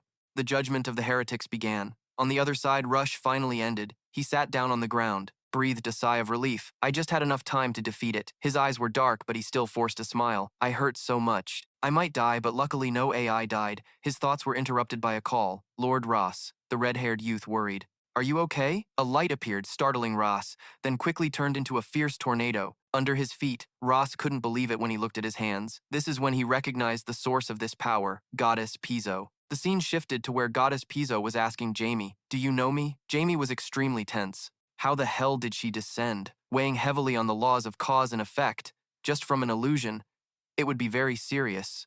So, the impatient voice of Goddess Pizzo seemed to pierce Jamie's head. "You can't hear my voice?" she irritably demanded. "Answer me immediately," he hurriedly defended. "I only know Ricky's holiness belongs to you," Goddess Pizzo puzzled. "Yet you say that. You will try to turn him into a zombie even knowing that—" "Jamie, honestly, I don't want him to die." The aura of Goddess Pizzo became terrifying. "You say a zombie is not dead? That is a disgraceful act to the dead." He gritted his teeth in anger, hearing her words. "How dare you not understand the value of life?" Jamie burst out his frustration. "Damn you. Those who despise life are you. After sacrificing all humanity, how dare you?" Goddess Pizzo widened her eyes in horror when hearing his accusation. "What?" She almost lost control. No, it wasn't me." Seeing this made Jamie confused.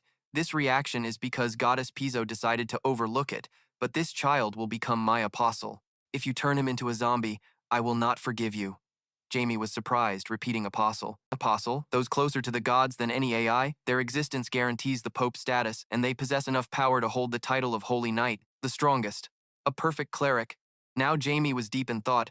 I know that kid has some holiness, but becoming an apostle. I guess that's why Pizzo can descend. He grinned slyly. This is even more interesting than I thought. Jimmy turned on me honestly. Sorry, what can I do to make up for this? Your actions confuse the goddess Pizzo. Sorry. You used an innocent face to hide countless sins, revealing the darkness that has swallowed him. Half of Ricky is already a zombie. The goddess Pizzo's face darkened. She shouted angrily. Do you know what you have done? Jamie cursed himself for his provocative action just now. Damn this foolish thing. The goddess Pizzo frowned deeper. Do you want to die? Jamie tried to resist. Things will get pretty bad if that's true, because if I die, Ricky will die too. According to his mocking words made the goddess Pizzo furious. She thought her threat would work on me. Jamie's confident and challenging expression. There can only be one disciple. If she loses them, she will have to spend a long time finding another one. More importantly, a god coming down to the mortal world without any restrictions. They need to have a disciple. Not now, Jamie. Honestly, as I just said, I don't want to kill him. Ricky is my friend, the goddess Pizzo replied. You are truly evil. You must have thought of many schemes, tricks to keep yourself alive. Jamie was curious, but why did she make him her disciple? His eyes were a bit distant. In this world, there is no need to have a disciple anyway,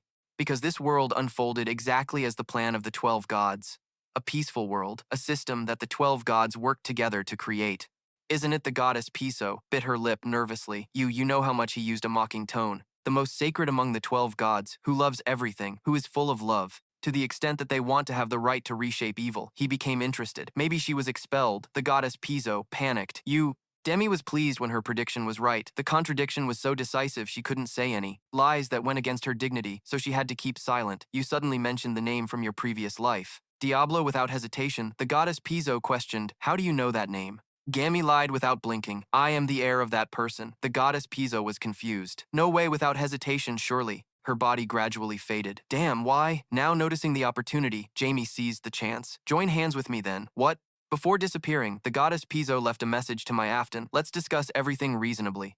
Ricky gently lowered to the ground. Jamie looked at Ricky with calculating eyes. If everything goes smoothly, finally I will have a very useful tool. Ricky finally opened his eyes. He faintly saw Jamie's bloodied face. Jamie, Ricky hurriedly jumped up. Are you okay? Are you hurt? You're bleeding. But what happened to your eyes? Why are they purple? I also feel my body is quite strange now, Jamie calmly replied. You really care about others before yourself. Even in this condition, why? While you are the goddess's disciple and also a zombie. Yes, Jimmy recounted. You see, you frankly revealed so, I made you like this with dark magic. Jimmy was mentally prepared. He would surely have resentment towards me. However, Ricky just smiled. I understand. His words made Jamie lose his mood. That's all Ricky said casually. Because you are a dark mage, it doesn't mean you are evil, right? You are very kind too. Jamie's spirit changed. I understand. But anyway, I brought you to a dangerous place. I even tried to kill your younger sibling. Ricky comforted, but in the end you saved me. And didn't kill Anna, so you are a good person. Jimmy was speechless at this stubbornness. Hey you Sim Lord, your wounds quickly healed by the holy light. When Ricky held his hand, countless wounds on his body were healed. Ricky relieved. I just had a feeling it would work, so I tried a little. It really works. Ricky suddenly remembered. Russ was on his way here. Jamie sobered up. I know. Then I have to go. But he was still a bit hesitant. Besides, what I told you was... Ricky stopped him. To you, I must seem like a fool, right? Ricky let go of Jamie. See you later. Jamie at Janus Church Hayes branch. A person in a black cloak bowed. We are judges under Janus Church. I'm sorry, but due to special circumstances, we cannot disclose our names. Akeno Welton. Seriously? Why is the judge coming here? The judge spoke. We are following orders from higher-ups to track down heretics. The judge presented a jar containing eyes. During the process, we found this and confirmed that Charlincall is a heretic, was accused, and after confessing, he was executed. Rash was stunned. Those bastards used him as a scapegoat. The judge intended to continue speaking. This is an important internal matter that must be kept absolutely secret within the church. Therefore, we quickly investigated and Rush head up joking around. Ajana Welton said sternly, Enough. He gave a fake smile, but I must commend your courage. Akeno Welton's expression quickly changed to a threatening one. You dared to commit murder in my territory? Do you want to die? The judge, scared, quickly knelt down. We were simply punishing sinners within the church. Akeno Welton warned, I am the judge in this land. No one has the right to harm others without my permission. The judge trembled and pleaded, Please listen to me, Duke. Akeno Welton cut him off. Janus's veins bulged on his face as he tried to suppress his anger that had crossed the line. The judge felt danger approaching. At this rate, he would be killed, but he could not change anything. Finally, he decided to face him. So proud, Duke? It was unwise for you to turn your back on the church, Janus. Just as he finished, his arm was severed from his body. The judge screamed in pain. Akeno Welton threatened, Next will be your right hand, then your head. If you want to keep your head, leave this place. The judge gripped his severed wrist tremblingly. This was completely different from what that girl said. Russ was surprised by his actions. Duke Welton did not mention anything about the Chimera. He focused entirely on being the lord of this territory. If things continue like this, clearly he was happy thinking we would be on top of everything. Contrary to Rash's mood, the judge was utterly desperate. He quickly knelt down, begging, I sincerely apologize. Our church will pay compensation, so please overlook this time. The judge frowned. I must never forget that Hayes is the stepping stone for expansion to the east, he said loudly. Please consider this. However, Welton showed no mercy. I will not retract my words. You have lost my trust. He coldly declared, I will sever all ties with the Genesis Church. Very confused. So is that it, Duke? The judge made a decision. I will withdraw. Russ sighed wearily, feeling bad about all this. Then the Janus Church paid a huge compensation and retreated inside. Suddenly, a voice echoed in surprise. What? Suddenly? And a guest has arrived for Vicky and Anna. Vicky gritted her teeth in endurance while Anna was curious. Who is it? Rash knelt respectfully. I send you my greetings once again. I am the holy governor of the Pizzo Church, Rasa Matic, he continued. You will become a symbol for the Pizzo Church. Like an apostle of the goddess, one day Anna will awaken as a saint. When that time comes, she will see the world through her holy eyes. But Russ still tried to persuade. Afton will do his best to welcome you, so you have no reason to before he could finish. Ricky's joyful voice interrupted. Really? I'm happy. Anna is my sister, Russ confirmed. Yes, Anna will be able to see soon. Ricky hurriedly hugged Anna. What a relief. Anna? Really? Really? Anna was confused. The simultaneous appearance of an apostle and a saint is a sign of great troubles to come. Very emotional, O goddess. Even if such troubles approach, I earnestly pray, please let me protect these two. And that is how these two became completely dependent on the Pizzo Church and myself, Jamie Welton. Diablo Vonber will face his own challenge. At this moment, Jamie, dressed formally, stepped forward. He recalled the 12 gods currently divided into factions. That is also why Janus pushed herself to develop into holy knights, but I guess Pizzo has been isolated to some extent. Demi thought about what the goddess Pizzo said before disappearing. If I want to be sure, I must go to Afton. His posture was almost solemn as he stood before the door leading into the garden. Then Jamie took a deep breath, regained his determination. Let's do this. I must succeed. Diablo Vonber's expression changed into a childish, flattering look. Mom, Kiospel, he turned to Jamie. Jamie snuggled into her, begging. Mom, Kiospel was puzzled. What's wrong with you? Now Jamie made up a story that he liked drinking tea with Mom and Sarah. Sarah smiled, satisfied. Mom and Sarah felt the same. Cyrus Bell frowned. Although he often found it boring, Jimmy felt uneasy. He immediately denied it. I already know, so what? Jimmy found it hard to believe Cyrus Bell smiled. Maybe you want to say something to Mom. Jamie was tense. I will have to think a little more about my calculations. He was determined to lie. Today my mood is very good. Cyrus Bell still didn't believe it. Sarah wondered he was really strange. Cyrus Bell spoke up. Say what you want to say. I will listen. Jamie had been waiting for this moment. His face lit up really. So, Mom, are you sure about your decision? Of course, Jamie was happy. Then you want to go to Mom's house in Afton? Cyrus Bell was curious, so why suddenly want to go to Afton? Jimmy pretended to be innocent. I heard there is a mountain with big bubbles like this inside. He silently felt disappointed. About my embarrassing action, I want to die, Cyrus Bell gently said. So, what? Now Mom wants you to act really cute. Her words were like a thunderbolt. As if realizing his hesitation, Cyrus Bell pretended to be regretful. No, if not, you have to do it next time. Jamie hurriedly stopped her. Wait a moment. I have never surrendered to any difficulty. I am the great dark mage Diablo without limit, Jamie shyly said. He blushed, making a heart shape with his hands. I love you, Mom. Xiao Xiao was delighted, of course. Mom will listen to your request. My lovely son. Then Mom Jamie was questioning his conscience. I am the great dark mage. His mom suddenly spoke. Let's see, Jamie worried. She revealed she had planned to come home since last week. Mom forgot, Jamie muttered, pretending to be interested. Although the gloomy atmosphere surrounded him, I understand Mom already. Excited too much, Jamie felt exhausted unexpectedly. She made me do such things. I will definitely kill you again when I use you, son. Be so rash excitedly looked at him. Jamie, where have you been? But Jamie, honestly, I went to see Mom and Sarah. He still had doubts, but that expression was so Jamie avoided. There is a little matter, he silently scolded everyone. Go to that witch Piro, Ras gave a thumbs up. I don't quite understand. But I'm sure everything will be fine. Meanwhile, Jamie was hesitating whether to kill him, he asked gloomily. Never mind. But so, why are you here, Ross replied. I have something to discuss with the Duke. Are you interested in Dad? Rush continued. That's right, I told him I would drop by. He smiled brightly. I have to tell you this directly. Jamie was looking forward to it. What is it? Could it be a hint from Piso? Randy placed his hand on his shoulder. Ricky and Anna will follow me. Jamie was confused. So it's not obvious, oh? They are apostles and saints. He sympathized. This separation is not forever. Jamie, your words made Jamie angry, but Russia Medic still didn't notice his change and continued to comfort. Ricky and Anna will never forget you. I don't know when you will meet again, but it won't be so bad when we meet again after. Jamie was confused. What exactly did he want to say? He suddenly hugged him. Jamie was stiff and didn't dare to move. Very gently, your friendship will never change, so don't be sad or disappointed. This is not the end.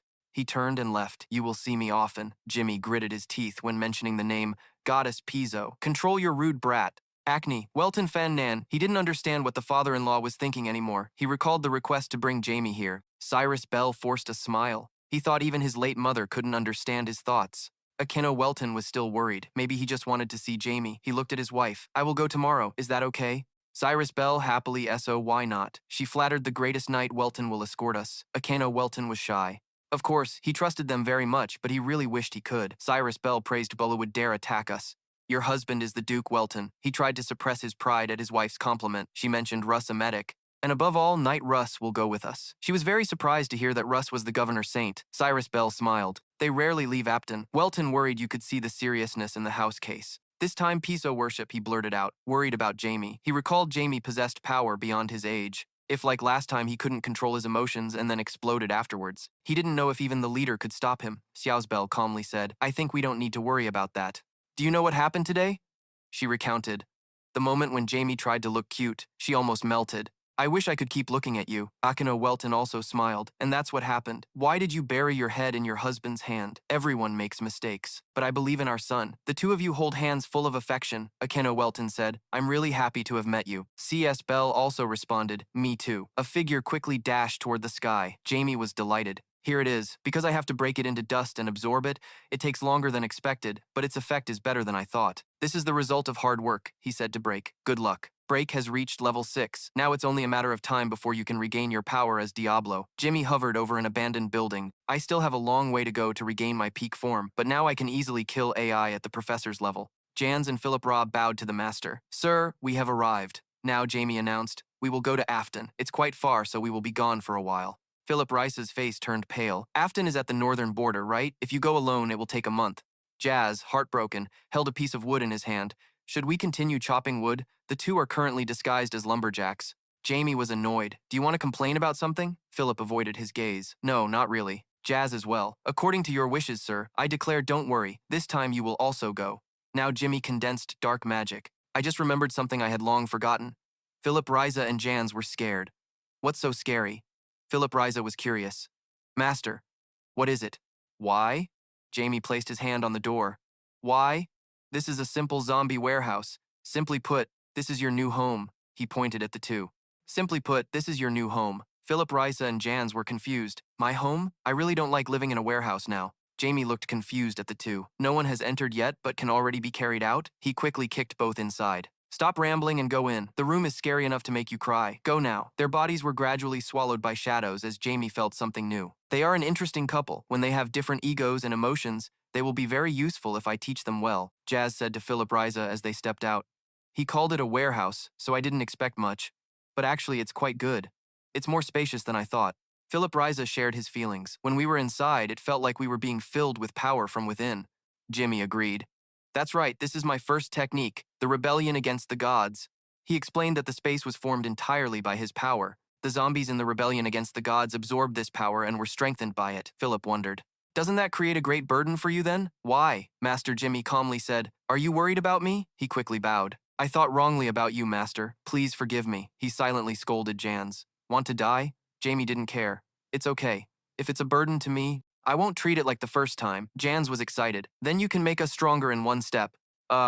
Philip Reza hastily covered his mouth, but he still tried to say it would be better if we stayed in there a bit longer. Honestly, it's full of bones in there. Jamie was annoyed. Wanna die? The carriage stopped in front of the bridge. Now Jamie was depressed. Father, he silently thought as Jamie Welton lifted him high. I'm not a doll, he instructed.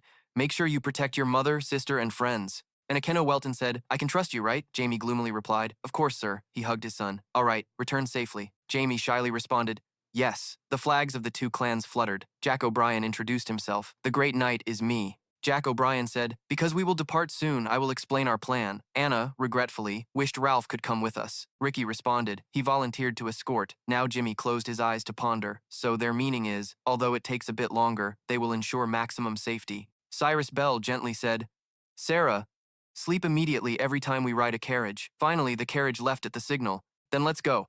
Ralph said to Jack O'Brien, I will protect the rear. He replied, Yes, sir, Ralph. Jimmy glanced at him, wondering what she intended to say. He watched attentively as if nothing happened. Although I revealed the name Diablo, it means that woman hasn't told the other gods about it yet.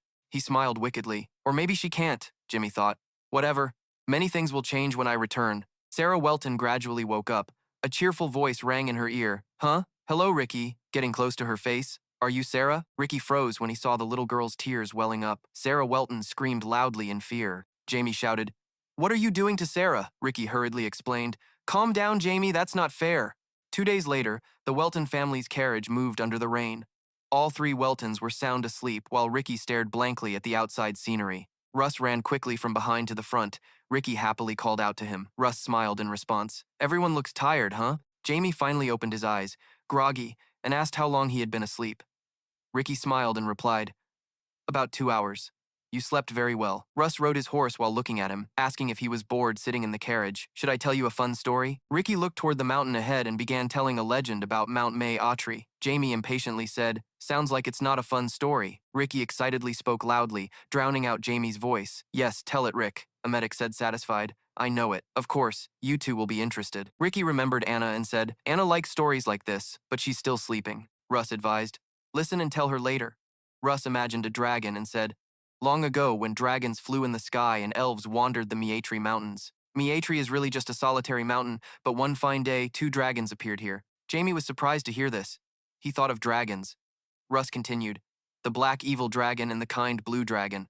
Miatri had a woman, a human sorceress whom Miatri loved, but humans and dragons were not allowed to be together. The dragons could not stand by and sent the black dragon to kill the sorceress. After a fierce battle, the mountain was split in 2, and a raging river flowed through the valley after the battle ended. The black dragon was driven away, but Miatri's woman died, and after her death, Miatri hid deep inside the mountain. They say it still remains to this day. Anna suddenly spoke. I don't know when I woke up. They say storms started happening more frequently after that, right? That's a sad story. Ricky was startled. When did you wake up? Ralph answered. Seems like you knew too.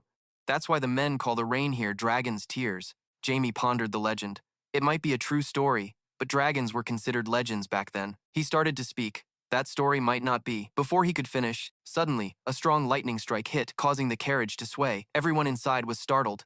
Sias and Sarah woke up frightened. Anna held her head and screamed in fear. Sarah hugged Sias in terror. She tried to comfort Sarah. It's okay, right, Jamie? Jamie smiled. Of course, it's just rain. Outwardly, he said so, but inwardly, he felt uneasy. He thought, this uncomfortable feeling. The carriage kept rushing down the road. Unfortunately, lightning struck a nearby tree, which fell right onto the carriage. The coachman was shocked to see this. The carriage was immediately thrown off by the impact. Sias, frightened, held Sarah tightly and shouted loudly. Ricky warned Anna to be careful. The carriage door flew open from the impact, causing Sias and Sarah, who were holding each other tightly, to fall out. Jamie panicked and shouted, Mother! Sarah! Mother! He was scared and cried. Save Sarah now! Jamie threw a staff into the carriage, reaching toward the two and casting a spell. He shouted, You can save both of them! Jamie cast a large electric magic circle, producing a blue energy force. It gently wrapped around Sarah and Sias as they were falling into the abyss. He gritted his teeth, thinking, I can do this. Then he gently lifted the two up. Jamie maintained the spell to hold them up while observing the situation. He said irritably, what just happened? Suddenly, his hand slipped off the carriage side. Jamie panicked, looking at his hand. Sias's face darkened. She screamed, calling her son's name. Jamie was frantic but tried to reassure her. It's okay. You can use magic to fly. He reached out to use magic but suddenly panicked. Jamie felt dizzy, thinking he couldn't use mana. The mana escaped from his body. He fell freely downward, thinking this was mana burning out. A high-level mage's mana being depleted made the mana in a certain area completely burn out, rendering the mage useless. Suddenly, a voice echoed in his mind. Who are you? In a completely burning area rendering a mage useless, a voice suddenly echoed in his head. You are AI. Jamie widened his eyes in shock as the voice spoke again. You are a dragon? Jamie frowned, thinking, dragon? His body fell straight into the water. CS wanted to dive down to save him but was stopped. She shouted loudly. Thick noodles, she cried miserably. Let me go. My son is down there. He is there. The guards behind tried to hold her tightly, saying, Madam, please calm down. A golden light surrounded Sias, making her startled. Turning back to look at Ricky hesitantly, she said, I'm sorry. I just wanted to help you. Then she looked back at Ricky and said, Ricky. Sarah cried in fear in Anna's arms. The little girl was exhausted and closed her eyes, saying, Brother, Ralph stepped in front of Sius. He knelt on one knee and said, Madam, this might be due to arrogance, but Jamie will be fine. His next words calmed her down. This is just an optimistic view, but I know Jamie's skills well. He looked straight at Sius and said, that rushing water can be dangerous, but once Jamie's magic returns, he can definitely survive. Rush stood up strongly, clenching his fists and speaking seriously. However, I will go down there myself. If it were me, I could come back safely. Ricky and Jack looked worried. Ricky said, Sir, Jack spoke up. Still, it's too dangerous, even for Lord Ralph. I promised 3 hours, madam. I will return after exactly 3 hours. Sias hesitated, saying, it might be dangerous. Even with the power of the divine governor, she bowed slightly and said, even knowing that, I ask you for one thing. Yes. CS extended a hand forward, pleading, please, my son, please come back with Jamie. Russ kissed her hand and said, yes, madam, I will return. The scene shifted to an underwater cave. Jamie gradually regained consciousness. He was startled to find himself bound by many chains. Blue, he thought. Where am I? He looked at his tied hands and tried to move, thinking to himself, what is happening here? Who was that just now? A voice called out, attracting his attention. You're awake. A woman with blue hair and horns on her head appeared. She wore a Greek outfit and stepped in front of him. Are you a dragon? Demi asked irritably. Looking like this, you don't know? The blue-haired woman agreed without hesitation, right? She crossed her arms and questioned. Seeing you, I immediately knew you weren't a dragon, but that makes no sense. Jamie was startled and cautious. He thought he just sensed a very faint aura. The blue-haired woman said, think about it, how can a human who isn't a dragon have such potential? And your mana is exactly like how dragons gather mana, Jamie recalled before, thinking his original energy was like a dragon's. The blue-haired woman frowned. Humans are very poor at absorbing mana due to lack of intelligence and talent. So even if they try to imitate dragons, they can't. Jamie was annoyed, thinking, imitate talent? How dare she say that to someone we've always been cautious about? The blue-haired woman stared at him as he began to guess. But you are different. You are a half-elf. Even high-level elves can't compare to dragons. Jamie was annoyed. Why do you keep saying that? It's illogical when you're witnessing it yourself. The blue-haired woman was surprised by his resistance. She narrowed her eyes and said, look at this brat, for someone just captured. You seem a bit too proud, huh? Jamie questioned. Proud of what? You're the one who keeps mistaking people for dragons. Then going to capture them. The blue-haired woman stepped closer and asked about the capture. Jamie recalled the earlier wind and lightning strike. That lightning struck right next to the carriage, and the thing that definitely burned mana was all done by AI. She turned calmly and said, well, I guess you can think that way. I just wanted to see for myself. Jamie was upset. What? He shouted angrily. Because of you and Sarah. Suddenly, he was startled. Why am I so angry now? He hesitated. Forget it, if it's her. Jamie nervously glanced away and said, I guess being curious about who I am is reasonable. Please remove these cuffs, then we can talk. The blue-haired woman immediately refused. No. Jamie wondered why. She calmly said, looking at you like this is more fun. Jamie was annoyed. What? The blue-haired woman said with amusement. Those expressions are hilarious. It makes me not want to release you. He thought bullying others like this was really something. He remembered something that sounded exactly like the personality of the blue dragon Miatri. Is that you? The blue dragon is the gentlest among all dragons and especially friendly to humans. And their feelings towards humans are just like humans towards puppies and kittens. If I met the famous violent red dragon or black dragon or a cunning green dragon, Jamie felt a bit relieved and wondered if he should say he was lucky. He carefully said, because if SAO thinks I am a dragon, then she would kidnap me. She flared with murderous intent. Well, of course, that's to kill you, Jimmy thought again. That murderous intent was from SAO. He smiled faintly. So, can you let me go now? She coldly said, no. Jimmy helplessly asked why. Miatri mischievously said, let me come up with some reason. Jimmy was speechless, thinking, what the hell is she talking about? Suddenly, she had a cruel idea. Miatri smiled and said, if I use you as material, I'm pretty sure I can create a high-level dragon soldier. Dragon soldiers are artificial beings, created by the power of dragons. Jamie's expression became serious. He thought a high level might be even more powerful. If I had material like myself, even I, he shook his head, thinking, wait a minute, no. I'm on the brink of death. Why am I thinking about this? Jamie smiled kindly and said, hey, sister. Why do you want to kill dragons? Miatri frowned and said, sister's pants have nothing to do with you. Jamie smiled and said bluntly, is it because of that human lover? Suddenly, the chain on his hand loosened. This caused Jamie to fall down unexpectedly. Miatri glared at him threateningly. If you talk about him like that again, I'll make sure you neither live nor die, he thought to himself. I knew it. Jamie continued to ask, I heard your tribe never accepted him, and you betrayed them so he could live, she angrily said. How could I? Miatri shouted, power bursting out fiercely around her.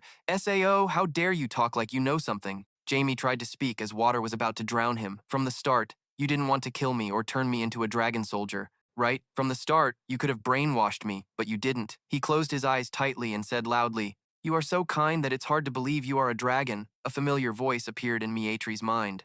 The gentle sword spirit said, you are so kind that it's hard to believe you are a dragon. She gritted her teeth, enduring the old memories. She decided to forgive him. She stopped her magic and said, this is your last chance. There won't be a second one. Now Jimmy spat out a mouthful of water. He thought to himself, she's serious. I should be careful what I say. Miatri crossed her arms, seemingly lost in nostalgia, and said, you really are a strange human, almost like him. Jamie wiped water from his face curiously and asked him, she explained the main character of your story, something humans only know through rumors. Outside, the water was still rushing fiercely. Rush sighed. This rain is really useless. He worried and thought, Jamie, where are you? Inside the cave, Miatri's narration began. 700 years ago, his name was Canon, and he was a dark mage. Jimmy asked in disbelief. A dark mage? Miatri sadly said. Surely you are surprised. Who would think a creature that likes to use white magic? He would like a human who uses dark magic? He was startled and stammered. Well, a little. However, inside, he was extremely excited, truly amazed. Miatri continued, that person only chose to use dark magic, to explore the truth of this world. He was a true mage, who reached level 9. Jamie felt like he was hearing shocking news. He panicked. What? Level 9? SAO. Wait, for thousands of years? No human has ever reached level 9, Miatri interrupted. I will tell you why right now. Before meeting me, Canon was already searching for the truth of this world. Together we explored countless ruins. And then we fell in love. We were very happy until the day the Dragon Lord issued that decree. She recalled the disdainful face of the Dragon Lord. You, Canon, have committed a sin you should never have committed. All dragons tried to kill Canon. We fled, but reached our limit. Miatri's tears welled up as she said, go in, Canon. Even dragons cannot find you there. Don't worry about me. Even if punished, they won't kill me. That is a ruin with extremely powerful restrictions. And it only allows one person to enter. Canon hid inside. She covered her face and cried as Canon stepped inside. The cold dragon lord said Miatri would be exiled for 1,000 years. For dragons, 1,000 years is not a long time. However, the elder tried hard to save me for about 15 years. After he discovered the truth about this world, the young woman angrily looked at the girl who was dazed, lying in his arms, surrounded by black CICH strands tightening around her. He shouted, why are you just sitting there doing nothing? Aren't your kind the best at magic? The Dragon Lord and the Red Dragon beside him laughed mockingly. It seems he has gone mad. That truth is very hard for humans to accept, yet that person saved me. And after shaking off the pursuers, we hid in the vast mountains, and now Demi looked at me with full sympathy. She said Canon died. Miatri calmly said that in fact, such an ending was better. I tried to convince myself that. Now he can rest in peace. She bit her lip angrily but remembered the image of the young woman. The rage almost burst out from her words. My tribe began to erase all existence of Canon, including the books he left behind. Even the people he met, everything. Demi had a suspicion in her mind about the truth the dragons wanted to erase. Don't tell me, Miharu seriously said, that this place where Canon's existence still remains is the last place I must protect. Inside the cave was a grave surrounded by grass and plants. She said that's why I'm here. Jamie realized that was the reason the dragon was like that. No wonder she hadn't heard the story about me. He recalled that the first thing he did after reincarnation was to find traces of his past self. Diablo Vonber, he thought while searching for information in books. There were no more records, not even any news left. Not even a folktale or song remained. He pondered deeply, completely empty. Like someone deliberately erased all traces. Jamie was sure they had erased his existence just like they did with the Elder. The 12 gods, not the dragon god Braham and his dragons, and Canon was a level 9 mage. It got so intense that he even learned dark magic to uncover the truth about this world. So to what extent had Canon investigated that he had to be wiped out like that? Jamie almost confirmed if this place was Canon's grave, Miatri asked back. He showed sorrow as a fellow mage. I want to honor his life. Miatri was silent for a moment, then said, Come with me. Both walked to a grave sheltered under the shade of trees. Here it is. This is where Canon rests eternally. He was startled when his eyes caught something, a sparkling bracelet hanging on the grave. The bracelet was one of the 3 great artifacts created by Diablo Vonber. It was completely immune to any disease or curse. Jamie was surprised. How did he think he found it here? He was tense, so that's why Canon just went to uncover the truth about the world. He found the truth about Diablo Vonber's existence after finding that bracelet. Now Demi looked worriedly at Miatri. If she asked for it, she might kill me immediately. At that moment, Miatri was clasping her hands in greeting. You're here, Canon, Jamie cautiously spoke, asking about the bracelet. She told him it belonged to Canon. It was an object of immense power that saved his life countless times. He found it hard to believe. Not a speck of dust was on it. It had been enchanted with cleansing and protection spells. He smiled at Miatri. Is that all that remains of Canon? She immediately became alert. Why are you asking? Jamie stammered, quickly explaining. I mean no harm, just curious. He was the one who sought the truth about this world, so I was just wondering. If he left any records, she calmed down. There was a journal. He asked if he could see it. Miatri immediately refused, not wanting to show it. Jamie thought of another way. She said, Let me hear it. His words stunned Miatri. You know, right? What the truth about this world is? Then Miatri's face blazed with anger. You've crossed the line. That's not something a lowly human like you deserves to know. Jamie interrupted. You're wrong, he persuaded her. He gave up his life to find that truth. Maybe in the end, he failed. But you're the one protecting that legacy. He asserted that instead of using it as a mere keepsake to preserve memories of him, he wanted humanity to inherit it.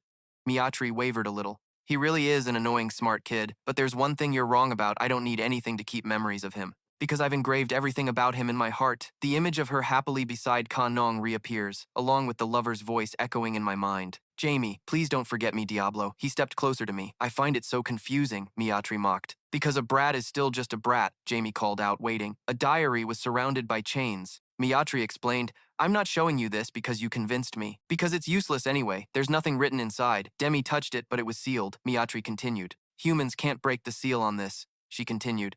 Now don't follow me anymore. I'll send you back to where you came from. Jamie spoke. Wait! His pupils turned purple as dark magic swirled around. From now on, don't be surprised no matter what you see. Miatri was startled. What? Only then did she realize he was a dark mage, with dense dark magic surrounding the seal. This made Miatri's eyes widen in shock. What is this tyrant power? It's so different. Even human dark magic isn't this dark. The diary finally opened, releasing golden light that floated into the air. Year 22, month 3, day 16 of the royal calendar. I met a blue dragon. She told me I was filthy, because I am a dark mage. Year 22, month 3, day 20. Somehow, she ended up traveling with me. Thanks to Miatri's carefree nature, this journey has been much more enjoyable. Is she really a dragon? Year 22, month 4, day 26. I rode on Miatri's back to a previously marked location, a place humans cannot reach. I call this place the Land of Death. Year 23, month 52, day 24. The Dragon Lord ordered the dragon tribe to exterminate me. I'm fine. I only worry about those who betrayed. Their own kind, her. I want to let her go, but I can't. I love Miatri. Year 41, month 3, day 8. What battle did you fight in? The date on the tombstone is 65,966 years ago today. Year 41 month. We settled in some mountain far away. We went so far. To avoid the eyes of the dragons. Next, we will continue to Gaiman in the southwest. That's the name written at the bottom of the tombstone. That place no longer exists. Jamie focused on the words escaping from the diary. But there's something there. Miatri cried upon learning those diary entries, sobbing, Kanong, Kanong, the one you love. Jamie fell into thought. I think I know what tombstone Canon was referring to. He recalled before going to battle. To show my determination, I, Diablo Volpe, engraved words full of despair about the past. And hope for the future here. Jamie closed the diary. Happened 65,966 years ago when Canon discovered it, and I appeared 700 years later. Now he understood what it meant. I was reincarnated exactly 66,666 years after my own death. Then he handed the diary to Miatri, still crying on the ground. But where is Gammon? Jamie frowned, thinking. I wrote those words, assuming my victory, but I don't remember writing anything about Gammon. That means someone found my tombstone even before Canon. He smiled upon finding something interesting. Truly admirable. How? Jamie looked toward the tombstone. Who would think he could uncover the truth that the 12 gods hid behind such perfect bars? Although the truth is that humans about 60,000 years ago were degraded and became slaves to the 12 gods. But don't despair, because this human has once again descended to this earth. The 12 gods will soon be destroyed, and humans will once again gain freedom. Miyatri was moved and said, "He loves me." He never once said those words to me. He only told me I was annoying and clingy. Jamie comforted the blue dragon girl. Didn't you say you still keep your memories? I believe he still lives in your heart as long as you never forget him. Maybe that's true. Canon always exists beside you. Miyatri, though deeply moved, still spoke stiffly. So you brat, you even know how to say sweet things now? Truly a kid, Jamie helplessly thought. I'm not a brat, okay? Miyatri sadly hugged the diary. If only I could turn back time, how great that would be. He pats her head to comfort her. The AI thinks the same. He tells himself he has gone too far to turn back, but Miyatri tightly holds Jamie's hand. But you know what? She's curious. What kind of dark magic is yours? Are you really a dark mage? Jamie decides to lie. It's just normal dark magic. Miyatri just lost patience. Stop talking nonsense. Do you think I've never tried using dark magic to break a seal? He was startled, not expecting that. She once studied dark magic?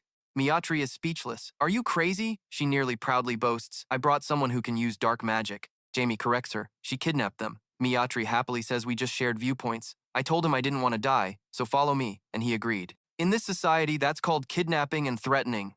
Miyatri repeats, but no matter what we do, we can't see anything from the diary.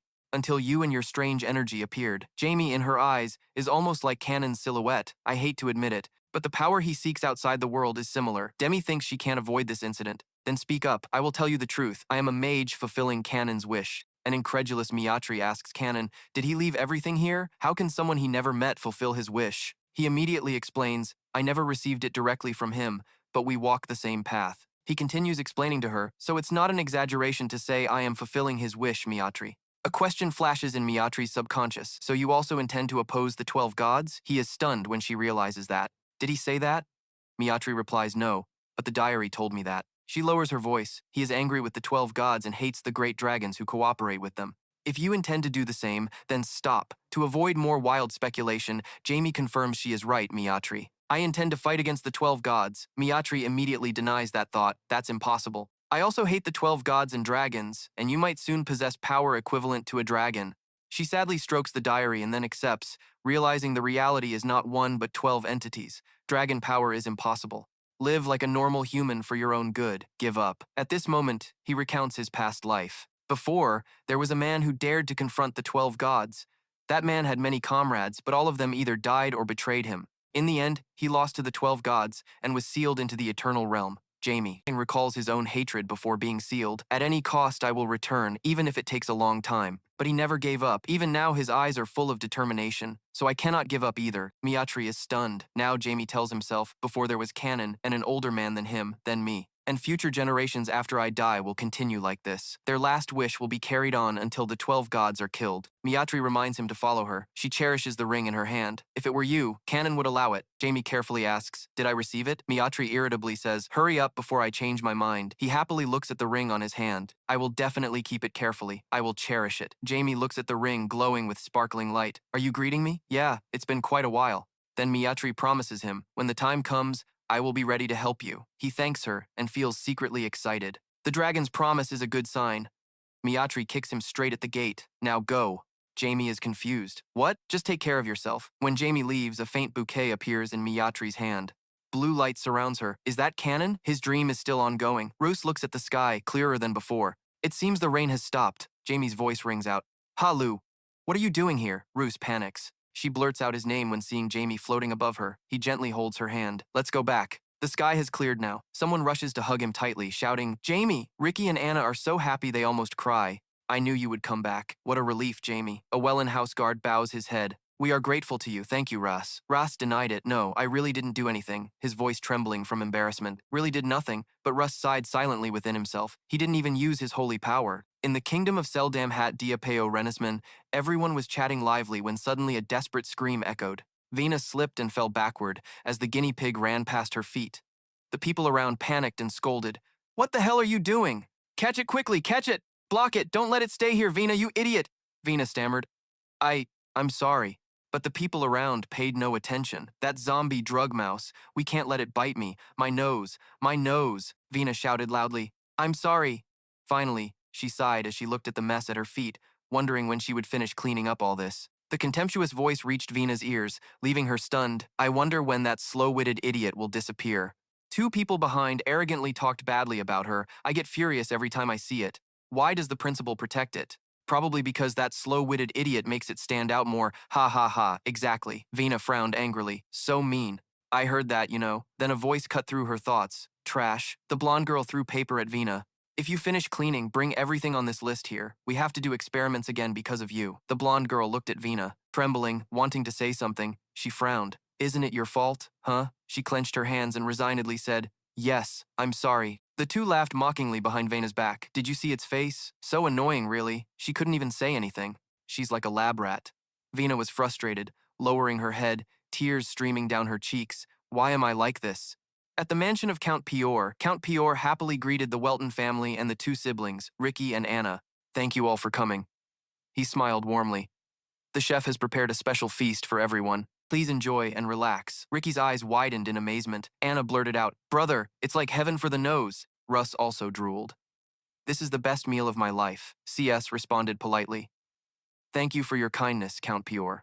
It's nothing. I was worried it wouldn't meet the standards of the family's daughter. Smiling brightly, oh, that's more than enough. Count Pior was satisfied. Thank you for saying so. Then the two happily chatted. Darkness had also covered the road and buildings, but Jamie looked around and found nothing to visit. Should I go back? If it's around here, I'm sure Ricky won't bother me. He recalled earlier. When preparing to leave, Ricky kept questioning, Where are you going? Where are you going? He raised his hand to reassure when he saw Black, excited. All right. You want to take a walk, right? His sparkling bracelet attracted a stranger. The scar-faced, greedy one whispered, Look at that bracelet. The sharp-nosed one added, Yeah, a rare item. You can tell just by looking. It can't possibly belong to a common kid. The scar-faced one sneered, It's noble. How could it be otherwise? Maybe his parents gave it to him without knowing. The sharp-nosed one was excited. Do you think the principal would like it? The scar-faced one replied, Maybe he'll reward us both. Both shared the same intention. All right, let's go. Brake warned strongly, and Jamie also paid attention. Why? Finally, you realize Brake's intention? I understand now. There are two bastards following Jamie, Brake coldly replied. You mean what? I don't know what they intend to do. He smiled wickedly, glancing back, but it's great because I'm a bit bored.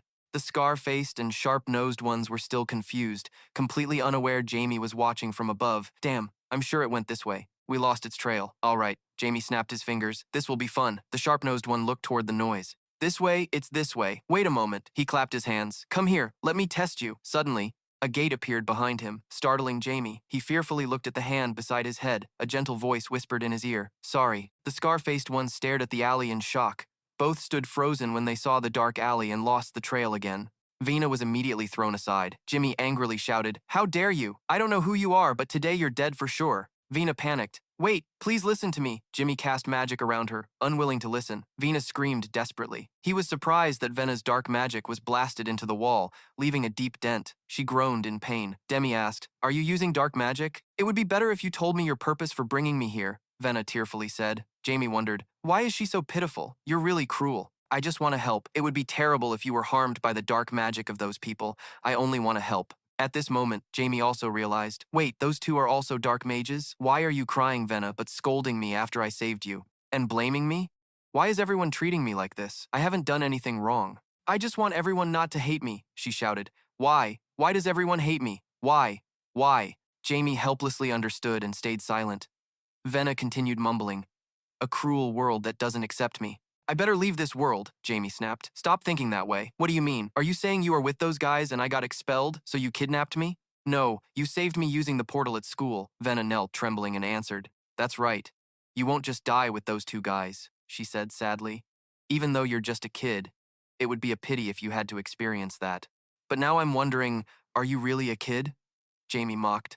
How ridiculous. You're also a dark mage. Just a guess, but his words made Vena panic. You didn't have a big part in those cruel experiments or anything, right? Why do you keep provoking me? I just want to save you. Are you asking me to see you as someone on the side of justice? No, Vena panicked. No, I became a dark mage because I wanted to. Jamie maliciously poked her forehead. Don't make excuses. You're trash, no different from them. Vena's pupils contracted. No, I'm different. I don't want to live with torment. She poured out all her pain. Do you know how much it hurts every time my hands get stained with blood? My chest feels so heavy. Demi turned away. All right, I don't want to be too curious. His words made Venna relax a bit. She took the chance to leave. It's all over, right? I'll go first. Suddenly, she bumped into something invisible and collapsed in pain. What now? What is this? Jamie curiously asked. What do you mean? He explained. This is a wall. Venna also realized it was an invisible wall. He smiled wickedly. I still have many things to ask. So where are you going? Venna forced a smile, clutching her hands tightly. Don't kill me. The white-haired man smiled and asked the subordinate, Have you seen Venna? The other politely replied, I haven't seen her, sir. The principal GA gave a fake smile. I wonder where she is. There's not much time left until it's completed. A terrifying scream echoed. Impossible! Yes, Demi said wearily. Are you loyal to them? I'll treat you like them. Venna cried. You don't understand. Even if they're rude, I've been with them for 15 years. Dark magic appeared around Jamie, then there's no helping it. I will do what must be done. Venna's vision was filled with images of Manadin. She was surprised. How? There is no sign of special dark magic or toxic feelings that disrupt life. She was distracted as Jamie's hand approached. How? The black mana evokes such purity, Jamie warned. If you change your mind, let me know. If things get worse, you should know the consequences. Venna finally spoke. That black mana, can you do it? Jamie suddenly asked. Why did you suddenly grab my hand? She wanted to know. Jamie startled and pulled his hand back. What are you doing? Do you think I'll let you go if you act like that? If you don't want to die? Venna almost reverently begged. Please accept me as your disciple. He was confused. What? She repeated. Please accept me. Jamie answered bluntly. No. Venna grabbed his cloak and quickly hugged him. Jamie panicked. What are you doing? Venna pleaded. Please. I lost my parents 15 years ago in an accident, and I had no choice but to become a dark mage. The experiments sacrificing living people are extremely cruel, and my companions condemned me for my misery and trampled on me. But even so, I still can't escape, she muttered. I know I'm a coward and a hypocrite. I want to stop. I really want to end all of this now. Jamie returned to the main topic. So what does that have to do with becoming my disciple? Venna's eyes sparkled with his black mana. It's not something created by sacrificing lives. I need that power. Vena's eyes sparkled with his black mana. It was not something created by sacrificing a life. I need its power. Jimmy smiled satisfactorily. It was not something created by sacrificing a life. Sometimes, such pure darkness could only sprout into the existence of that AI. In the blink of an eye, his hand moved close to her face. You're wrong, and more importantly, Jimmy coldly said, I don't want Vena. Almost desperate, please accept me, please. He stood looking down from above at the disciple. Teacher Jamie recalled, Before you managed a new spell, please fight with us, teacher, please die for us. Jamie silently calculated. According to Vena's memory, there were more than 20 members at her school, and Principal Grab was the curse. His body gradually shifted while he was away. Something must have happened. Here we go, let's go check it out. A human head fell into some kind of solution, mumbling, Please save me, please save me, please. Is anyone there? Two students looked at her and laughed gleefully. Really fascinating, isn't it? Normally they would beg to die, the guy next to him added, turning things upside down. The curse also changed her language. What on the shelf are countless bottles of solution that they still say? Huh? No more parts? Recently we've conducted many experiments. They kept discussing. I also heard that soon we will test tons of experimental materials. One laughed loudly. It seems the experiments are exploding in progress. Demi, hiding and observing, was amazed. Damn, daring to hide in the academy to conduct these dark experiments. Those guys left the lab still babbling nonstop. Conducting experiments on humans is the best. Other things are insignificant compared to the speed and quality of the results. That guy responded, It's really a joke. You did that just for fun? Of course not. He had been silently observing them from the start. He thought, now I understand. Dark magic has long disappeared. How come? I have sacrificed countless lives to stand before the 12 gods, so I have no right to judge them. However, what is the reason dark magic was formed? I don't care how it was done, it's to kill the gods. I must abandon humanity and bear all the sins. He told himself if he wanted to sacrifice his life, he must be determined to confront them. Then he teleported. Now I have another task. Something interesting is about to happen with Jamie. If the seeds I released have grown and become monsters, then obviously I have to harvest them now. Back to Vena's place. She clenched her hands anxiously. Where did he just go? I have to find him and get him out quickly. Suddenly that AI yanked her braid hard. Hala, ignoring Vena's pain, shouted, Where have you been hiding all this time? I still hold her braid tightly. Near her voice asked, You run fast like trash? So you decided to run away? Vena trembled and replied, I'm sorry. She didn't let go and pulled harder. So you forgot? She pressed her face close to Vena threateningly. Lately you don't feel comfortable? Vena. Finally she let Vena go. Hala turned away, still mocking. Do I look like I'm joking with you? Vena sat on the ground, not understanding why she ended up in this situation. Why did you do this? The demon laughed. I have to step on lowly bugs like you at least once, so you know what manners are. That sentence made Vena even more trembling and desperate. Stop it, I'm sorry. Hala didn't care about her words and created a magical flame. A piece of trash like you dares to offend me. Should I let it go? Struggling in pain. Seeing that, Vena knelt and bowed down, begging, please forgive me this time. I will never forget what you said again. Vena closed her eyes tightly, begging, please. Suddenly, a familiar voice sounded, making her surprised. What's wrong with you? She couldn't help but wonder, how did you get in here? Jamie just called her name. Vena. He turned his face away, showing disappointment. Are you really afraid of people like this? Vena was a bit confused, but Jamie's eyes had turned purple, full of coldness. Suddenly, he shouted and stood up. Vena immediately was shocked. He coldly asked, how long do you intend to lie there like this? Vena slammed her hand down, causing a crack. I don't have that anymore. Hala, on the other side, still ignorant, acted arrogantly. I don't know who you are, but you definitely have no brain. This is good. You think by dragging outsiders in, I can't kill you? Vena. On the other side, Jamie coldly spoke. Vena decided to leave, but tears began to fall. I can't. While she hesitated, the other shouted loudly, die! Vena decided to leave while she began to shed tears. I can't. While she was still hesitating, that woman shouted loudly, die. Immediately, a giant dark magic power was unleashed by her towards Vena, sliding like an explosion. The latent power was hit by that blow, shouting, I don't want to merge with people like this. I will change. I don't want to live like this anymore. This situation even made Jamie astonished. This is still that woman Hala. When she was repelled, she was furious. What did you just do? Even Vena was also surprised by her own power at this moment. That Hala girl still spoke arrogantly, preparing to launch the next move. I don't know what you just did, but I'm sure you were mentally prepared to defy me. Suddenly, Demi stood facing her and said, Vena stepped forward one step, raised two fingers, and quickly cast a spell. That Hala girl turned pale. When she couldn't cast magic herself, he looked at Vena and explained, the first step is the hardest. The second step won't be difficult anymore. That Hala girl still acted the same, shouting loudly, wait, who are you? What's wrong with your strange mana? Suddenly, he muttered two words under his breath. Erase. That Hala girl finally disappeared before Vena's horror. On Kia's side, the GA principal suddenly stood up and exclaimed, finally, he couldn't help but be happy. Vena has awakened Valkyrie. He was worried about Kia. The settings in the personalities hindered excessive personality control. He was worried she would never awaken. Finally, he sighed in relief. I don't need to be in this tiring place anymore. Valkyrie's power is mine now. Returning to Jamie's side, he approached and called out to Vena. So she had been clasping her hands all this time. I'm sorry. Jamie was speechless, wondering how such a timid person could be a Valkyrie. It is known that Valkyries are high-level angels known as warrior angels. Their enormous power is enough to fight the 12 gods.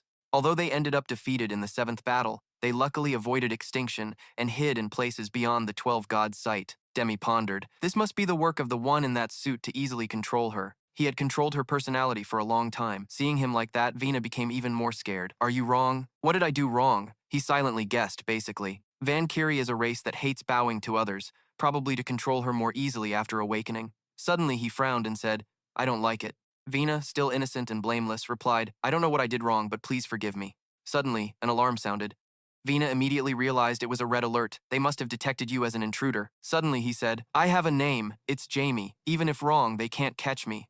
Suddenly, a sound rang out, making her shocked. Everyone, capture Vena and hand her over to me. Permission granted for some damage to occur. Vena couldn't believe hearing this announcement. The SAO department head, he again. Finally, Jamie was recognized. I know already. A crowd of students poured in like a swarm. Someone shouted loudly, this way! I heard everything. Vena was lost in memories, not understanding the current situation. Jamie asked, what will you do now? Although still scared, tears still on her eyelids, she answered strongly, I'm different now. Seeing the answer was right, Jamie was satisfied.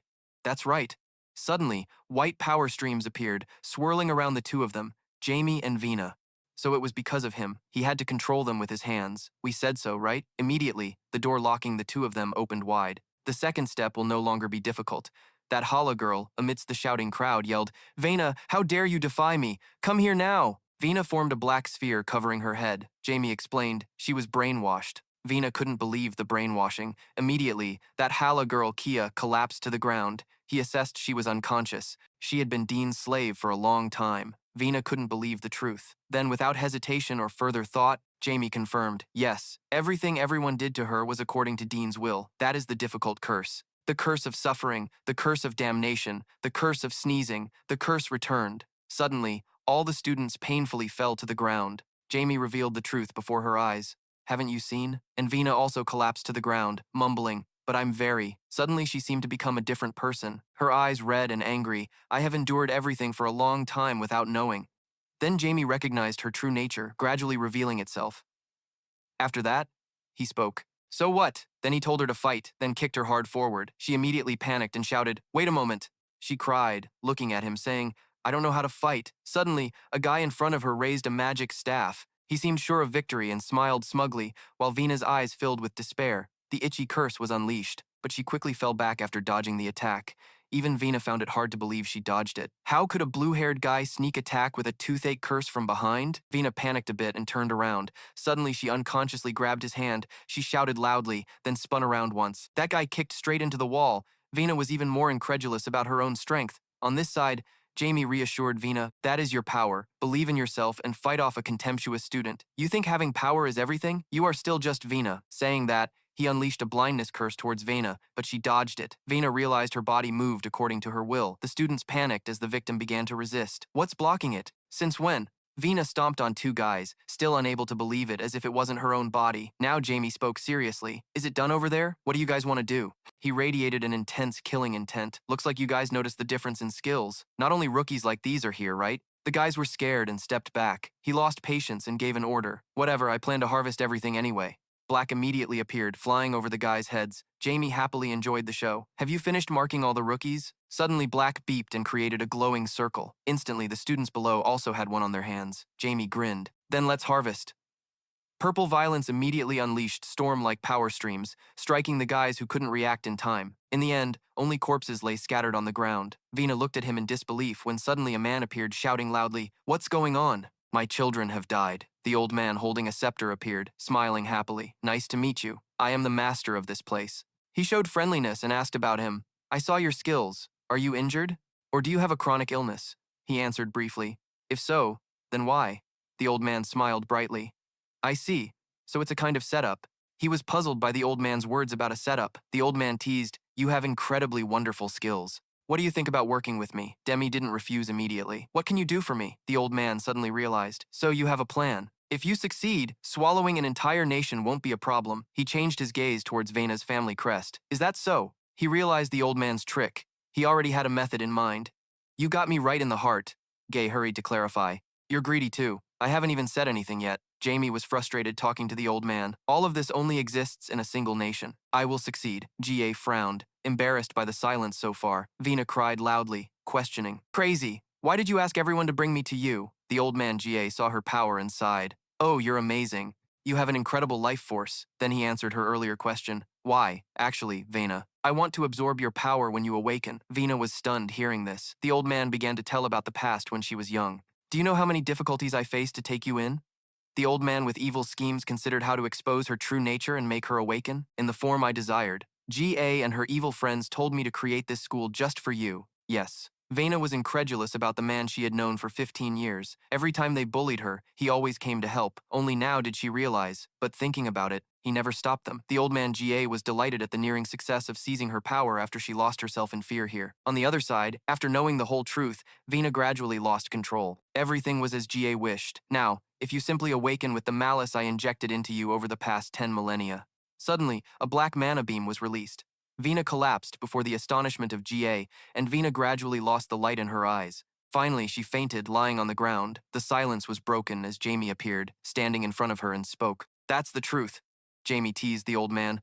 "But now, I just erased her malice towards you." Old man Ga still couldn't believe it. "Impossible. That's not easy to erase." Jamie immediately denied. "No, with my AI core, it's too easy. Extremely easy. Really, very easy." He didn't hesitate to mock the old man's level, guessing it was impossible for him. Old Ga still couldn't believe it. Impossible. That was not something easy to erase. He immediately denied. "No, with Jamie's main AI, it's too easy. It's extremely easy. Really very easy." He didn't hesitate to mock his level, guessing it was impossible for you. Because no matter how hard you try, you are trash. A person who cannot reach level 7, right?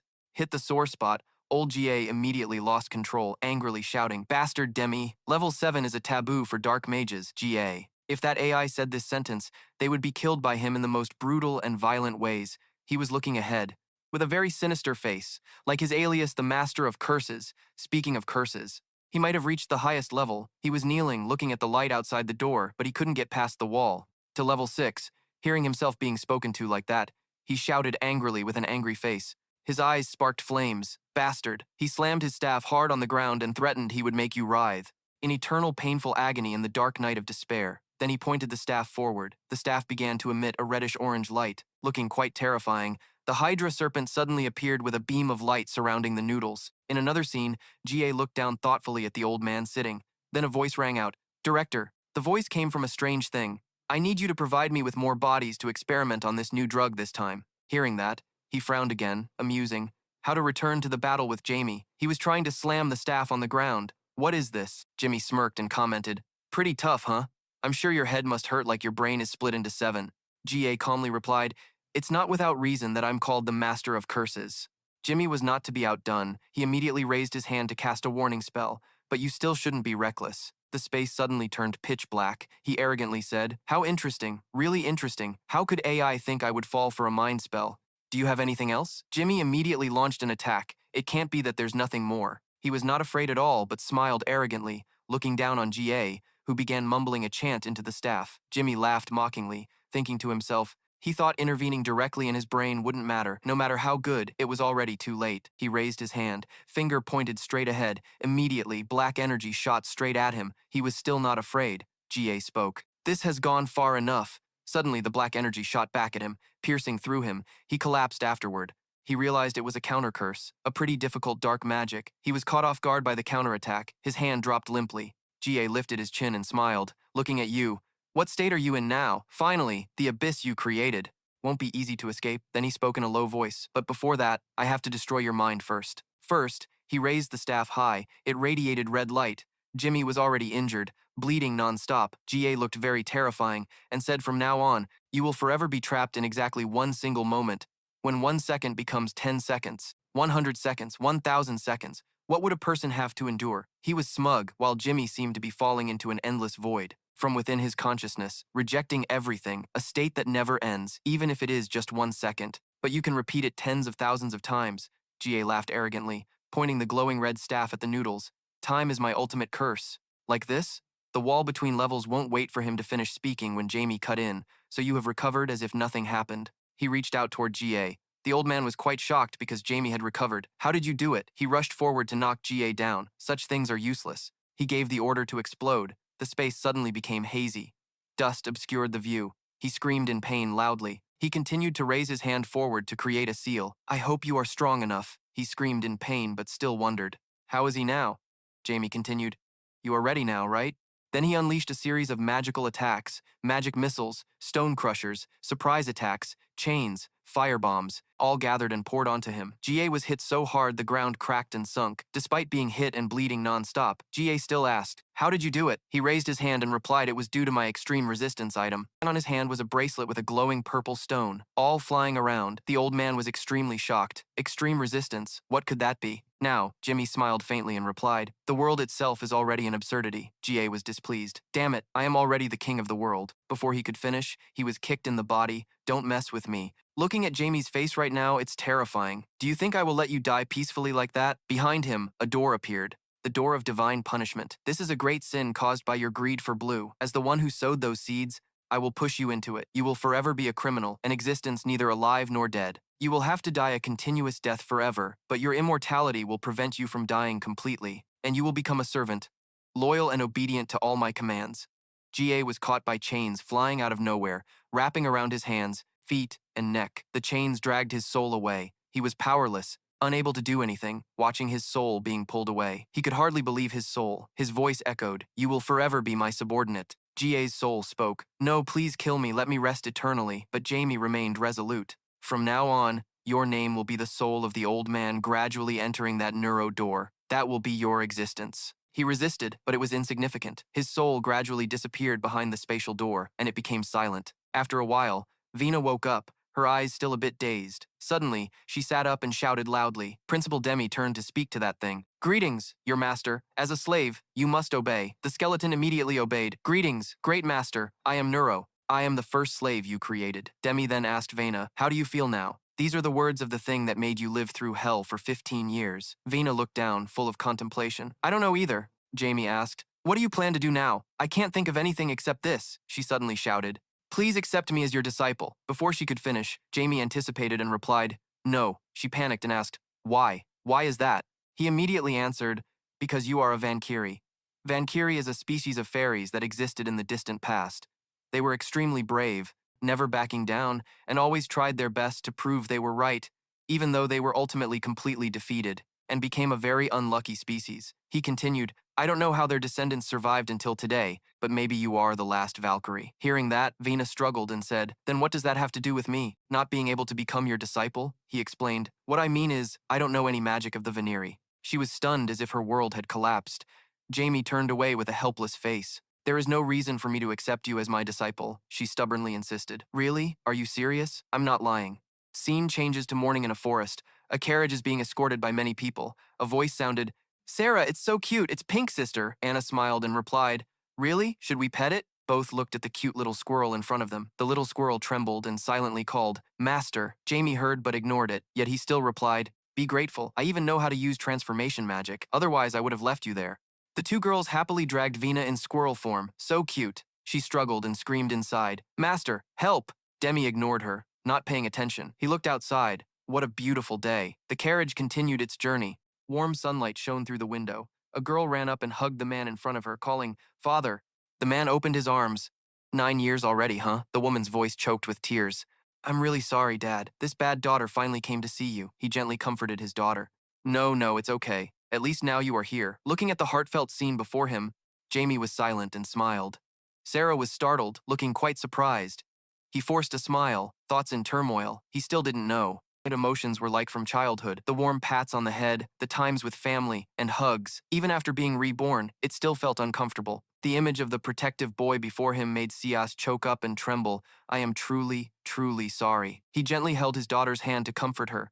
Don't cry anymore. Everything is okay now. Jamie's thoughts were chaotic and confused. He felt very uncomfortable with himself. In that endless abyss, he had once only longed for revenge. He had once always felt that emotions were unnecessary because they drove people insane. Sarah panicked and shouted loudly, Mom, don't cry! He was startled looking at the little girl. The girl emotionally shouted, Bad Grandpa, you made Mom cry! Sias was silent and helpless, explaining, No, Sarah, you shouldn't say that to Grandpa. But the girl shouted loudly. He heard the girl's voice like a lightning strike. I hate Grandpa. He forced a smile, watching Sarah's continuous actions. That's right, I really don't understand human emotions. His voice was sad as he looked at Jamie. Looks like I've been hated already. He comforted him. Sarah will soon forget this. She's quite simple, looking towards him. He happily said, So, who is this grandchild? I've really wanted to meet you. He smiled brightly and warmly. I also really want to meet Grandpa. He was delighted that he was not avoided like the girl. I'm really glad to see you like me. He raised his hand, shaking his head. There's no reason to hate Grandpa at all. He is your mother's father. He hugged him tightly, his face full of happiness. He was suddenly breathless from the hug.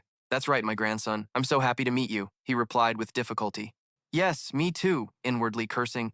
This is really the Veo family. The egg touched the meat, damn it. Outside, it was already night, the moon hanging high. He put the teacup down on the table. Jamie was really quite amazing. Even though I am only a level 4 mage, I can still see part of the child's power. Crossing his legs, his face became serious. This whole kingdom will soon have to watch the prison. Do you understand what I mean? He lowered his eyes. Yes, both it and I understand what this means. He said, when the tree grows big, it catches strong winds. He thought about the future. Right now, you and Count Welton can stop them, but one day, just the two of you won't be enough. She spoke up. Is that why you gave me the second child? He nodded in agreement. Yes, it's not a perfect shield, but it will be quite useful. She smiled gently, understanding his worried words. For her son, seeing that this mother could still protect her son like that made me very happy.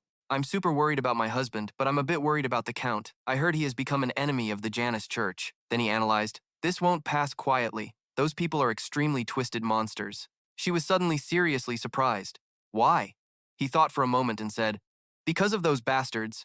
Our Fioro Church is in a very troublesome situation. Suddenly, his voice lowered. I believe the Zenith Church intends to completely eliminate our Fioro Church. The door suddenly burst open, cutting off the father and son's conversation in the room. He was furious, dark-faced, looking at the person sleeping soundly. On the bed, he massaged Vina, who was sleeping soundly, calling out Snow. He used magic. A strong light surrounded her. Vina cried out miserably. He gloomily asked, Didn't I tell you not to transform back? She painfully held her head. Vina's voice was full of resentment. But it's uncomfortable in that form. Jamie angrily pointed at her and shouted, If you get caught, what do you plan to do? Vina was scared and wanted to speak. They tied my hands and feet, she cursed. You evil dark mage. How could you think? You ran away by turning into a mouse. I don't know anything. Her voice was crying, calling, Master. Demi turned her back, dark-faced, saying, I don't know anything. In her mind, she imagined herself tied up like a rice cake. Then hundreds of ways to die appeared, first being kicked off a cliff, then tied to a sacrificial altar, about to be burned alive. Vina whispered, Master, the more I think about it, the more scared I am. My whole body chills. Jamie gritted his teeth and urged, What are you doing? Quickly transform back. She was weak and nodded, replying, Yes. She transformed back into a small pink squirrel, looking at the necklace and asking, What is this? He looked at the necklace thoughtfully, not receiving an answer. She continued to bother him. I asked, What is this? He was angry at the squirrel's continuous questions on his shoulder. Unexpected blows landed on Vina's head. She held her head, looking pitiful, and suggested, Don't hit my head anymore. You're killing my brain cells, you know? He glanced disdainfully and coldly asked, Do you still have brain cells left to kill? He thought, I'm more curious about what this is than she is. Demi opened her mouth to answer her previous question. I'm sure this is an artifact, but I don't know what its function is. He was horrified to sense a powerful energy, a very strong aura. He opened the door and rushed outside. The murderous aura emanating from where my mother is. I rushed quickly down the long corridor, silently guessing it was an assassin, or SAO. Unsatisfied with my current speed, I used my magic power. I must be faster. My speed kept increasing. Jamie jumped down.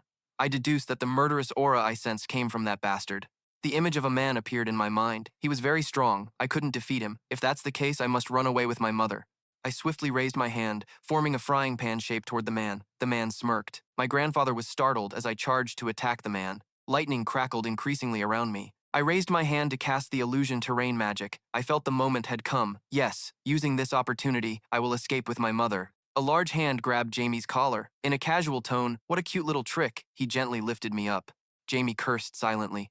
Gritting my teeth, I said, Let me go, grabbing the arm that was holding my collar. I made a decision. It seemed I couldn't avoid it anymore. Even if I had to use dark magic, I would save her. A familiar voice called my name, Jamie. I was confused. My mother called out, Mom! Grandfather and my mother were also more confused than I was. After explaining everything, Grandfather laughed heartily. God bless us. My grandson truly is a genuine talent. Proud and joyful, he said. The future of our family is truly promising. Meanwhile, my mother looked embarrassed and dark-faced at my actions. Pressing Jamie's head down firmly, he urged, Hurry and say goodbye. I awkwardly replied, Thank you, she scolded her son. SAO, how could you do that to someone you don't even know? Did I teach you that? I was unwilling and about to respond, but Sia slapped his son's back hard, cutting me off. Don't talk back. But Sio, you're too kind to him, aren't you? Isn't that right, Jamie? I obediently said. Sorry, grandfather, he intervened to reconcile. Your mother really is too much.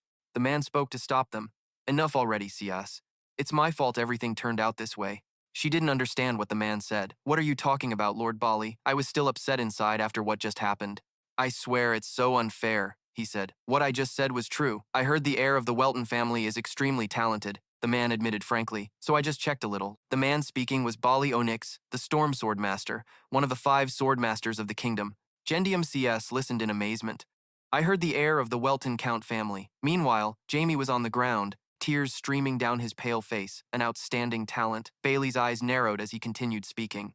So I wanted to test a little. Hearing this, Sias's expression became puzzled.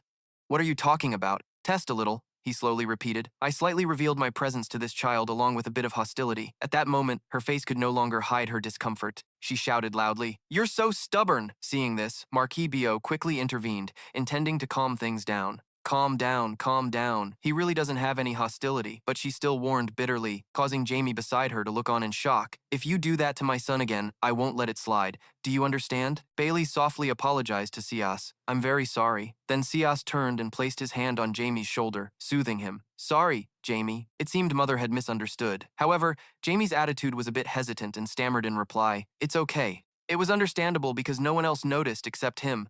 And he only revealed himself to me. Jamie was calculating in his mind.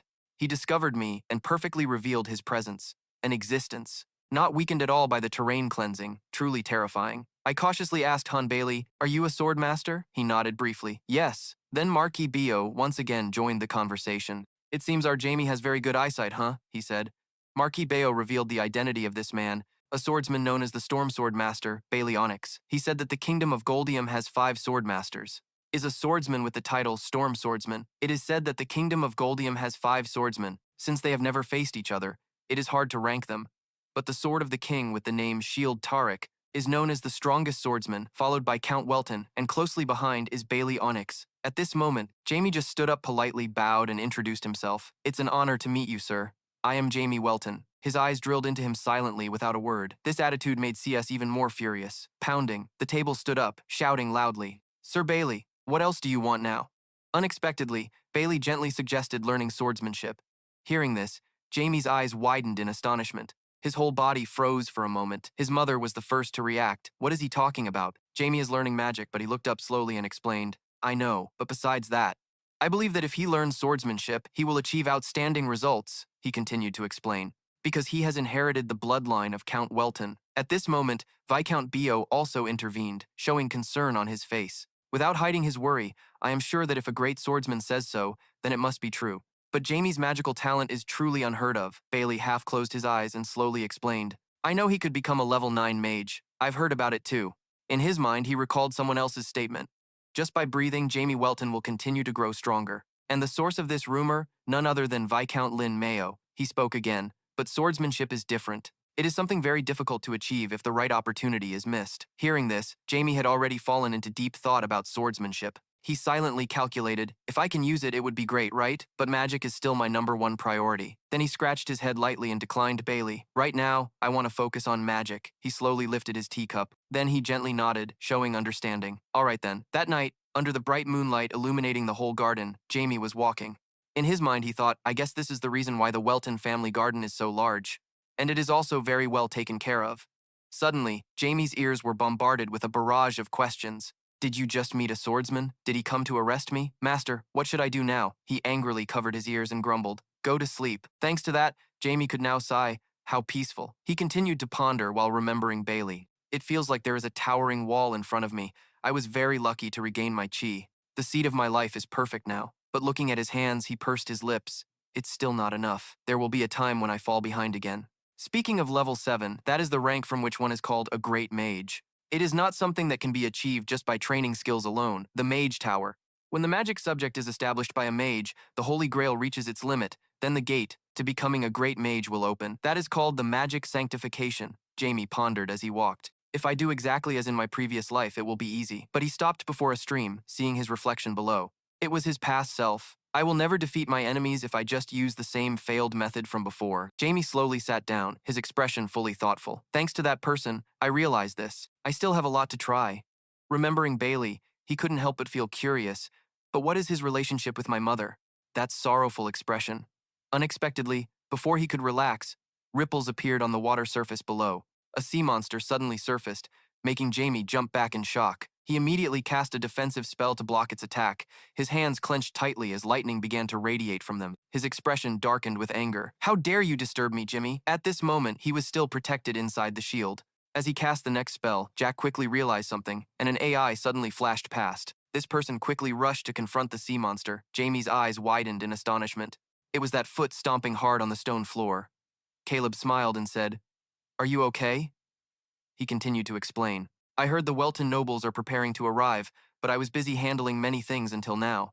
Jamie's expression was not relaxed like the person opposite him. He frowned, thinking, he handled that giant monster in just a second. Not as good as Sir Bailey, but definitely very skilled. At this moment, Caleb sheathed his sword while continuing to introduce himself. "It's too late, isn't it? I am Caleb, the butler of Viscount Bio." The new information only made Jamie even more astonished. "Just a butler and yet so strong?" He smiled reassuringly, saying there was no need to be so guarded. "I am just someone who has sworn an oath to the Viscount," young Master Jamie slowly asked again. "So, you know my name," but Caleb calmly replied, "Because I am the butler." Then Jamie turned to look at the pile of sea monster meat that Caleb had just cut. "So how do you explain this? How could a tone appear here?" As he hesitated to explain, he said that this was the Viscount's hobby. Hearing this, Jamie was even more amazed. His expression also became more puzzled. "What?" Back to Viscount Bayo's side. "Any progress?" Caleb smiled and explained, "I found a group suspected to be demons, but unfortunately, they escaped." Hearing this, he sighed. "Who would have thought the minions of the Demon King would reappear?" He added some more information beside him. "Rumors about the demons have already started spreading in the nearby territories." Then he added, "The situation is gradually becoming dangerous." However, Caleb slowly confirmed that the place with the mass murders was only Epton. Hearing Caleb's explanation, Viscount Bio frowned and said, "This is real. It seems they have returned for revenge. That is a matter of the past, over 55 years ago. My father killed the Demon King." He tried to make the demons pay dearly by scattering them. He still wore a smile but said nothing more. At this point, Viscount Bio solemnly declared, "He is completely different from yesterday." Caleb smiled in agreement. "Yes, my lord Viscount." He became agitated, slammed his hand on the table, and continued speaking. "The demons will once again be wiped out from this world by the hands of the Bio family," Caleb enthusiastically responded. "I humbly await your command." However, Viscount Bio suggested to stop here for today. Hearing this, he did not argue further. "Then I will take my leave." Before leaving, Bio suddenly added, "Ah yes, my lord Viscount. There is something I haven't told anyone yet, but just now I met young Master Jamie on the way here." He was a bit surprised and asked again, "You met Jamie already? Late, huh? So where did you meet him?" Caleb calmly recounted. He even added with a smile in his words, "He was being attacked by a monster right at the pond shore." The door to the room was slightly open. CS hurriedly ran in, anxiously calling out loudly, "Jamie?" She quickly approached him, her voice full of worry. "Are you okay? Are you hurt?" Jamie suddenly startled his mother. Entering with her were Viscount Bayo and Caleb. Meanwhile, Jamie was recounting, "Thanks to butler Caleb, I'm fine." He answered his mother, "You were really worried. I will really punish you if you sneak out at night again." He sighed tiredly and replied, "Yes, ma'am." This attitude was immediately warned by Sius. "Don't answer just to be polite like that." At this moment, Viscount Bio smiled and spoke, "I definitely told the staff to block that area, right? Seems they made some mistake. I truly apologize." But he was met with Sios's annoyed attitude. "You're still doing those ocean monster hunting tricks, huh? Isn't that dangerous, mother? And you kept telling your father it was dangerous." Seeing you in danger, he quickly called for allies. It was Caleb. "Come in and say hello." Caleb smiled, bowed lightly, and introduced himself. "I'm very honored to meet everyone. I'm Caleb." She immediately changed her attitude, turning her attention to him and replied, "I'm CS Bell. I heard that thanks to you, Jamie is safe." "Thank you very much," Caleb politely explained. "I'm sure that even without me, he would have defeated the monster, but it's truly an honor for me to witness his abilities firsthand." Watching them talk, Jamie couldn't help but admire. He's really a serious and courteous person, isn't he? Also quite strong and quick-witted. Then comparing to Caleb from yesterday, he is completely different from yesterday. But at this moment, Siege's voice rang out again. "Jamie." She grabbed his shirt to remind him. "Mom hasn't finished speaking yet." Jamie stammered in reply, "Oh." At this moment, Viscount Bayo interjected, "Looks like my grandson here is about to be overfed." Jamie stammered in response, "Is that so?" At this moment, Count Bio interjected, "Seems my nephew here is about to be overfed. Although he hasn't eaten anything yet, right? Come on, Sia. Jamie looked pitifully and softly called him sir. Hearing this, Count Bio immediately forgot everything. His whole face bloomed, completely agreeing. All right. Father Jamie, you want to come with me, right?" Jamie Father Schaus was startled and immediately asked, "Where is everyone planning to go? On the street at this time?" Jamie in the hood turned back and forth, thinking hard to escape. But why is the street so deserted like this? He approached someone to start a conversation. "Excuse me, how do I get to Piso Church?" suddenly asked. The other person was a bit surprised. Then she gently pointed in one direction while guiding him. "Just go straight that way." Then she immediately turned around, ending the conversation. "Goodbye." But Jamie still called her back. "Excuse me, wait a moment." Unexpectedly, a loud noise suddenly erupted. "Murderer! It's a demon!" Those words instantly made Jamie turn around curiously. "Murderer! Demon!" A crowd quickly gathered in one spot. He slipped through the crowd. "Excuse me, please make way." The scene before him was a man lying cold on the ground. The guards quickly arrived. They urgently asked the crowd to clear the way. "Clear the way, clear the way." Then they examined the man on the ground and quickly discussed among themselves again. "Another heartless corpse? How many dead bodies is that now? I'll report to the Marquis immediately." "All right." The curious villagers outside were also terrified. It really seemed that demons had caused this. Truly horrifying. "I'm so uneasy. Now no one dares to go outside anymore." Jamie also had his own calculations. This team was often used in demon summoning rituals. He quickly figured out why the adults were so restless, even though they probably thought he noticed nothing. Sibo's face with a meaningful smile turned to him. "Demi, look over there," and quickly concluded that their target was surely revenge for the party smile incident, or more precisely, to avenge the Bio family. Thinking of this, Jamie snapped his fingers and continued pondering. So the Piso Church is also in an emergency situation. No wonder there's no news from them. He recalled old matters. "I'll contact you later, Jamie. Sarah, take care." Then he muttered tiredly, "Looks like I have to get involved again." Invisible, Jamie now continued to cast flying magic. Very quickly, he was up high. Observing one side, "Is that the place?" Jamie's eyes widened in astonishment. When he saw a crowd below led by Archbishop J, he looked at him, silently admiring his incredible divine power. "Really?" Jamie continued to think. "That person is an archbishop? I heard there are only 3 of them. Such powerful divine power, it gives me goosebumps." At this moment, Ross was talking with Archbishop J. Now Jamie hurriedly turned to avoid them. "Russ, what are they talking about?" Unexpectedly, Jamie noticed something below. His gaze was directed upward, and Russ beside him immediately reacted. "What's going on, sir?"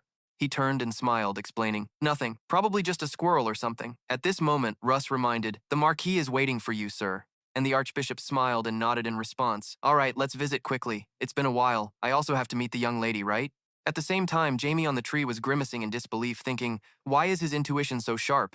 He looked down below. Is he really heading to the Marquis's house? Actually, that's better, isn't it? Now that the strong ones are gone, he thought he could sneak inside the house. Inside, it was strangely quiet. Ricky suddenly jerked, making Anna behind him ask, "Hey, what's wrong?" Unexpectedly, he burst out laughing, making Anna look up and continue to ask, "What's going on?" "Good news?" Ricky slowly stood up and hinted, "I think so." He still wore a smile, excitedly advising his sister, "Anna, you rest a bit. I'll be right back." The church door slowly opened.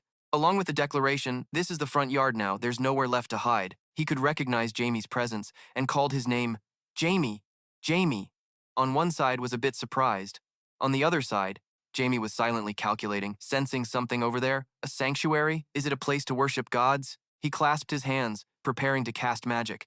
But suddenly a hand reached out to Jamie, startling him. He raised his hand in response. A deep voice questioned, "Whoa?" Ricky, realizing he had offended, quickly withdrew his hand. Seeing him, Jamie was slightly surprised. Ricky scratched his head awkwardly and explained, "I was going to scare you, but it's really not easy to scare you, huh?" Then Jamie gave him an exasperated look and said, "Ricky, you." But he was directly silenced by the water and smiled brightly as he continued speaking. "You can't let anyone catch you, right?" Ricky excitedly suggested. "Follow me, I know a place." Demi couldn't help but mumble as he followed Ricky. "The place you said you know is the Archbishop's office." He smiled and explained, "He's a very kind person. He probably won't mind this matter." Jamie asked curiously, "What is it that you want to talk about? How could you sneak out and appear behind me without revealing even a trace of your presence?" But Ricky just responded with a sulky expression. "Aren't you here because you missed me? Aren't you happy to see me? You lost patience," your voice rising a bit. "How did you manage that?" Ricky no longer hid it and honestly explained, "It's because this place is under the goddess's control. Although I haven't reached the ultimate power of an apostle yet, maybe. I'm gradually reaching the ultimate power while here," he muttered thoughtfully to himself. "Or maybe I should say I'm assimilating with this place." Something like that. Demi, listening on the side, also had some thoughts of his own. Could it be that when he's inside the church, he becomes omnipotent and omniscient or something? You frowned, looking around. You couldn't sense any trace of undead power from him. You really didn't expect his apostle power to be that strong. Then he continued, "I thought you knew some really cool tricks at this moment." Ricky revealed, "I arrived just in time. The goddess is looking for you," he said, kneeling on one knee as he continued. "Now I will send this information to the goddess." Before Jamie could react, the light began to shine brightly. Wait a moment. In an instant, the power shimmered in the air. Ricky's eyes glowed purple. Jamie was so astonished that his eyes widened. This was completely different from before. Someone was now manifesting on Ricky's body. A part of her presence was here. A slow voice echoed. A terrifying dark energy was gradually rising. Hearing this, his expression instantly became alert. The voice continued, "A dark forest, that's where everything began. Before it spreads, it must be stopped." This person even painted a worse scenario. "If it isn't stopped, my domain here will be destroyed." Hearing this, Jamie wanted to stop him, but it was useless. The instructions kept flowing out. "You must go to that dark forest. I hope you won't suffer any losses." After finishing, the light left Ricky's body once again. "I'm counting on you," he said, sitting down with a pale face, exhausted, sighing deeply. Finally feeling a bit better, Jamie on the opposite side began to question him. "So, what is it? So what could she want?" After saying that, Ricky scratched his cheek awkwardly and explained, "I'm apologizing on behalf of the goddess. The goddess isn't very strong right now," he explained. "When she was forced into a mortal form last time, it seemed this caused her much more pressure than expected." Demi quickly added, "So why did she ask me for help? There are tons of believers here," he thought silently, never imagining that a deity would ask a mortal for help. Ricky then gave an explanation, "Because you're the only one who can do this. The goddess said you, the heir of that person, would understand this." Curious, Jamie asked, "Did she say anything else?" He continued explaining, "Right now she has no connection with me. I think she's resting." Without getting more information, Jamie was a bit annoyed and turned to leave. "So selfish," he called out, "Are you coming with me?" Jamie then looked toward the window and explained, "I have to leave before the owner of this room returns." Before leaving, he didn't forget to say goodbye, "See you later," and as soon as he finished, Jamie's figure vanished. Leaving Ricky behind with a smile on his face, "Oh, divine friend, you'll be fine, right?" It was still morning. Everything was quiet under the clear sky. Jamie's feet gently touched the ground. He smiled, taking off his hood, proudly muttering, "All right, I didn't expect to be late." Suddenly, a voice sounded behind him. "Looks like you just went somewhere, huh?" Jamie turned sharply to see Zabo with a teasing expression. The weather is so nice today, isn't it? Jamie stammered, wanting to explain. Wait, I just went for a little walk. But it only made the atmosphere between the two of them more awkward. Now Jamie's face was as dark as a pot bottom. Trying to play it cool before Caleb, I was feeling a bit unwell. Is something wrong? But in response, all I got was information from Caleb. Today an important guest will come here. He is the Archbishop of the Pizzo Church, Lord Saphira. Jimmy smiled and sighed. Truly an extraordinary person, huh? He then revealed the truth that Lord Sias is looking for you. Miss said you should also show your respect to him, and Jamie stiffly pondered everything. Just as I thought, and I have to come back at exactly this moment, huh? At this time, you considered and asked about Lord Zabo. Nothing much. Where did Lord Onyx go? I haven't seen him anywhere, he replied calmly. I don't know either. He just occasionally disappears quietly, and then suddenly called you. When Jamie intended to leave, young Master Jamie froze and responded, Huh? He solemnly reminded me. I advise you not to be too interested in that person.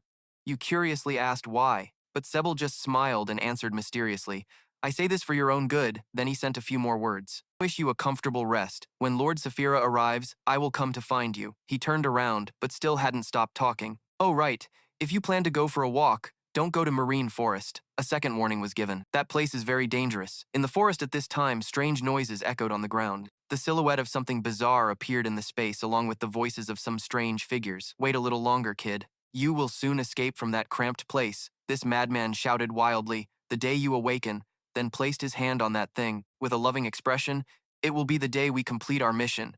Inside that thing, currently a life is gradually forming. Elsewhere at this time, a voice called, Mom, the person beside, gently responded. What's up, son? Jamie continued, Can I ask something? She smiled, of course. Ask away. The girl beside also repeated, Ask away. But your question made Sias pause. What is the relationship between Mom and Lord Onyx? What do you think? Mom can't tell you? At this moment she smiled and corrected. No, it's not like that. Where should I start? A story then recalled, Mom met him about Sias and Bailey when they were little, 7 years old. Laughter echoed from inside the room. I almost didn't recognize you, Bailey. Bailey shyly avoided the gaze. Bailey's father looked at him teasingly. He's very shy. Because he only knows how to swing a sword. Then he sighed heavily. Lately, I'm worried. I won't be able to find a good enough mentor for him. Marquis Bio frowned worriedly. God, do you want me to help find someone? Hearing this, Bailey's father was a bit happy. If you can do it, I thank you. Suddenly, a small hand grabbed Bailey's sleeve. He turned to look at Sias, puzzled. She smiled, eyes sparkling like stars. Little CACA. Over there are many butterflies, he nervously stammered. Huh? No, Marquis Bayo burst out laughing. Looks like our tomboy girl already likes Bailey. Bailey's father nodded in agreement. Just go and come back later, Bailey. Adults said so he had to accept. Yes, sir. Then the two had a memorable walk. When Sias dared to climb a tree to pick apples. Look, little CACA. Bailey's face darkened in shock. Sias heard him call her name, puzzled, but suddenly the wet branch made her slip. Careful. Seeing Sias fall down, he shouted loudly. Sias couldn't do anything else. Bailey used his body to catch her, but Sias was not scared because of that. Even more excited, very happy, Bailey's face was stunned. Huh? Just as she stood up, Sias ran to the tree trunk and suggested trying again. Little CA, he rigidly refused. No. That summer day, the sound of migrating birds echoed in the forest. At SAO, I told you no, then returned to Bailey's mansion. One hand split the apple he picked that afternoon. Sias had picked it. He gave half to her. Sias widened, her eyes amazed. Looks delicious. In a flash, Sias ran to the table full of red apples and called him to do it again, but Bailey just stood still. When did you get all those? Looking at the apples on the table, he just sighed while Sias excitedly barked like a little dog. I don't know how many nights have passed until one day Sias said, I've decided to express my wish. She held the wooden sword handle firmly and declared, I will learn swordsmanship, excitedly showing Bailey. From today on, little CACA will be my teacher, she said. He looked at her for a moment and understood her fate immediately. From that day, Sias kept following him to learn swordsmanship, innocently practicing a few sword moves. What do you think? Bailey, feeling bored, said, Just stop trying, you have no talent at all, followed by teasing from the two people. What the heck? Time flew by, and suddenly, it was 3 years later. Someone angrily slammed the table. Who would have thought you'd really become a count? Bio shouted loudly, scolding. Bailey's father got himself involved in that gold mine accident. Didn't I warn you? That matter is extremely dangerous. How many times has he insisted on his choice? He can't do otherwise. We can't just sit still and watch our family's honor be lowered like this. Count Bio couldn't bear it and reacted harshly. Didn't you say that doing so would disgrace your family?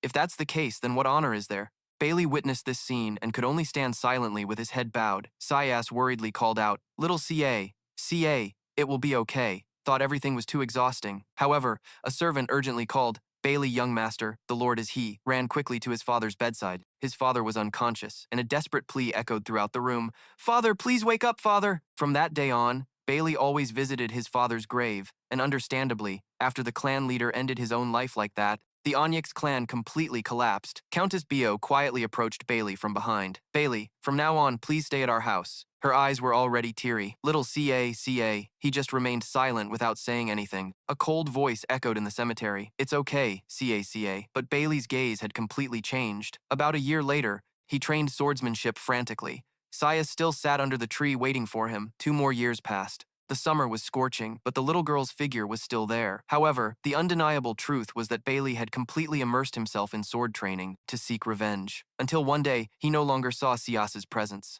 under the big tree. At that moment, he stopped because he realized the absence. Bailey stood silently for a while, then softly called Sias. 4 years had passed. On a moonlit night in mid-month at Sias's mansion, a splendid banquet was being held. Some young nobles teased to Sias, "I heard the young lady is alone. Would you like to go out for a walk?" She tried to smile and refused. No need. But these actions caught Bailey's attention. Oh my god, what a pity. Better luck next time, he said sourly. Because of jealousy, Bailey lost his temper. Since then, he decided to beat them up. The guy on the ground pleaded, "Stop." His eyes full of murderous intent hissed, "If I cut out your tongue, you would stop talking nonsense to Sias, right?" The guy trembled all over, looking up at him. At that moment, Sias shouted loudly from behind, "Oraboni!" He was startled, hesitated, and turned to call her name. Sias's expression froze. Oraboni, she thought silently. That was not the Oraboni she knew. At that moment, people and carriages slowly passed by the figure. A blue-haired young man appeared, introducing himself.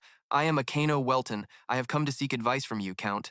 As a representative of his clan, she smiled and replied, "I am Cyrus Fell. It's an honor to meet the clan leader of the Welton family. I hope you have a pleasant time while staying here." Sias's expression was strangely gentle, making Akino's heart beat wildly. At that moment, Count Bio's voice rang out. "Count Welton is famous as a swordsmanship genius. Some even say he will become a master swordsman next."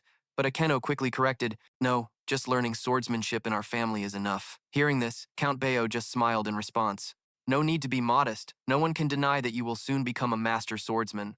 Akeno blushed and loudly explained, "That's a bit too much." In response, he received a bright smile from Sias. Akeno was completely smitten with her. "You're flattering me," someone loudly called. "CS! Bailey!" Following her, they desperately begged, "Can we talk, CS?"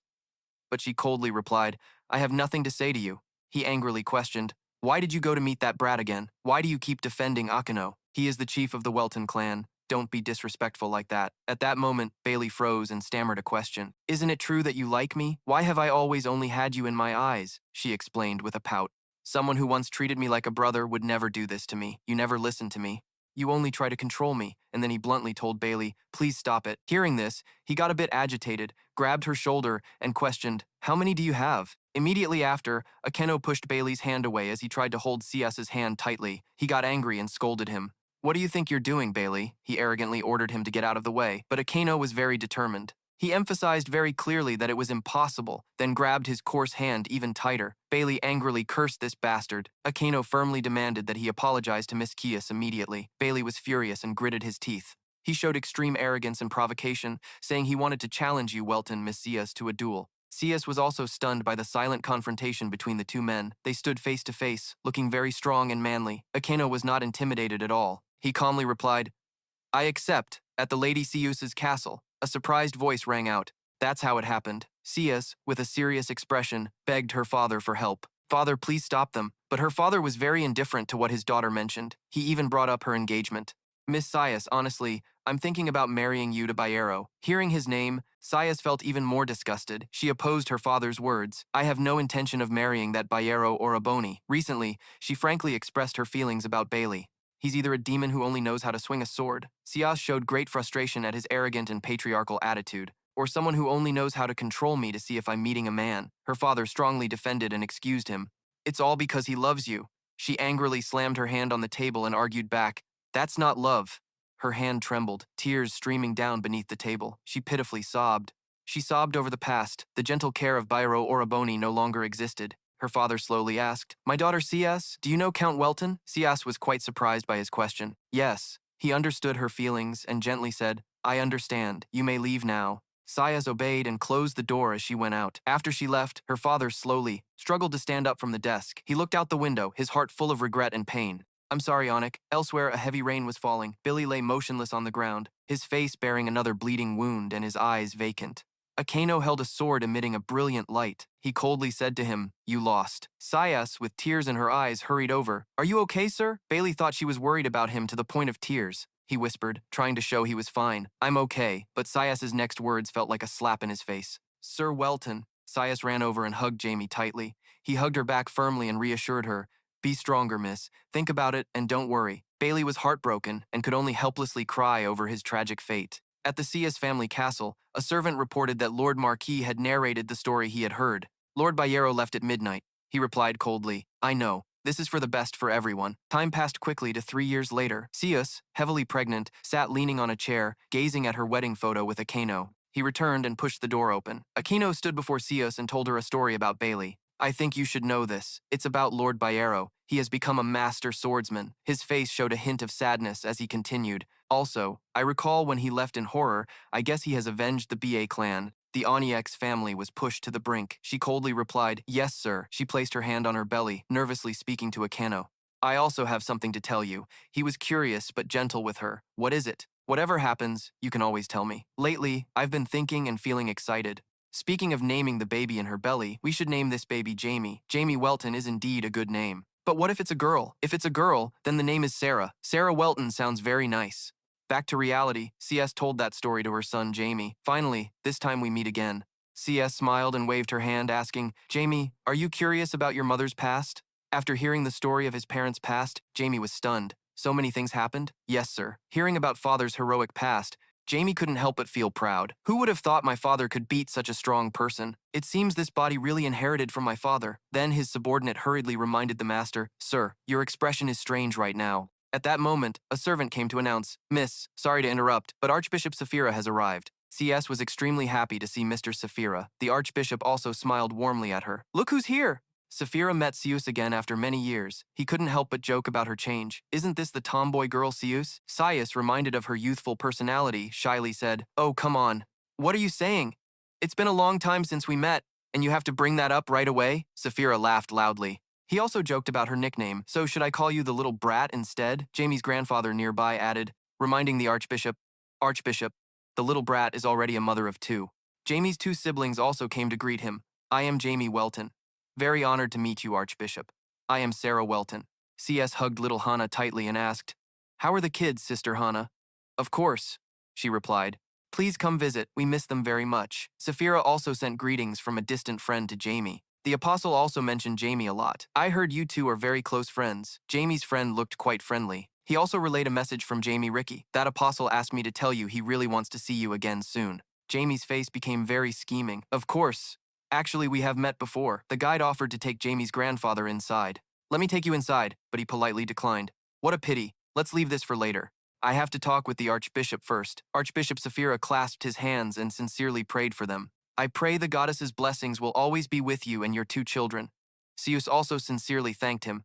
"Thank you. See you again." CS affectionately hugged her daughter Hana and whispered, "So what should we do now?" She suddenly remembered what her son said and asked him, "That's right, Jamie. Didn't you say you wanted to go there? The place with the giant fountain?" But Jamie was also curious about a place he had been warned about, so he asked his mother, "Mom, what kind of place is Marine Forest?" The steward said, "You are not allowed to go there." But hearing Jamie mention this place made Sius frown. She asked her son in surprise, "How do you know about Marine? Have you been outside?" Jamie quickly waved his hand to deny. "Of course not." Sius was still a bit suspicious. "Then why did Sol talk about that with you?" He cleverly dodged. "He just wanted to remind me to be careful." Sius was very serious and carefully warned him. "Mom has reminded you many times already." "Yes, but you can't go out alone, understand? Even though you are a real mage, you are still very young." Demi obediently said, "Yes, I will remember." Sius pointed forward and showed him the place. "All right, Marine Forest. See, both of us are looking that way. It's over there." Jamie didn't see anything special. He was surprised. "It looks like a normal forest. Is it dangerous?" Sius explained to him about the formation and geographical location of that forest. It is one of the 6 largest forbidden zones in the world. Another one among them is the vast Arya Jat forest right behind that forest. To be serious, Marine Forest is also part of that vast forest. Now Demi realized some new things and inferred, "I see. Most likely, That is what Piso calls the dark forest over there. CS sternly warned Jamie. That is also why you cannot go there. Do you understand? On the surface, you pretend to obey your mother, but inside, you are very curious about that place. Of course, mother. I will definitely go there when it gets dark. Jamie also followed the path from this morning that mother pointed out and reached the dangerous forest. He and his friend confirmed this was the exact place. Jamie's face showed great excitement as both of them stepped into the dark forest. With huge threats ahead, a place that gives people a terrible feeling deep in the dangerous forest. Demi summoned great power, a chain of thunder exploded, but he felt a bit discouraged because he couldn't use his power right now. It was sad. Behind Jamie, a large shadow of a beast was lurking. Jamie cautiously moved forward. I can't use dark energy in this forest. Vina sensed the danger and quickly warned her master. In just a moment, the monster attacked him from behind. Vina grabbed Jamie's shoulder and pushed him away as danger approached. Vina timely saved Jamie from the monster's claws behind him.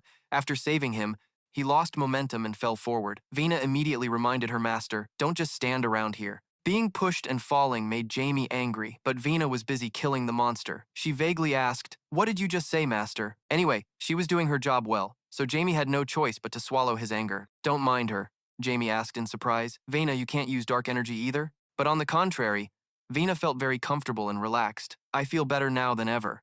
How can I explain it to you? My body feels light, and I even feel power surging inside me. It was a great feeling, like his body was floating. Demi thought this was lucky. That was indeed good in this situation. She was also a member of the tribe in the forest, just like the other magical creatures. She was affected by the energy in the forest. Vina playfully clung to Jamie and kept asking, why are we here? He was a bit annoyed, but replied, I already told you.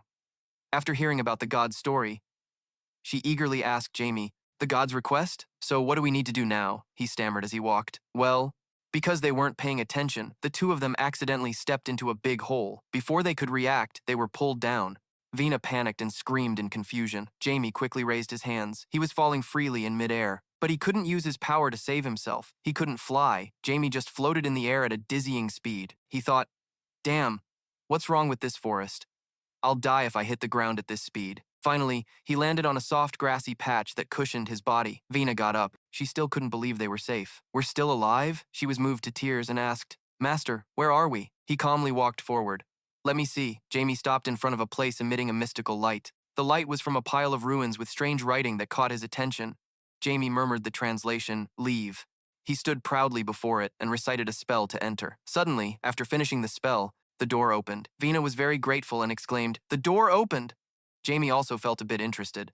I don't know who made these things, but it looks pretty interesting. Now Jamie gradually pictured the past and told himself, it seems I will see my past life here, in a strong and sturdy castle on a starry night with a bright moon. A patrol captain was checking and noticed something unusual, the smell of blood. Another young guard hurriedly came to report, Boss, we found someone unconscious over there. Seeing the young man's body in a terrible state, he guessed his heart had stopped beating. It's very likely a demon. The patrol captain ordered his subordinates to call the healer. Go get him here for me. The soldier obeyed. Yes, sir. Based on the corpse's condition, he drew a corresponding conclusion about the power. At least 4 hours had passed since the man died, but thinking about it, he felt something strange and mysterious. This was the patrol route the path soldiers often took, and every time the shift captain changed, he appeared confused, suspicious, and uneasy. But why did no one report this? As the team captain, he secretly checked the paper. It recorded the damn duty schedule. I don't want to get involved in such matters, but I should still check the patrol schedule. But while he was distracted, he was attacked from behind, his mouth still mid-sentence about this area. E.A. Dan Mann used the most ruthless technique to kill him. He was extremely arrogant and proud. Fool, keep looking. Let's see when you'll be capable enough to catch me. But while he was dazed, he suddenly felt someone watching from behind. Asta drew out the magical sword full of power. Finally, we meet. He sneered coldly. E.A.'s shadow reflected on the gleaming sword. I was very annoyed to be put in such a weird situation. This was because of him. He could only smile helplessly at this awkward situation. He was not the chief advisor. While EA was still surprised, he immediately received a stunning blow from Asta, leaving him speechless. He collapsed to the ground and angrily cursed him. You damn dog! Asta calmly replied, of course. He became extremely cold. Drawing his sword, he said meaningfully, a body infected with demonic energy shouldn't be purified so easily. Ella screamed in panic. Wait, get off! Staining the ground. Then, at another place, Vina appeared doubtful and kept asking, Master, is that right? Now Jamie was focusing on training his healing spirit energy. His eyes closed, healing slowly. I thought I was dead. She survived a near-death experience and was understandably moved. Tears welled in her eyes. I thought we really were dead. Jamie sympathized as well. The two of them went from room to room, each with a different scene. Giant armored soldiers, equipped with anti-magic abilities. The second room was a more dangerous and sophisticated trap, an automatic crossbow trap. Even more vicious traps followed. Next was a scorpion trap which never reset. It was truly unpleasant. Finally, Jamie found the gate that ended the journey, revealing what he sought. This is the last place, right? Vina asked confusedly. What are you saying now? Jamie gently and patiently answered her question. The place where it slumbered, the secret door gradually opened. Vina excitedly wanted to see it immediately, repeating with anticipation, the place where it slumbers. Suddenly, a clawed hand appeared. What sleep? A giant bear with a wrinkled face appeared before them. Both of them stiffened on the spot. They did not expect this a bear. Vina was charmed by the bear's cute appearance. She exclaimed, "So cute," and happily turned to Jamie. Forgetting the bear was about to crush her with its paw, she said, "Look, its master is a huge, super cute bear." He quickly shouted a warning, "Be careful!" In an instant, the bear slammed its huge paw down where Vina stood. Jamie luckily rushed in time to save Vina from danger. The two fell flat on the ground. The bear revealed its true nature, angrily scolding them. "You guys are crazy to dare set foot here." But Jamie was quite surprised that a bear could understand human language and even know him. "You know who I am? You understand human speech?" The bear picked up a stone, warning them to stop pretending, then angrily threw it at them. "You don't know." Jamie hurriedly cast a protective shield spell. A large shield formed, blocking the bear's stone attacks. After a long resistance, the shield broke, and a stone penetrated inside. The stone hit Jamie's chest directly, causing him to cough up blood. Vina panicked, shouting, "Master!" He lay motionless on the cold ground. Unable to move, Jamie felt his body ache and was completely immobile. He thought to himself, "Damn, all my bones are broken." Vena ran to him, worriedly asking, "Master, are you okay?" Jamie did not cry out in pain. He only worried, "I'm not dead yet." This was really bad. If I can't revive, the bear approached them, warning that once it unleashed its power, nothing could stop it from happening. Jamie realized this and questioned, "So, I am the one who sealed your dark power? Why did you have to do that?" The bear threw a thunderous punch, shouting arrogantly, "You don't need to know the reason why." Vena tightly grasped the small hand, determined, I will, I can. She used her small body to block the attack from the giant beast, protecting her master. A flash of light shone as the two confronted each other. EA angrily questioned, "Why did you do that?" And Asta said, "Tell him why you crossed the allowed boundary. Not only that, you made everything chaotic. I believe I told you to leave those soldiers alone, but he cunningly made excuses." But that swordsman left without a word. Asta gave a faint smile and said cryptically, "It seems you still want to be punished." A few small scratches and blood appeared on EA's face as a warning for his crimes. He collapsed face down before him. Asta coldly said, "This is not because I fear that swordsman." He sheathed his sword and ordered EA. "The problem here is you, a filthy demon. Better obey my orders." He glanced back at him and suggested, "Everything should go according to Father's will." The battle between Vena and the big bear was also very intense. She was too weak compared to the bear's strength and was pushed back. Vena sobbed, asking about Jamie's condition. "The one with the star mark, Master, you even praised her." "Very good, Vena, thanks to her fighting the bear. You had more time to practice spirit energy and summon power." The colorful rain. The bear was stunned by this fierce transformation. It stood still like a statue before two small humans. Both were confused, not knowing what the hell was happening. The bear asked them a strange question. "Is this the result of your defeat at the Star Mark? You still don't give up?" Jimmy lost his temper. He became irritable. "Do you want me to just sit here and wait to die?" Vena added, "You're the one who attacked us." Without any reason, the bear bluntly stated the reason why it targeted the two of them. "You left something extremely disgusting in my forest. Because you committed a crime, you must be punished." Being falsely accused made Jamie angrily clarify, "What is this? It's our first time coming to this forest." "That's right." But it refused to believe him and insisted on blaming them for lying. The dark power was protecting the filthy demon's egg. "That power must belong to you." Hearing this made Jamie stunned. "What? There's a demon egg in this forest?" The bear clenched its paw, furious and determined to deal with them. "Stop pretending. I will kill you all." The bear raised its fist, ready to send them off. "To the afterlife. Now die." At this critical moment, Jamie revealed the whole truth. "I came here to eliminate that. It was the request of the god Piso." The bear's claw almost touched him. It suspiciously asked, "Is that true?" Now Demi also dared to stake his reputation on it. "I bet everything on my words." He turned away and dared to prove the truth to it. "If you don't believe me, follow me. I will show you." "Good then. This forest is part of the goddess's territory." The bear led Jamie away and threatened him if he dared to lie. "If you lie and slander her name, you will immediately be sent to hell by the heavens." The bear was also doubtful. "When a stranger dared to come and claim this. However, I don't sense any divine presence from you, and the power you blocked definitely isn't from a god." Demi also agreed with what it said. "You corrected clearly." That's right. I don't obey her. We only have a pact. He recounted the words the goddess entrusted to him. She told me to go to the dark forest and stop the awakening of that hateful dark magic. Now Jamie explained all the misunderstandings the bear had imposed on them. She told me that I would understand gradually why she sent me instead of one of her servants. This was also my first time here. After hearing this, the bear was somewhat shaken. It expressed, "It's hard to believe, but I can't not believe it." Vina was still curious about the important part of the story. She asked it to wait.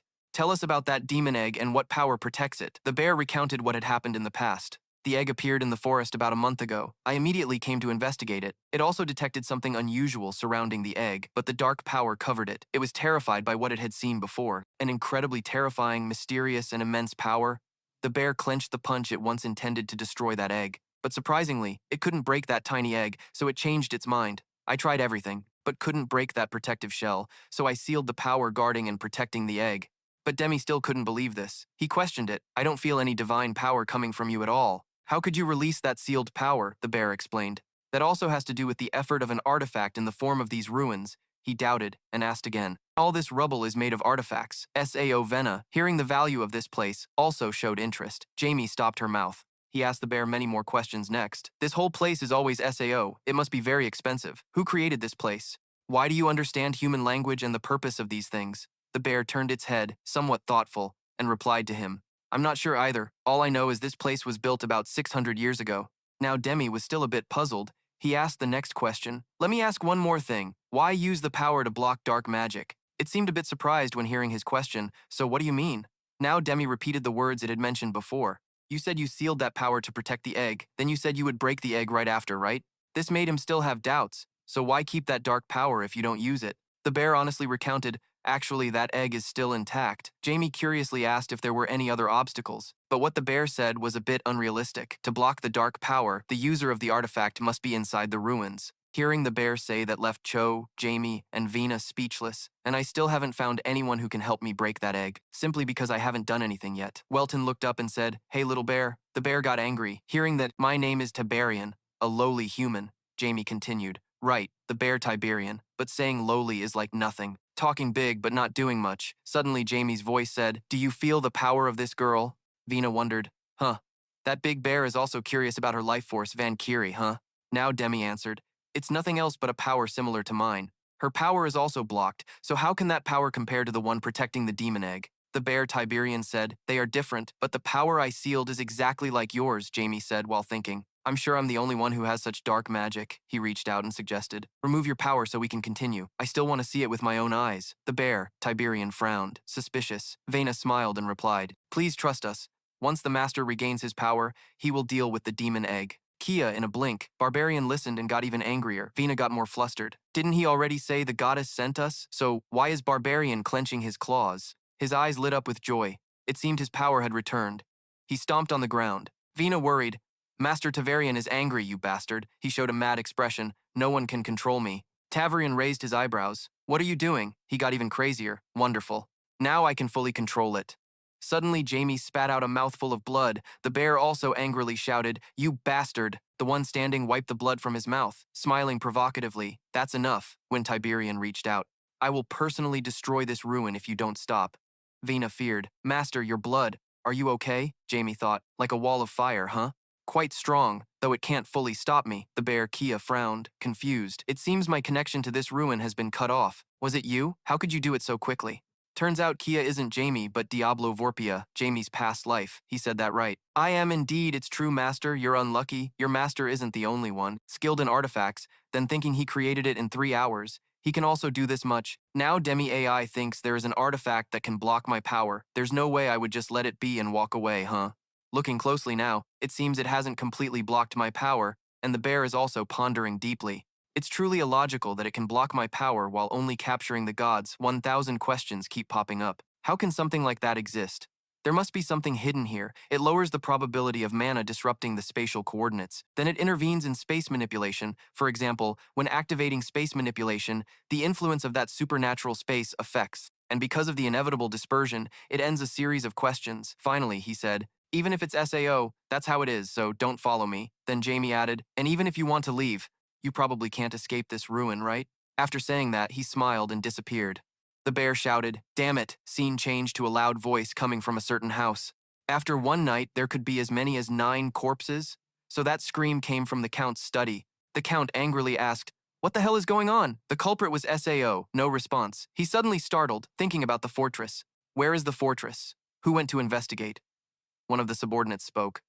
Actually, that matter. Since yesterday noon, no one has met with him, said the fearful Count. Don't tell me that at this time. On top of a tower, someone was standing, observing. Let's see, surely by now they must be arriving at that building. The elderly Count asked his subordinate, who replied, Yes, sir. They said they sent the divine envoy. They will probably arrive around tomorrow, and it seems one of them will be a master. The Count sighed worriedly. This surely isn't an easy decision for the Pope. The white-haired young man on the tower seemed to have overheard their conversation, he thought. AI thinks this epiton requires many resources, so of course I have to try. After all, this is the second Holy Land.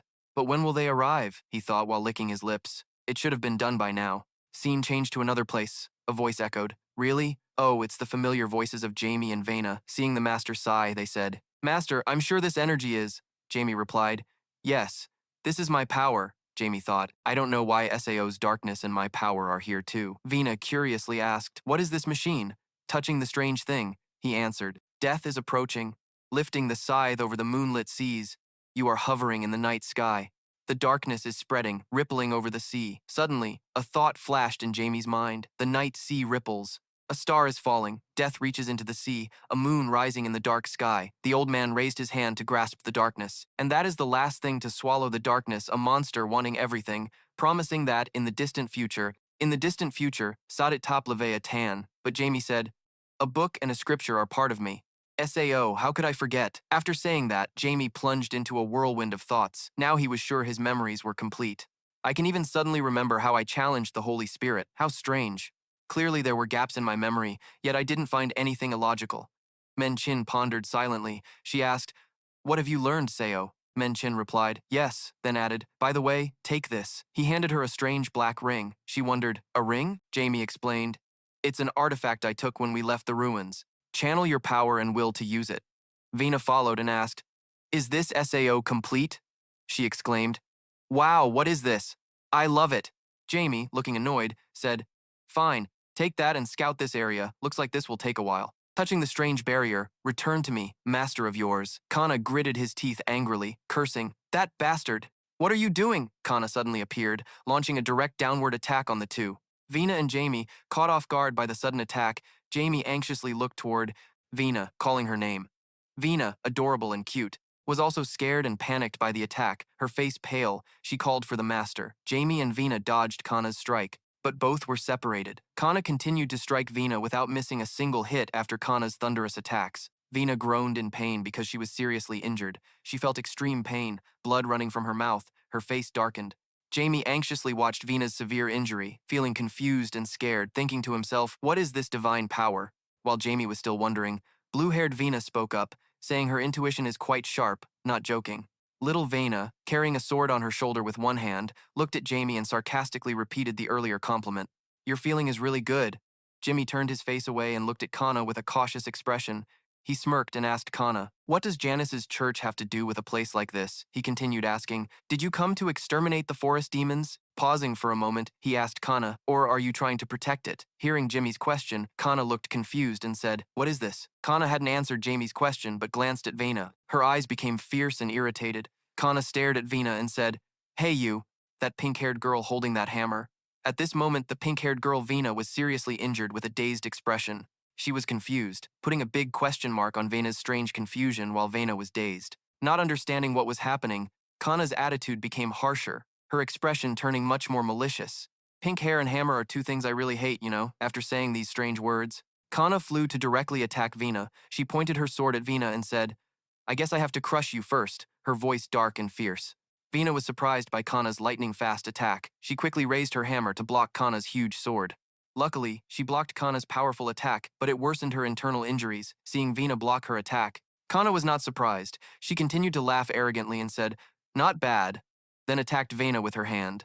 At this moment, Vena was focused, using both hands to counter Kana's sword attacks. Jamie's face outside the fight was extremely worried for Vena. He shouted in a panic. Vena dodged, but it was too late. She couldn't avoid Kana's punch, a powerful fist hitting Vena's head. Vena's pupils contracted. She screamed in pain but quickly counterattacked, swinging her hammer at Kana. But Kana quickly jumped back to dodge her attack. Kana laughed contemptuously. Telling Vena that this is all you've got? Vena angrily shouted at Kana to shut up, then launched a sudden attack. Vena grabbed the hammer and used full force to strike down at Kana. Kana stood below, looking up at Vena's attack and raised her sword to block. With an arrogant and malicious expression, unafraid of Vena's powerful attack, she laughed loudly and taunted Vena. You're probably done for, huh? Vena remained calm when her attack was blocked and quickly struck again. She calmly and proudly said to Kana, of course not. But before she could make the next move, Kana quickly struck towards her, praising Vena, then said, then try to block this. Just after finishing speaking, Kana swiftly teleported behind Vena. Vena was surprised by Kana's sudden disappearance. She hadn't reacted yet when Kana raised her sword and slashed at her back. Vena's small silhouette had to endure a sword slash from Kana. Blood quickly soaked her shirt from the wound on her back. The scene was heartbreaking. On the other side, Jamie, who had been forgotten until now, saw his small Vena being slashed and panicked. His pupils contracted as he shouted loudly, although outwardly very worried for Vena. Inside, he was still calculating, thinking he might get hit a little too, but if he stopped now to protect the girl, his thoughts were interrupted.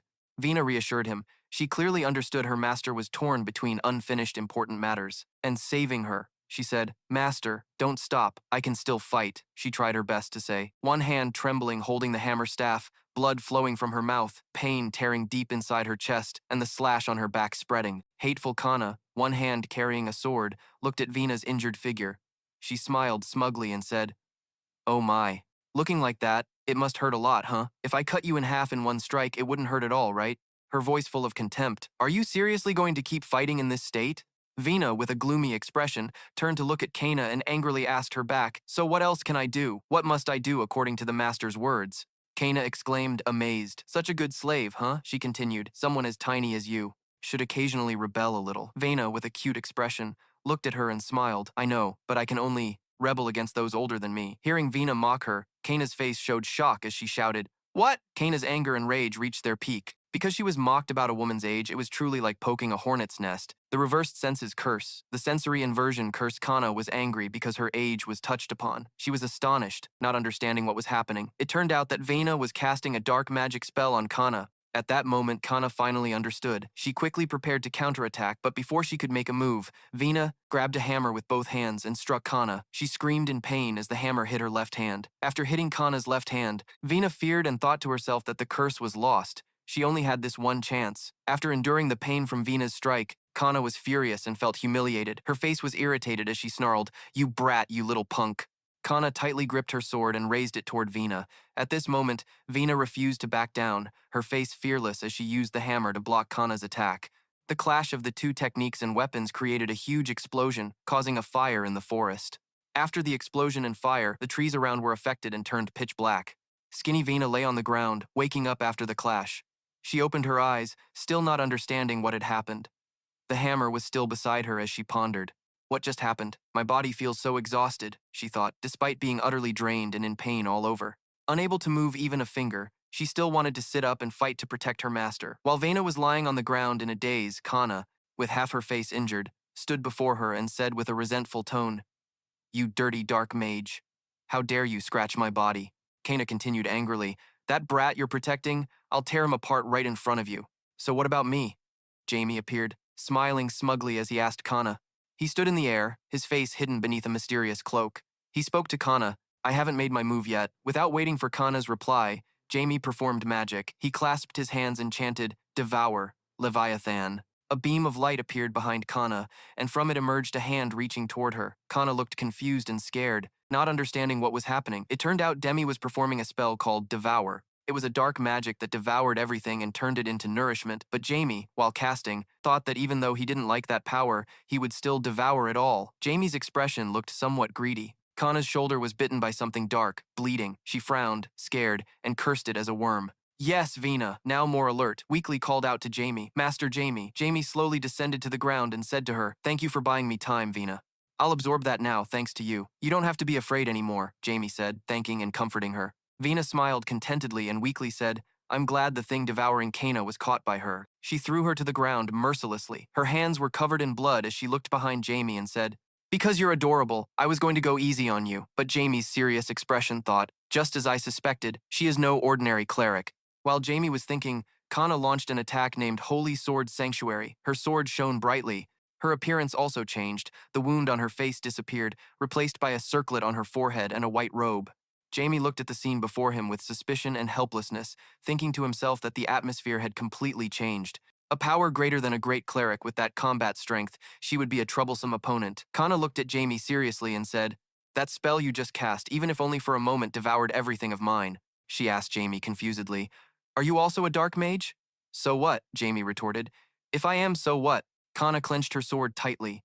Hearing that answer, she said, "If you are, then I will crush you." Just after saying that, she raised her sword, directing an attack full of divine power towards Jamie. He watched her launch the move, his eyes lighting up as he muttered, "Is that so? Then I..." Jamie also countered with magic called the Dark Gate. A giant door suddenly appeared out of nowhere in front of Jamie. He spoke to Kana, introducing someone to her. Now Jamie smiled mysteriously and said, "Go ahead, Negro." From behind that mysterious giant door appeared a large black ghost with purple eyes. It was smiling behind the door. Although the ghost's shape was unclear, it felt like something very huge and terrifying. A power from the sky descended, making it impossible for Kana and B to withstand. The blonde-haired guy standing outside watched fearfully and said, "How come there's a giant egg in front of him, surrounded by black, dark energy?" Worried, he asked, "Can it really grow that big?" With a face like a rotten cucumber, he continued, "I'm sure it should have required more heart sacrifices." Just as the blonde guy finished speaking, Jamie appeared beside him, teasing Ha. "Just as I thought. You're admiring this dark energy, huh?" Jamie's action startled him, making him jump back. "Are you an AI?" he asked, but Jamie didn't answer. Jamie stood in front of Vena, who was badly injured. Holding Azadam mysteriously, he asked, "Are you a subordinate of that filthy demon? Demon, right?" Suddenly, a voice interrupted, "Are you an AI?" The guard, "What happened?" Hearing this, Demi snapped her fingers arrogantly and said, "You don't need to know. Let's just end this." Hearing that, Gia quickly rushed forward, ending the blonde guy with a beautiful sword strike. "I obey your orders." Suddenly, the blonde guy spat blood, about to die naked, but the blonde guy still didn't give up. "No, my child." The blonde guy crawled toward the giant red egg with trembling hands, just a little more. Then the blonde guy officially died. Suddenly, from the giant red egg in front, something burst out. This caused the whole group to panic. Jamie sensed danger and shouted a warning, "Ryza, fall back!" Hearing Jamie's shout, Ryza quickly jumped high and retreated, landing safely behind. Ryza thought quickly, "That's it." The giant red egg was sprouting disgusting vines wrapping around the blonde guy's body. Pulling him toward it, Jamie calmly said, "This was inevitable." Seeing Jamie's calmness, Ryza was surprised. "Why, Master?" Seeing Ryza confused, Jamie explained, "It must have absorbed enough life force." Namchin frowned, warning, "Soon a demon will rise." Jamie had just finished speaking. The red egg cracked open a large piece, and inside, a demon was slowly emerging. Kana shouted loudly and struck with a blow that caused blue sparks to continuously appear. Leaning down, the cloaked skeleton used a black shield to block the attack. The cloaked skeleton sneered, "Pathetic. How dare you tell the immortal to die?" Kana angrily gritted her teeth at the damned skeleton. Although she used all her strength, Kana's attack was ineffective. She stepped back, wondering what had happened to that egg.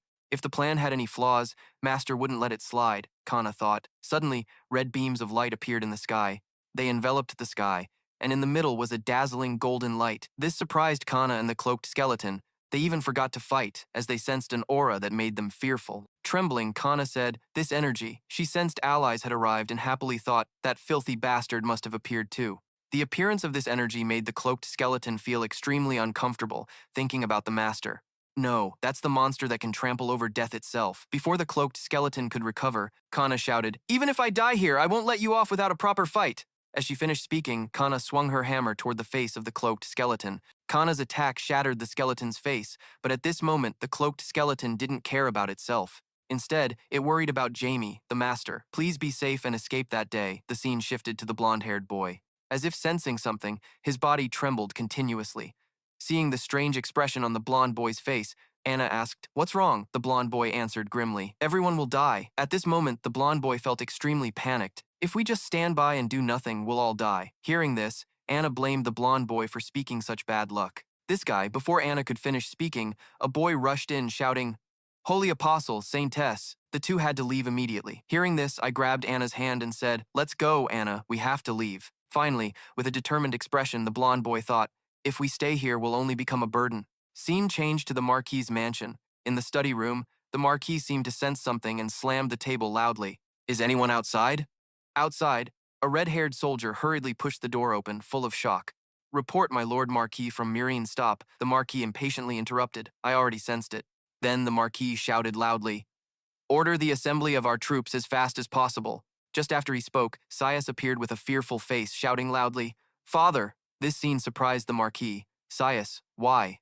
Thinking his daughter was worried about the alarm, he reassured Sias, you don't need to worry, just gather the kids and leave. Before he could finish, Kios interrupted loudly. Jamie is missing, Kios announced. V couldn't believe it and was scared, crying non-stop. I think he has reached Marine Forest, Jamie thought. The red egg emitted a beam of light shooting straight into the sky. Around the egg was a black aura surrounding it. Seeing this, Jamie thought it would be tough. This is exactly why I hate those demons. Jamie thought to himself, those parasitic creatures oppress and despise the weak. Imagining the image of a snake coiled tightly around a sword, representing something that just by existing causes harm to all living beings. Unlike Jamie, Ryza felt extremely terrified. Master, you must leave immediately. Master, Azad is no better. His body keeps trembling. Master, what is that disgusting thing? Seeing two immortal subordinates trembling with fear, Jamie thought even immortals were scared. Jamie waved his hand, summoning power, and thought, if it fully escapes without a full shield, even I would need a lot of effort to deal with it. Then Jamie snapped his fingers, causing Ryza. Before finishing, he had to return to rest. Master, if we continue like this, we might die. This distracted Azad. Seeing this, Jimmy shouted angrily, take that girl and run as far as possible to a place where the demon energy can't reach. Somewhere safer, Azad obediently carried the injured Vina and quickly left. Yes, sir. They hadn't gone far when a terrifying voice came from somewhere. So you think you are alone and safe? The strange voice startled Jamie. Then Ra said it came from the monster inside the giant red egg. With blood-red eyes and sharp long nails that commanded respect, if you surrender easily like that, where's the fun in that? As soon as it finished speaking, the monster tore open the eggshell and crawled out, just as I thought, using this method to hatch. At this point, the monster's appearance was fully revealed. It continued, very unpleasant. Seeing its face, Jamie turned pale. It was a noble demon. Seeing Jamie's knowledge, the monster teased, oh, a human with some understanding of us? Praising Jamie's knowledge, it said, I will delay eating you a little longer. Then it introduced itself. My name is Ruetta. I am the Baron of the Great Demon Realm. Hearing this, Demi felt the situation was serious. A Baron means at least a high-level expert. Seeing Jamie silent, Ruetta spoke harshly. Don't be too scared. Just accept it. Then he stepped away from the giant red egg. If I have come this far, I will not turn back. Seeing Ruetta very pleased, Demi summoned a full shield. Preparing to fight this demon, Ra said, you really are kind, explaining all this to me. The purple light emitted from Jamie's wrist made him feel better. Good, that's better. Seeing Jamie's toy was pretty okay. Ruetta shamelessly demanded, what do you have there? Not bad. If you give me that, I will grant you peace and death. Hearing Ruetta's unreasonable demand, Jamie provoked, do you think I'm an idiot or what? Seeing his request refused, Ruetta went mad, intensifying the killing aura around him. Then there's no other way. Then, Ruetta went berserk, causing the murderous aura around him to intensify. Then there's no other way. After that, Ruetta was surrounded by a red power aura, with a stance like a bull about to break loose, roaring, let's see how much you can take. Seeing Ruetta about to attack, May jumped into the air and created Levia magic from purple glowing points forming flowers. The flower patterns looked like clocks. From afar, Caleb stood on a tree stump, observing everything with a smirk of mockery. How unfortunate. Why is Caleb looking at his red power mixed with black spots, sneering at the weakest among the 5 noble ranks? A baron with cold, indifferent eyes, Sable continued speaking. To humans, it must feel like a natural disaster from the heavens. Bowing down at the baron's mansion, the guards were rushing to prepare for battle. Hurry up, my lady. Please be merciful and grant us more courage. At the tree root, Exebo jumped down to the ground, happily observing everything continue. But even so, one should leave something behind to guard the house. In the forest, a person was holding a girl in his arms, running while mumbling despairingly, damn it, damn it. He silently called himself helplessly in his heart. Master, Jans turned his head to look at the great battle that had formed a pillar behind. Running while struggling, he asked anxiously in his heart, are you really sure about this? He was still lost in his own thoughts, but the fact that he was still alive was proof that he was still living. Suddenly, the person in Jan's arms stirred, letting out a grunt as if showing he had awakened. Vina slowly opened her eyes, waking up groggily and asking, what is it? Seeing this, Jans looked down at her as she ran like the wind and asked, are you awake? Master told me to carry you away. Because a demon has awakened, he explained to her, and she stiffened upon hearing that. Full of panic, she shouted, wait, let me down. Her hands trembled as she leaned against a nearby dry tree. She turned her head to look at the large energy pillar behind and asked, so, is the master there? Jan, standing behind, also looked toward the battle and confirmed, yes, surely he is fighting that monster now. Hearing that, Vina also confirmed, Then I will, before she could finish. Jans awkwardly interrupted her. If you go now, you'll only slow him down, he confirmed, and Vina knew that but refused to accept it and argued back. But her face darkened, wrinkled with pain, yet she still tried to show her courage. She confirmed, even if I have to die, if I can buy him some time. Jans spoke again to stop her and gave his assessment. No, not like this. But before he could continue, a beam of light appeared below, making him look down in confusion and exclaim. Immediately after, a force pulled him down to the ground. Vina heard the noise and turned around in confusion at the scene. She turned and called out, "What is that?" But behind her, a force quickly rushed in carrying fire. With a loud noise sweeping past, she recalled the moment when the summoning of the undead had stopped. Coincidentally, at that moment there was an explosion, then she denied it. No, it can't be. Impossible. She remembered the voices of people gossiping about her. When will that idiot leave? And recalled their mocking, provocative looks. Hala. Creatures like you must be trampled so you never raise your head, and Jamie's provocative gaze and question, "Are you really that scared?" he urged and encouraged her. "Fight back. How long will you endure like this?" Vina's body suddenly lost control, energy radiating out. She blinked fearfully, her face darkened, panicked, and stammered, "Master." Then a voice rang out with a very interesting comment, accompanied by a hammer vibrating on the ground. Vanna looked at it in bewilderment, focusing on it. Then the voice explained about the hammer. It belonged to a young Valkyrie, a Valkyrie with pure and strong bloodline. The hammer before her suddenly emitted light. Then it began to crack open, releasing bursts of destructive light inside. The voice continued endlessly, assessing, "Though you are not yet mature, today I will allow you to use me." The hammer spoke, reminding her to remember this feeling. Then the hammer flashed and flew up, introducing itself to Vena. "My name is Filion." It introduced itself and added its position as a hammer, created by a legendary blacksmith, made for your queen to wield. She stood looking at it in amazement. Then Philly urged her, "Do your best," as a fierce battle raged under the dark night sky.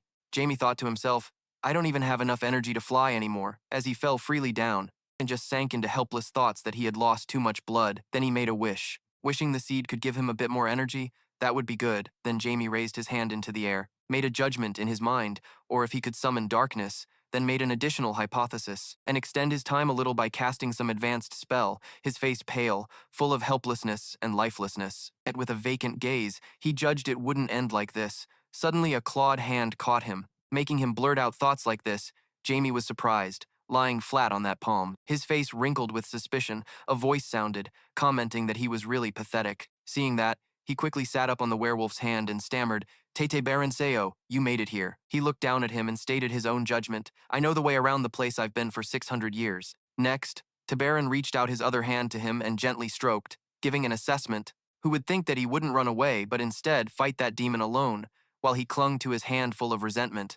Gritting his teeth, his face turning dark with frustration, speechless, Tabaron added his judgment. "Just as I thought, you truly have a noble heart worthy of being chosen by the goddess." Jamie, just lifted by him, gloomily denied. "No, it's not like that." He lifted Jamie's cloak and laid him down. Jamie gradually descended to the ground in his gloom, then a dark voice echoed. Now Teberon sensed that monster rushing toward him, his face darkened.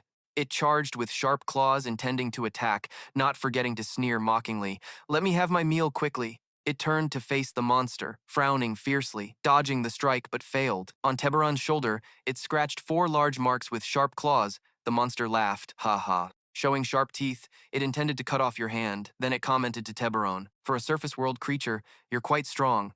Teberon looked at the bleeding wound on his hand, frowned and judged. "Yes." Then he interrupted and said the next part. And right after finishing that sentence, Teberon punched him hard in the stomach, warning him with his fist, and quite fast too. The monster was punched to the ground, screaming in pain. Teberon's gentle voice still echoed, and he interrupted, then added, "I'm not alone anymore." Suddenly, a dazzling light shot down from above, Teberon shouted. Vina rushed down and struck the monster with a hammer. Then the monster was knocked to the ground. Impressed by Vina and Teberon, she hovered in the air, turned her head, closed her eyes, and laughed. "Master, I'm here." Jamie below looked at her in surprise and stammered, "Your hair, your—" Vina saw him ask, made a peace sign with her hand, smiled brightly, full of excitement, and asked back, "Looking cool, right?" Seeing her still energetic like that, he stammered and replied, "It's not about that." Teberon saw they still didn't realize the situation and were still joking, so he reminded, "You guys stop chatting and help out." He ran over to check the monster that was beaten into a big hole, glanced at the two and reminded, "It's not over yet." Before he finished speaking, the monster in the hole saw Teberon approaching, immediately fired an attack, jumped up smiling, affirming, "Not done yet." Teberon was hit, in pain, fell backward, and cried out, "Ah!" Somewhere could clearly see eerie aura. Surrounding the mountains, a report voice sounded, "My lord, because of this talent, we can't advance any further," someone spoke, giving their judgment. "Why don't we wait for the church's people from Pizzo to arrive and then go to receive their blessing?" He frowned, unable to say more. His face pale, full of worry, then looked at the dark aura, tightly grasped the horse's reins, looked around, and assessed. Now among the five, only fear remains. He recalled the image of Cyrus Bell Welton crying in painful despair, and judged, but if we waste more time here, suddenly a gust of wind brought a letter to the group.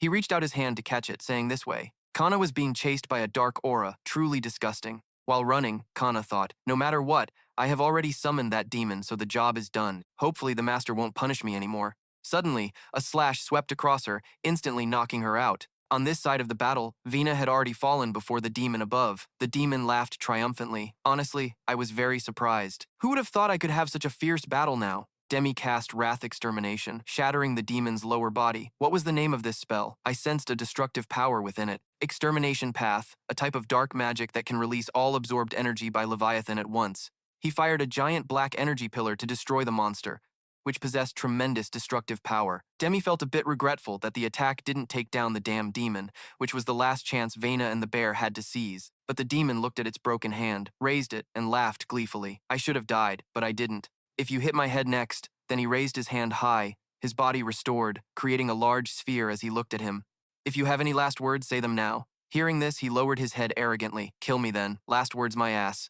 He opened his eyes wide in shock. Suddenly, a slash like a storm flew in, cutting the energy sphere and the monster in half.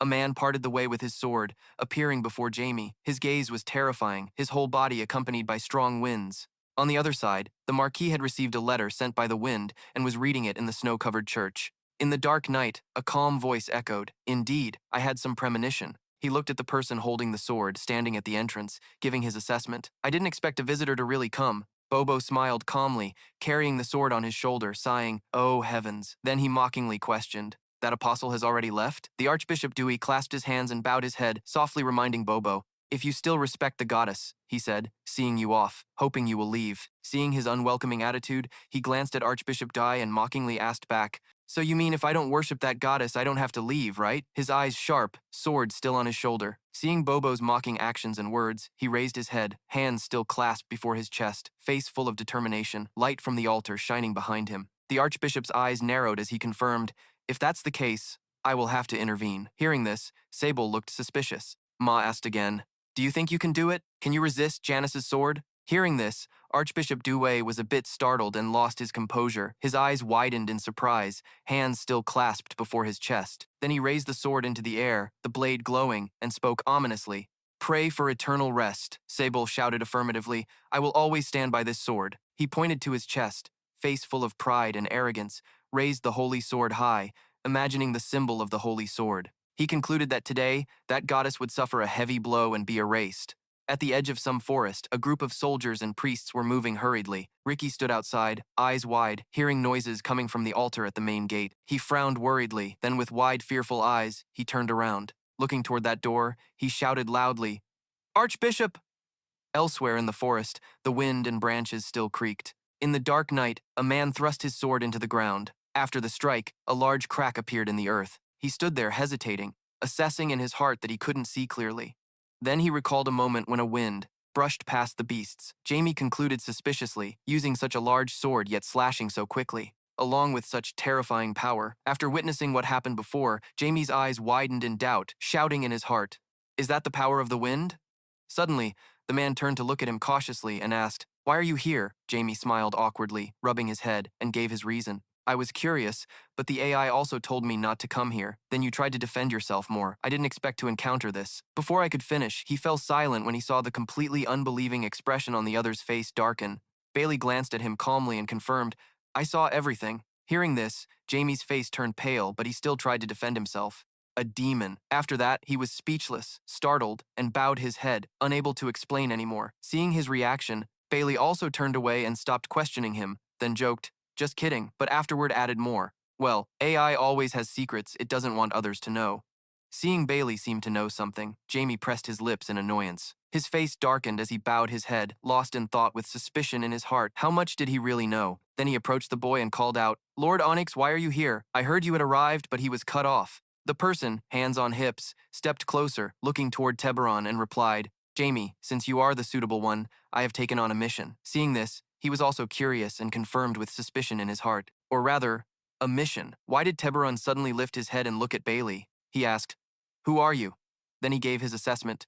"You look very strong." The other two standing before him saw Teberon ask, and he did not hide but answered openly, "I am Barry Onyx." Teberon looked at him seriously. Billy confirmed further to him, "I am the one who always pursues the secrets of this world." Then he revealed his purpose. "I have come to retrieve an item entrusted here. At this place by Isis's request, it is some kind of magic circle left here." Hearing Bailey speak, Teberon also understood what it was and confirmed, "That is the boundary." Hearing this, he did not avoid but calmly went straight to the main point. "I hope you can open the gate of Grimia." Hearing them speak, beside them, Jamie understood nothing, full of dark questions, looking at them with many doubts in his heart. What is the secret of the world's boundary, Jeremy? Hearing Bailey say that, Teberon glanced elsewhere and refused. "Sorry, but I cannot open that gate for you. Also, I am no longer the master of Jeremy." Then Teberon turned and asked him, "Aren't you the young one?" Hearing himself mentioned, Jamie was stunned and surprised, confirming, "Are you talking about that ruin?" They quickly approached the entrance. With a large beam of energy, they went down the basement. Bailey glanced at him. On his shoulder, Vakvena had fainted and scolded secretly. "Dealing with demons is one thing, but I didn't expect you to be involved with Jeremy, too." Beside Jamie, walking along, he forced a smile hidden under his cloak, haha, then looked away to avoid the accusing gaze. Then they arrived. Teberon interlaced his fingers and affirmed, "All right, let's begin." He extended his hand toward him and commanded, "Kid, hand over ownership to me." All eyes turned to Jamie. He was startled and looked up at Teberon confusedly, shouting, "What? Why should I?" Before he could finish, he noticed Bailey's threatening stare fixed on him. Beside him, seeing this, he reluctantly agreed, shouting in frustration, "Damn it." Immediately after, he quickly clasped his fist over Teberon's hand and sighed gloomily, "Huh." Then a spark of electricity flashed at the point where their hands touched, and Teberon's commanding voice echoed, "Open it now." Around them appeared eerie air currents and secret demonic passages. Bailey remained calm as he accepted it. Meanwhile, he was sweating nervously. Then a flash of electricity passed before his eyes, and what appeared after opening it made Jamie stare wide-eyed and bewildered. He stood in a void with water beneath him, endless and undefined. Around his feet, ripples of water spread outward with him at the center. Jamie was puzzled and wondered to himself, "Where is this?" Suddenly an undefined voice echoed in the space, "Welcome, master of dark magic." He looked at a middle-aged man, smiling kindly at him, appearing inside the space like an illusion. Seeing him, Jamie couldn't help but ask, "Are you the consciousness that stopped me from taking that system?" Then he turned his head, glanced around, and gave his own assessment. "I knew you weren't just a simple wall guard of this place." Then Jamie spoke up to ask about his suspicion. "You're probably also the creator of Raw Jeremy, right?" Hearing his reasoning, the old man's voice echoed in response. "That's right, I am the nightmare." He stood in the indefinite space with calm water below, speaking. Adding to his introduction, "I was once a genius artificer and a very rare level 9 professor among humans when I was alive." Hearing his proud introduction, Jamie couldn't help but stiffen and then forced a laugh. Mocking the nightmare, "He couldn't believe you would boast about yourself like that."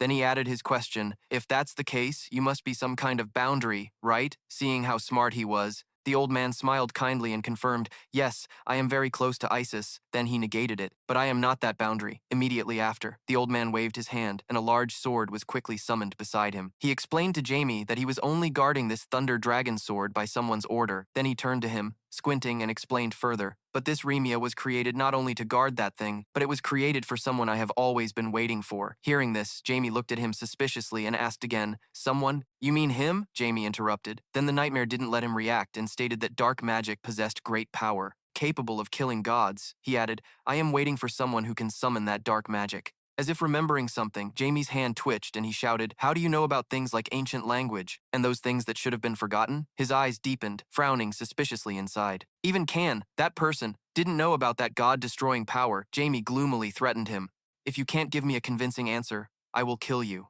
Hearing that, the nightmare still calmly smiled and said, "An entity that exists in this world will always leave some traces. Ancient language is what I learned while tracing those traces." After hearing the information, Jamie was stunned and asked again, "You mean there are still traces of Diablo Vonber or SAO, right?" Hearing that, the nightmare seemed to understand, bowed his head and said, That is the name of that person, he said regretfully. Although I searched my whole life, I still couldn't find him, but it seems the one who inherited that dark magic is you. Then he reached out his hand toward him. The palm began to show something and confirmed. So surely giving that thing to you is no problem. Jamie beside him looked confused. Then a smoke surrounded his body. Jamie looked at it in shock and shouted in caution. Then he recognized it and shouted inside. The source of power is huge. The seed has been fully filled. In his hand was a sphere. Inside contained something with glowing cracks. He calmly explained, Remia is an artifact that can exist in many different forms, and the nightmare added, it is an item with infinite potential. Its form and function can be decided by the user's will. He pushed his hand toward him, and his body gradually vanished. His voice kept echoing. It is something that the person who was powerless before the truth used everything to create. His voice was full of emotion, used for that day. That sphere was handed to him and Jamie. Also received that great energy with confusion. The nightmare's words still echoed. Now I will transfer all ownership of it to you.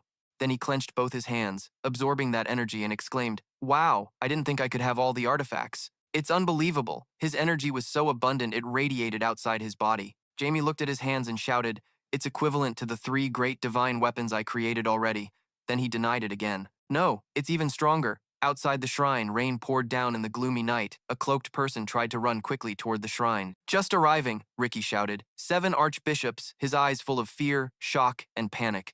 In front of him was Archbishop G lying motionless on the ground with many slash wounds, slumped against the wall.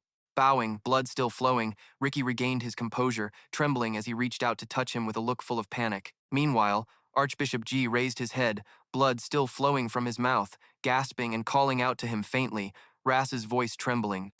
He decided to heal the Lord immediately. Saying and doing, Ricky quickly cast a healing spell, but the wound was blocked. A lightning strike triggered a barrier preventing healing. Archbishop Dewey, seeing this, trembled and confirmed with him. It was useless, and Ricky was shocked and lost his composure, shouting inwardly that another divine power was blocking the healing. His face was blurry, gasping, confirming to him that he was fine. So, Archbishop Dewey's breath was interrupted. He urged Ricky to go protect the apostles and the saintess immediately. Hearing that, from the dark basement of the cathedral, there was a noise. Ricky again confirmed with him. This was caused by the Janus Church, but Archbishop Dewey only urged him silently, acknowledging, Hurry up, you must go immediately. Ricky's tears fell in despair as he cried and shouted, How can I leave you here? Seeing him so stubborn, Archbishop G quickly brought his trembling hands toward him, comforting him that he understood his feelings. Ricky still couldn't let go and stubbornly spoke, but before he could finish, Archbishop G's hand stroked his hair and urged him to go. He gritted his teeth. Tears and snot of unwillingness kept flowing, his eyes clearly showing helplessness. The hand on his head stopped moving. Ricky sobbed, choked up, gasping, shouting that he would definitely avenge him, seeing him like that. Archbishop Dewey still tried to smile and comfort him not to seek revenge. He urged him to protect the other side. Other pastors were being fiercely attacked. Fleeing wildly from slashes, Archbishop J's urging voice rang out, but he interrupted him. Then the hand on Ricky's head fell weakly with the last words, Go. And Ricky's eyes, tears still falling, suddenly froze. The sky began to rain. A voice softly sounded, Are you really okay? Jamie's face now looked no different than those who sold themselves to capitalists. I seem a bit sick, but not too bad. Have you found what you came here for yet? Bailey picked up his weapon and said, I'm done here. Bear Chen came in asking what happened to Gremia, then put his hand on his face looking thoughtful, saying, I don't know if you know, but you were 1 step slower than us. Then Bear's face turned serious, and now the connection between me and Gremia has completely broken. So what the hell happened in there? You asked. I met Acmeon's consciousness and got Gremia. He showed everyone a glowing blue orb that surprised them. Look at this. What did you say? Suddenly, a huge black-purple entity appeared in the sky, making everyone there look up. This is Onyx. He looked up smiling. An artifact even greater than Graham, Bear curiously asked. Did he give this to you? He clenched his hand, frowning. That's his intention. As soon as the Thunder Dragon sword escaped, he gave me full control. Bear turned his head in disbelief. Giving you full control? Demi could only show a reluctant yes. Then he said, Watch this, and placed his hand on Bear's nose. A faint blue light appeared. Bear was surprised and quietly asked if it was a healing spell. You can only explain clearly, no, it's a similar kind of magic. I think it's thanks to Gremia. It started raining heavily, Onyx reminded to go home, James Welton. He turned and left. Shao's must be worried about you. You panicked and turned around. Damn, I totally forgot about Mom. Suddenly, Jamie's whole body sensed something and was startled.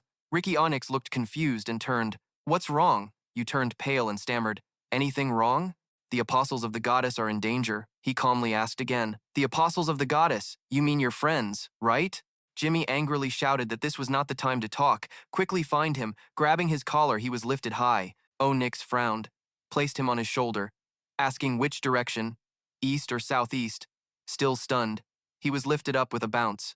A strong bounce sent both far away. Bear looked at them disappointed, not even saying a proper goodbye. Brother Bear turned around to leave, and then discovered Vina lying unconscious behind. I have to go home immediately. Meanwhile, in another place, a worried voice rang out. What did you say? A dark-haired person galloped over.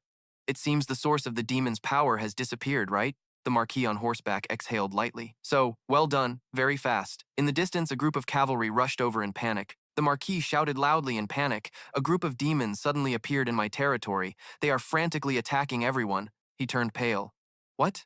The knight spoke while recalling the image he had just seen. Fortunately, the knights left in the rear had already stopped them, but someone reported that some demons disguised themselves as civilians and soldiers. He bowed his head, troubled. It seems I have underestimated the demons too much. Not only that, the messenger was extremely fearful and added that the archbishop had been assassinated. Hearing this, the Marquis and his companions were shocked.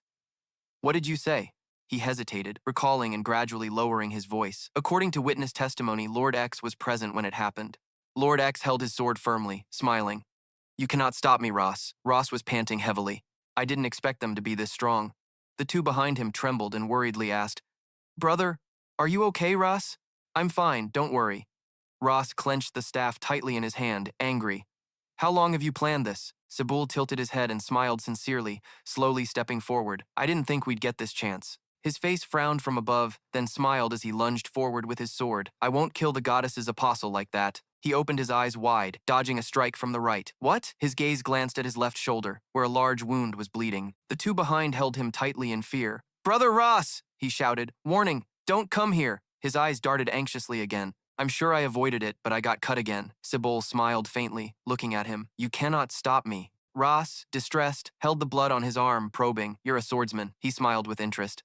Just realized it, huh? Quickly, he explained to him more clearly the ability of the spear, which is counterattack. If I attack you, you will definitely get hurt, he easily explained, with a small drawing. Ross hugged his wound, shivering cold. I can slow down. Personally, I'm attacking you but still have this effect. You got attacked. The man behind paled and stepped back. How is that possible? He could only grit his teeth and endure, unable to believe there was such an unnatural ability. Sabola took advantage, gripping his sword tightly, smiling. There are many monsters in this world, though it's a bit unlucky for you. His gaze swept past him, satisfied. Ras still hadn't realized it, and glanced with contempt. Because I consider myself one of the high-level monsters. He bowed in pain, his body covered with large and small wounds. The man rushed over, shouting in horror, Brother Ross, Ross! At this moment, his mind went blank. Sabul licked his lips with delight. A flash of lightning lit up the air ahead. The man's light illuminated the whole valley, lighting up the boy's drenched face. A huge explosion erupted everywhere, scattering rocks and dirt. Sabul looked surprised, stomping on the stone with delight. Oh, I didn't expect Janice's sword could push me back. He raised his head, surprised. What kind of divine power is this? In the vast night sky, a small figure with a golden electric staff dashed down. Marquis Rush shouted angrily, Go ask. Your God! Around his feet, columns of light exploded from the ground, rising continuously. His body staggered back a bit. My father hates being greeted. Sabul's face was grim as he swung his sword forward. Instead of wasting time asking him, I'd rather swing the sword myself. Two swords clashed with a deafening sound. He dominated in strength, continuously pushing Ras backward. I'm sure I told you, you can't stop me. His move activated once again. Ras's mouth bled slightly as he smiled faintly. Yes, I can't stop you. But right outside the battle, Sabul's mouth also bled immediately in pain. Ricky's gaze changed, his whole body glowing. Just 1 second later, he completely collapsed to the ground, struggling to push himself up. Ras seemed happy with Ricky and the light between his two hands. In front of the power of the Holy Spirit, you are just a small human. The weakness of counterattack is that if you cannot create a level of damage that the opponent cannot withstand, the damage will be reflected back to the user. Sebul's cold sneer from underground startled him. With a bloodied, satisfied face, he looked up, realizing this at such a moment. You've really improved a lot, haven't you? He stood up with difficulty, teasing, truly a powerful divine force. Not only did you completely heal the dying Ross here, but you also avoided my power. Ross angrily drew his sword, wanting to strike him down. Shut up and accept judgment.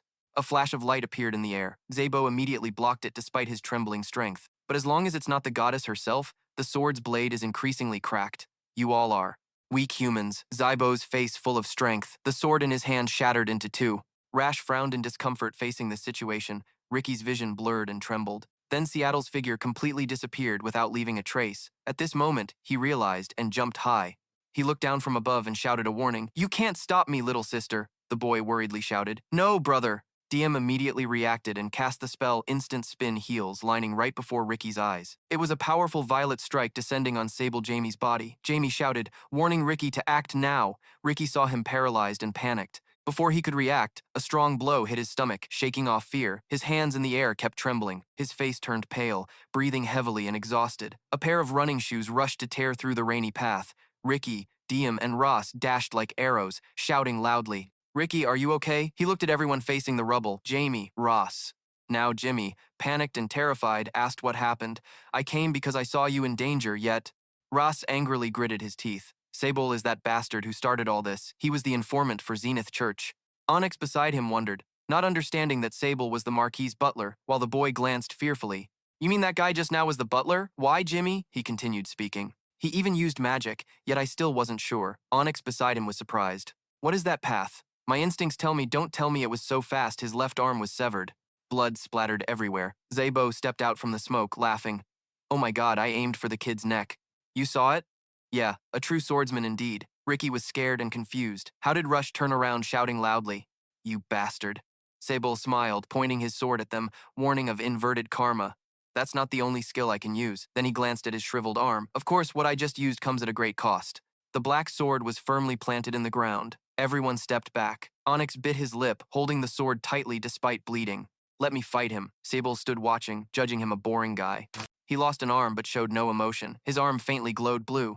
Zabo smirked mockingly. "You don't think I'll play fair with you, do you?" Onyx pushed him aside, gripping his sword as a green wind enveloped his body. "It doesn't matter because I'll tear you apart with the wind anyway." Suddenly, thunder and lightning ripped the sky apart. Jamie observed from above. Behind were Rass's people. He looked down worriedly. "Bailey, if not for him, I'd be dead already." Rush approached from behind, asking if he would be okay. "I don't know either. We'll have to wait and see. You can only remind us that we can't recklessly intervene between two swordsmen." Both sides seemed evenly matched, but the refined sword strikes rang out rapidly. Then a huge explosion of two colors destroyed everything around. Ross looked down. "You have a headache from inverted karma? What kind of cheating skill is that?" He and the boy still watched, sweat dripping from their faces, grimacing. It seemed Lord Bailey had sensed that move slightly, but still wouldn't be easily defeated, seeing his confident demeanor. Both worried endlessly. If this move is used for both offense and defense, its potential is limitless. Jimmy frowned, pondering, "Just as I thought, I can't just sit still." You could understand his thoughts now.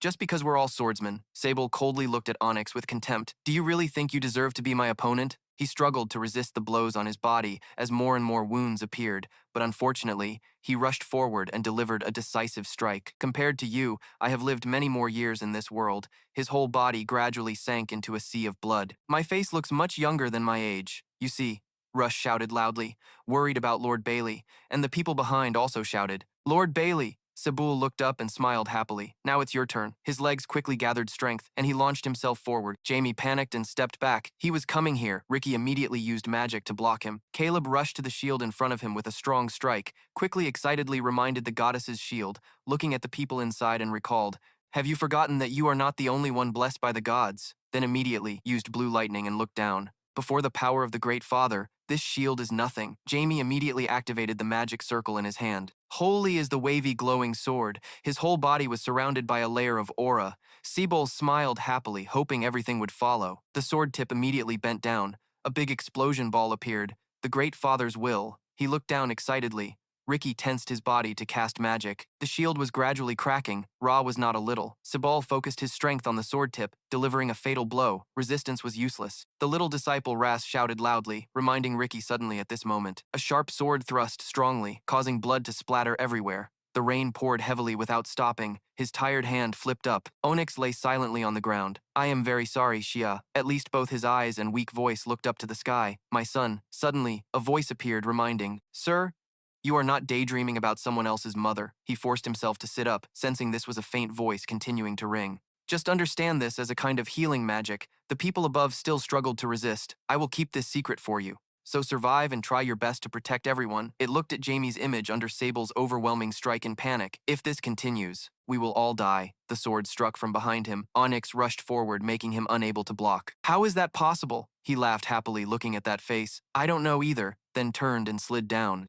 Ask that kid over there. Sebul's eyes widened in surprise. What? At this moment, facing only a purple orb, he rushed forward. Now, Rimia behind also simultaneously activated a similar orb to support him with a powerful strike. Pushed towards the opposite side, this purple light erased all obstacles ahead. Sebul used his hand to shield and gritted his teeth. These tricks won't work. His mind kept panicking. What is this power? Jamie looked at him, struggling to block, and shouted, "Don't underestimate me. I have used this power precisely to destroy you." He bent his body, struggling to resist. Damn it, my divine power is gradually dispersing very fast. The air was dusty. The image of the purple orb grew larger, then blurred. The fog dissipated. Sunlight from above shone down the golden road. Onyx lay unconscious on the ground. Ricky drowsily sat up. What just happened? Rush hugged someone else, asking where Jamie was. Caleb was not completely dead yet. He smiled lightly. I am really very glad. Standing on your body, he continued, saying he could kill you here. Rush and Ricky shouted loudly, rushing forward. Jamie gritted his teeth helplessly without moving. Damn it, I can't move my body anymore. Soul, with cold, sharp eyes, stabbed the knife down. Farewell. Suddenly waking up, he opened his eyes in horror. Facing him was a blonde woman and a little girl who anxiously called James's name. He staggered, sitting up, and was immediately hugged tightly by his mother. If you keep running around like this, Mother will kill you to show you. The little sister over there also said to kill Sarah too. He looked away with a troubled expression. I'm sorry, what happened then? That thing, recalling himself earlier, had blocked Caleb's knife with a shield emitted from the ring on her wrist. In his head a voice dreamily rang, take it. Someday when needed, this item will be very crucial to you. Jamie glanced, recalling it was from that old man who gave it to him. She and his little sister helplessly looked at him, curled up under the blanket, just like father. Just like father, really don't know what that thing can do. He stuck his head out shyly, asking Mother, Mother, have you seen my necklace? The ring was quickly taken out in front of him. This one, he observed, and found the blue light had disappeared. She looked at the thing in her hand and continued. This really is a gift from me to you, Jamie carefully inquired. I heard that before I was born, my grandmother had already passed away, but she had the ability to see the future in the southern region of Bryan, in a desert more than 10,000 kilometers from Afton. A shadow flew far away, angrily cursing. What the hell is that light? I got blasted all the way from the north to the south. A voice rang out, along with a green shield blocking that woman. Please don't hurt my grandson anymore, said Bo, confused at this moment. A voice and a hand reached out, pushing him far away. Sir, please go somewhere farther away. He shouted angrily with great force. Who are you? How dare you reach out your hand? Only a fleeting shadow of a person was seen. No matter how strong you are, you cannot resist this. The price for this has already been paid. He flew away in panic. This is that guy's territory. I have to run immediately, before a voice called out by Blazer. Nice to meet you, said Bo, standing before the astonished crowd. He hesitated. For you, Blazer. He looked down from above, not very pleased. I don't understand why a busy person like you came here. Very quickly, a flame blazed up. If you answer honestly, facing a tall pillar of fire, Blazer will consider letting you die quickly and gently. He gritted his teeth in anger. You damn monster. At this moment, the branches rustled along with soft voices. Everything felt like a dream.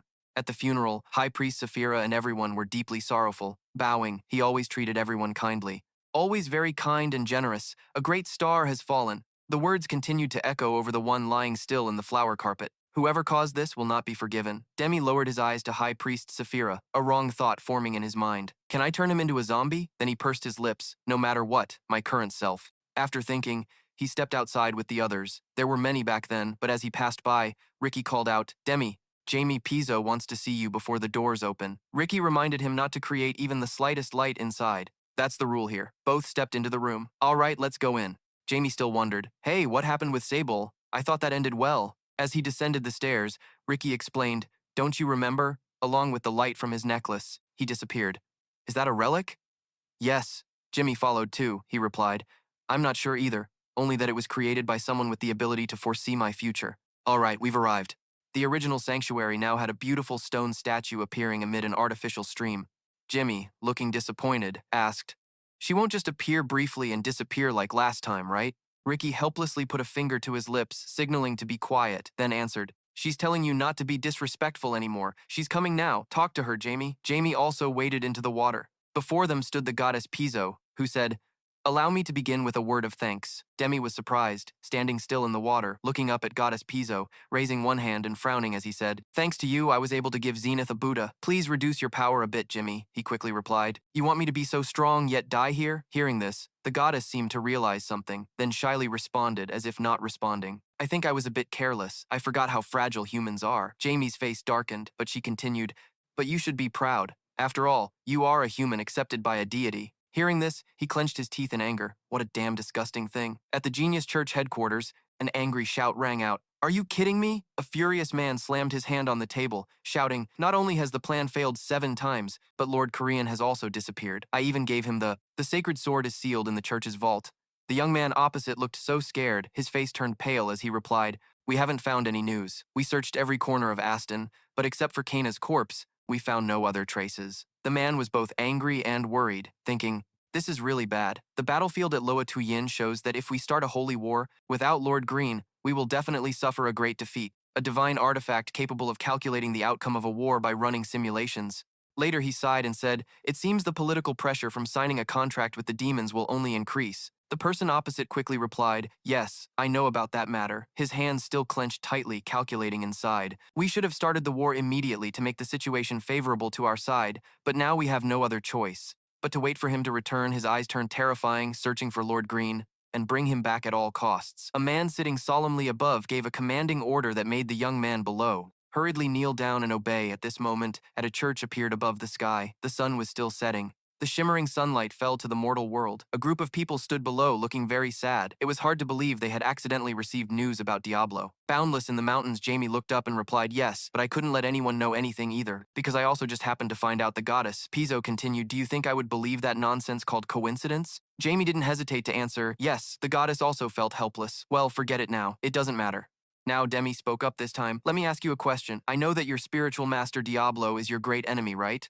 So, do the gods know about his resurrection? He thought, then asked again, what happened to him? The goddess Pizzo put her hand on her cheek and replied with difficulty, I don't know. He must have been sealed again in the land of eternal primordial darkness. Even gods can't do anything there. Jamie hesitated a bit and asked, can't he escape? The goddess Pizzo immediately confirmed, no way. There's no way we could seal him in a place where he has even the slightest chance of escape. These words made him thoughtful, so in his heart he thought differently. So it's certain now. He covered his mouth with his hand to hide the smirk forming, thinking they don't know. Now that he's dead but resurrected suddenly, the goddess Pizzo noticed something and spoke, that bracelet. It's been a long time since I last saw it. Who would have thought it could reappear in this world? It really caused us a lot of trouble. Jamie, still standing, opposite the goddess, replied, I'm searching for the other 2 remaining items, the unbreakable, omnipotent one who can kill gods. The goddess Pizzo turned her face away and said, do whatever you want, I will turn a blind eye and ignore this matter. Jamie curiously asked again, so you've been sidelined, huh? The goddess Pizzo replied, I will answer you, because you don't seem to be asking to mock me. Genius, Lily and Brahman formed one group, Rian and Kulun formed another.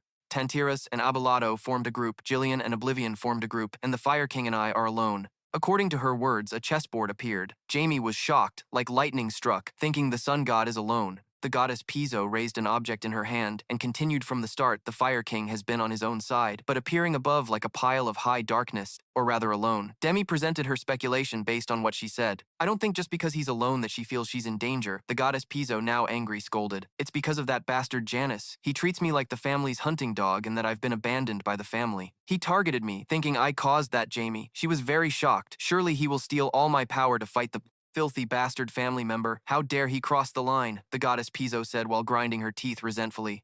Her hair turned black. Then Jamie worriedly thought and asked, is that why you need me, even though I'm a dark mage? The goddess Pizzo, now with black hair, bowed and looked at him saying, the dark mana you have is infinite. It's very pure, unlike the cunning, dirty power of that filthy one. Even so, in the past, she also despised this power a lot, and he wondered in his heart, then asked another question, but I am the heir of Diablo over there. The goddess Pizzo, after hearing this, had to put down the object in her hand, which disappeared, then closed her eyes and questioned. So you mean you won't be able to cooperate with me? One of the 12 gods, how ridiculous. You are the one who mentioned his name and approached me, she said as she pressed one of her giant fingers against her forehead. You, between Jamie, angrily replied, well, I just meant that I don't think we can fully trust each other. She then replied, then we just need to nurture trust in each other. Jimmy rubbed his forehead and asked irritably, how? Let's see the palm of your hand. The person listening then took off his glove and looked down at his palm. I have already given you my promise mark. Right here in your palm is a special mark. Scene transition to the executor of the Pizzo Church in Iraq raising his hand to his chest, speaking sincerely, we are the sword that upholds the justice of the goddess. Along with the Ricky clerics on one side, happily clapping and cheering, while a young man beside them bowed his head in gratitude. Greetings to the newly appointed saint. Jamie became confused when he saw them. Very, very, very pleased to meet everyone. I look forward to working with everyone in the future. The holy mark appears when someone is chosen by the gods. They will receive a sign on their body and will be treated like a bishop, even though they have no influence in the world. They will also not be affected by anything else because they are very sacred and inviolable, even if that bastard Janus blocks my way. It's true. But I am very sorry for arriving late. Thanks to your help during the crisis, I was able to protect this holy territory. A woman behind Jamie, her whole body shrouded in darkness, eyes shining, asked about the danger. The person opposite immediately feared and took leave. If anything, I will come back later, leaving Jamie scared. He then turned back and forced a smile, rubbing his hands together, but being free to act without depending on any church. So that must be Jamie's mother. She raised her hand to rub his forehead and explained, Jamie, you are a member of the Welton family and have joined the Piso Church. Mother couldn't believe that you are a saint. Sarah, the younger sister, heard this and her eyes lit up excitedly and asked, Mom, what is a saint? Behind the girl, a man sat down, smiling gently. Let me tell you. Sarah turned around and exclaimed, Lord Jamie, at this moment asked, Has Lord Beryl woken up? The man also turned his head. Jamie's mother hurriedly said, Father, let me go check. He asked if you would be okay. Jamie's mother was not lenient. She suddenly punched him on the head and said, Yes, I also have to thank him for saving my son. At this moment, he raised his hand with difficulty and said, Ha ha, I'm going too, then went to the door of a building. Come in. The frontier leader heard the door open and immediately sat up, exclaiming, CS. Yesterday I laughed, looking at him. One person sat on a chair, another on a bed, looking at each other. Jamie outside listened to their conversation. He imagined the two teasing each other, then helplessly thought, he really has no shame at all. Jimmy entered and plopped down on the frontier leader's sickbed, saying it's really a relief. I was worried your hand wouldn't heal, the man asked strangely. Kid, what nonsense are you talking about in front of a patient? Jimmy still cheerfully replied, Well, I'm just a kid, but thanks. The frontier leader said thanks, making him blush shyly. He then stood up and turned away. I didn't do anything, and more importantly, I heard. You have something to tell me, right? Hearing my mother, the frontier leader replied, Yes. Do you know anything about the border? Jamie looked confused and replied, I heard it's a very suspicious organization investigating the secrets of the world, right? The frontier leader looked behind him and spoke, surprising him. Follow me, Jamie? In the border, there is a level 9 mage who can teach you. Now Demi turned around and asked, They're not human, right? The frontier leader quickly replied, Yes, and that's why they will help you become stronger. You think so? He seriously asked Jamie, who felt confused and thought it was unbelievable. You're asking if I want to study under someone weaker than me? Unbelievable, and you don't know who I am. Then he decisively replied, No need. He was surprised and asked again, Are you sure? They have a level 9 mage? Even though this is a chance to learn magic from someone who can change the world map, Jamie looked him straight in the eye and said, Being a level 9 mage is impressive, but I'm no less skilled, making the frontier leader exclaim in surprise. What? Jamie is so confident right now, laughing and flexing as if in the not-too-distant future we will also reach that level. The more you talk, the more passionate you get, but thanks anyway, I'll drop by for a bit. We are really curious about the commander named Isis from that place, the leader of Frontiera. He paused for a moment, then he smiled back at them, saying they really are extraordinary people. Remember to drop by. Then at that time, I will introduce Isis to you. Scene changes to outside the building. Night has fallen. The moon is high. Master, you are really mean. The little squirrel is crying pitifully, shouting, How could you leave me like this? Master is really mean, Jamie asked again. I never left you, only left you with the grumpy one. She looked up at Jamie and shouted, But didn't you completely forget me later?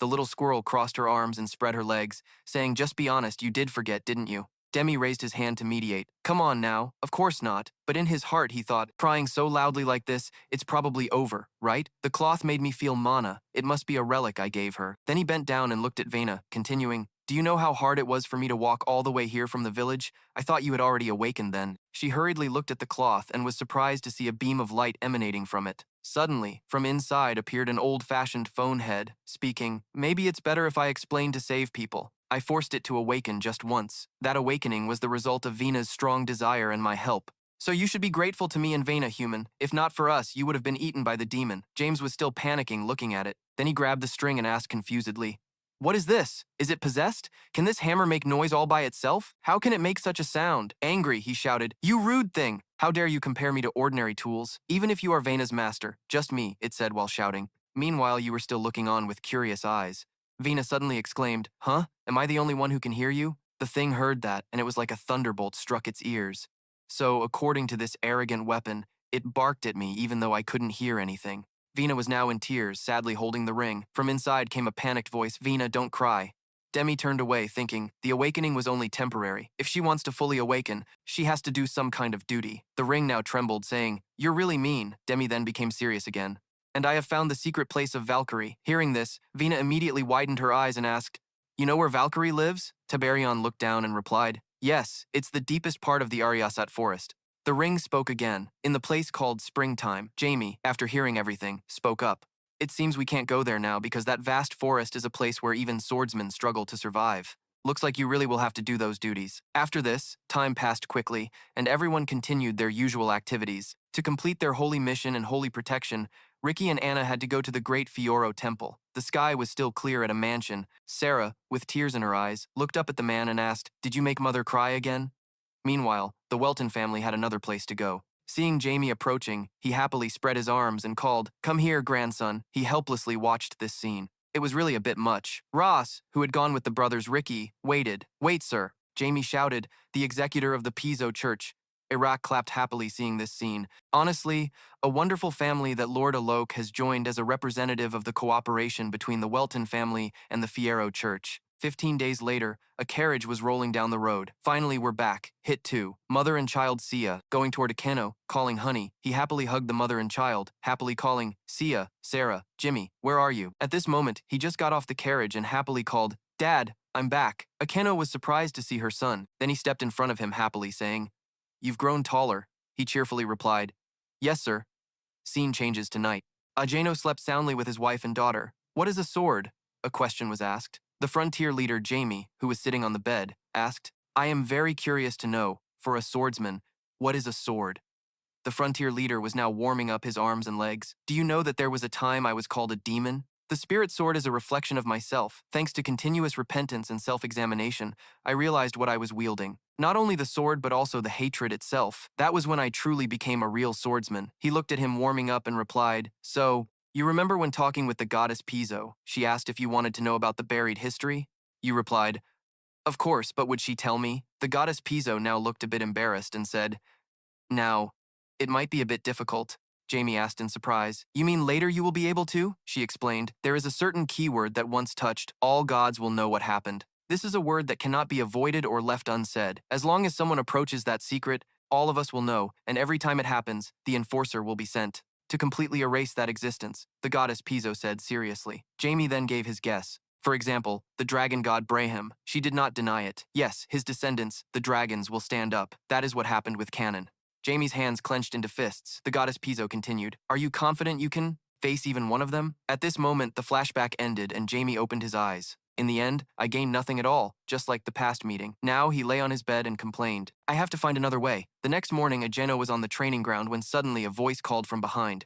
Father! He turned around happily and asked, Demi? It's really surprising to see you here at the training ground. Demi now looked serious and said, There is something I want to tell you, Father. Ajeno curiously said, Go ahead. He hesitated a bit, then burst out with determination, speaking loudly, I want to learn swordsmanship. Scene changed to a room where the old man was standing in front of a large picture of a woman, called Tina, young Master Vio. Do you know, I really hate this power of mine. Just because of this useless power, I killed my whole family. He reached out to touch the photo and said sorrowfully, Stay with me, Tina. I will become your family and protect you, so you never have to use that power again. That's what I said, dear Tina. I still don't know what that prophecy really is. He was very sad. If I really needed it, why didn't anyone tell me? That tax soldier who saved my life on the battlefield and became my steward was actually a traitor. Was it really necessary to sacrifice all those innocent lives? He said in pain.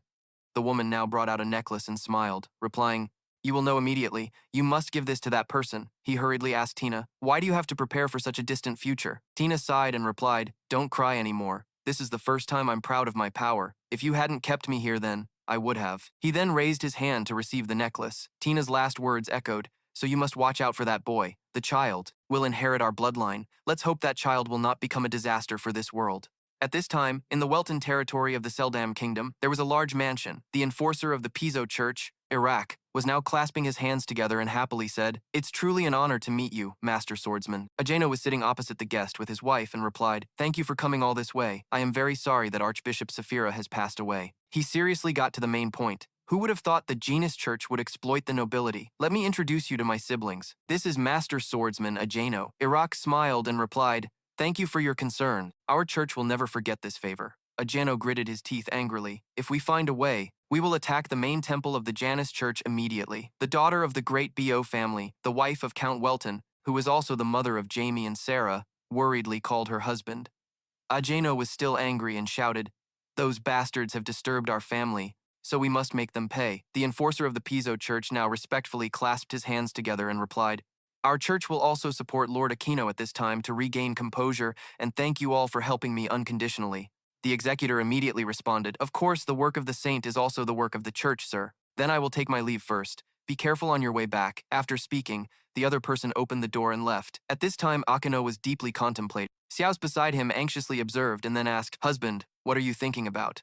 Which startled him to turn around. He explained, "I am thinking about that kid Jamie. I didn't expect him to become a saint of the Piso church, although they said the boy can work independently and is not related to the church, but right now he is pretending to be wealthy," and replied, "I'm sorry. I should have taken better care of him." Seeing his wife like that, he hurriedly explained, "It's not her fault. Who can stop a 9-year-old child who is already a level 6 mage? I'm just worried about the current situation." His face was full of anxiety. She also knew that the Piso church was about to go to war with the Janus church. At times like this, appointing a new saint is crucial. Xiao's then forced a smile and replied to her worried husband, "Jamie will lead the battle, right?" Before he left Welton, father told me already. Her hands intertwined awkwardly.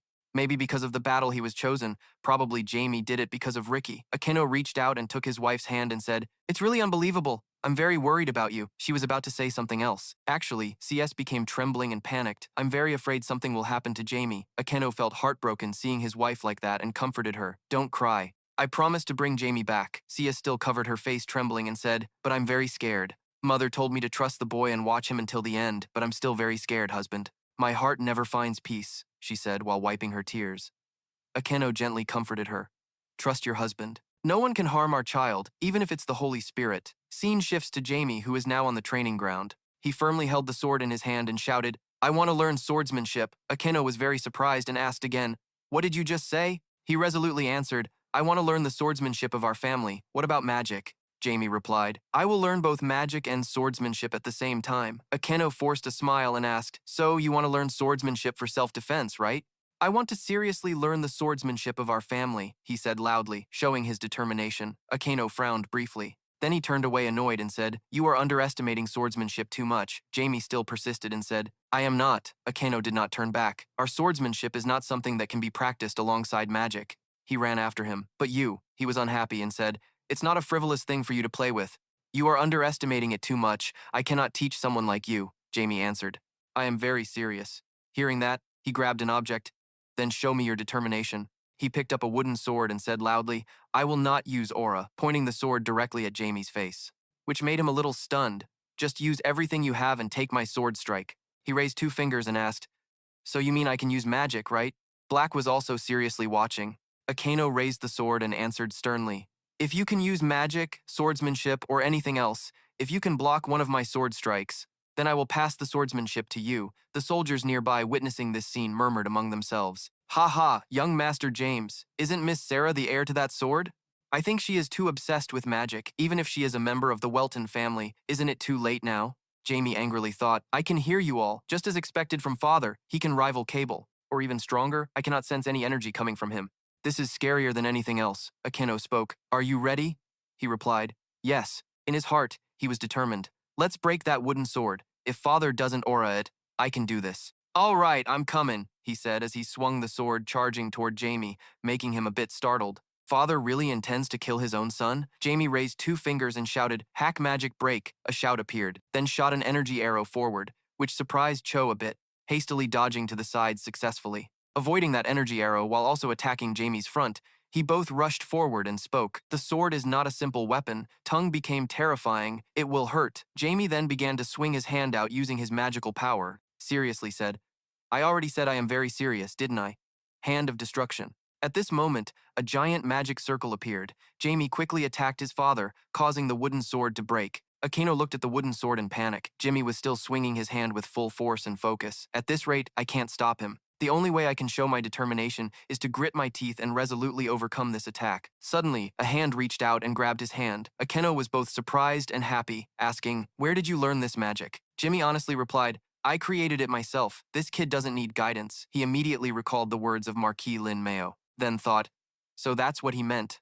Then he bowed and sincerely asked his son, "Jamie, your magical talent is already outstanding. But you still want to learn swordsmanship? Yeah, Jamie became serious again and replied, that's right. I have never underestimated swordsmanship. Moreover, I don't intend to only learn swordsmanship, Cho.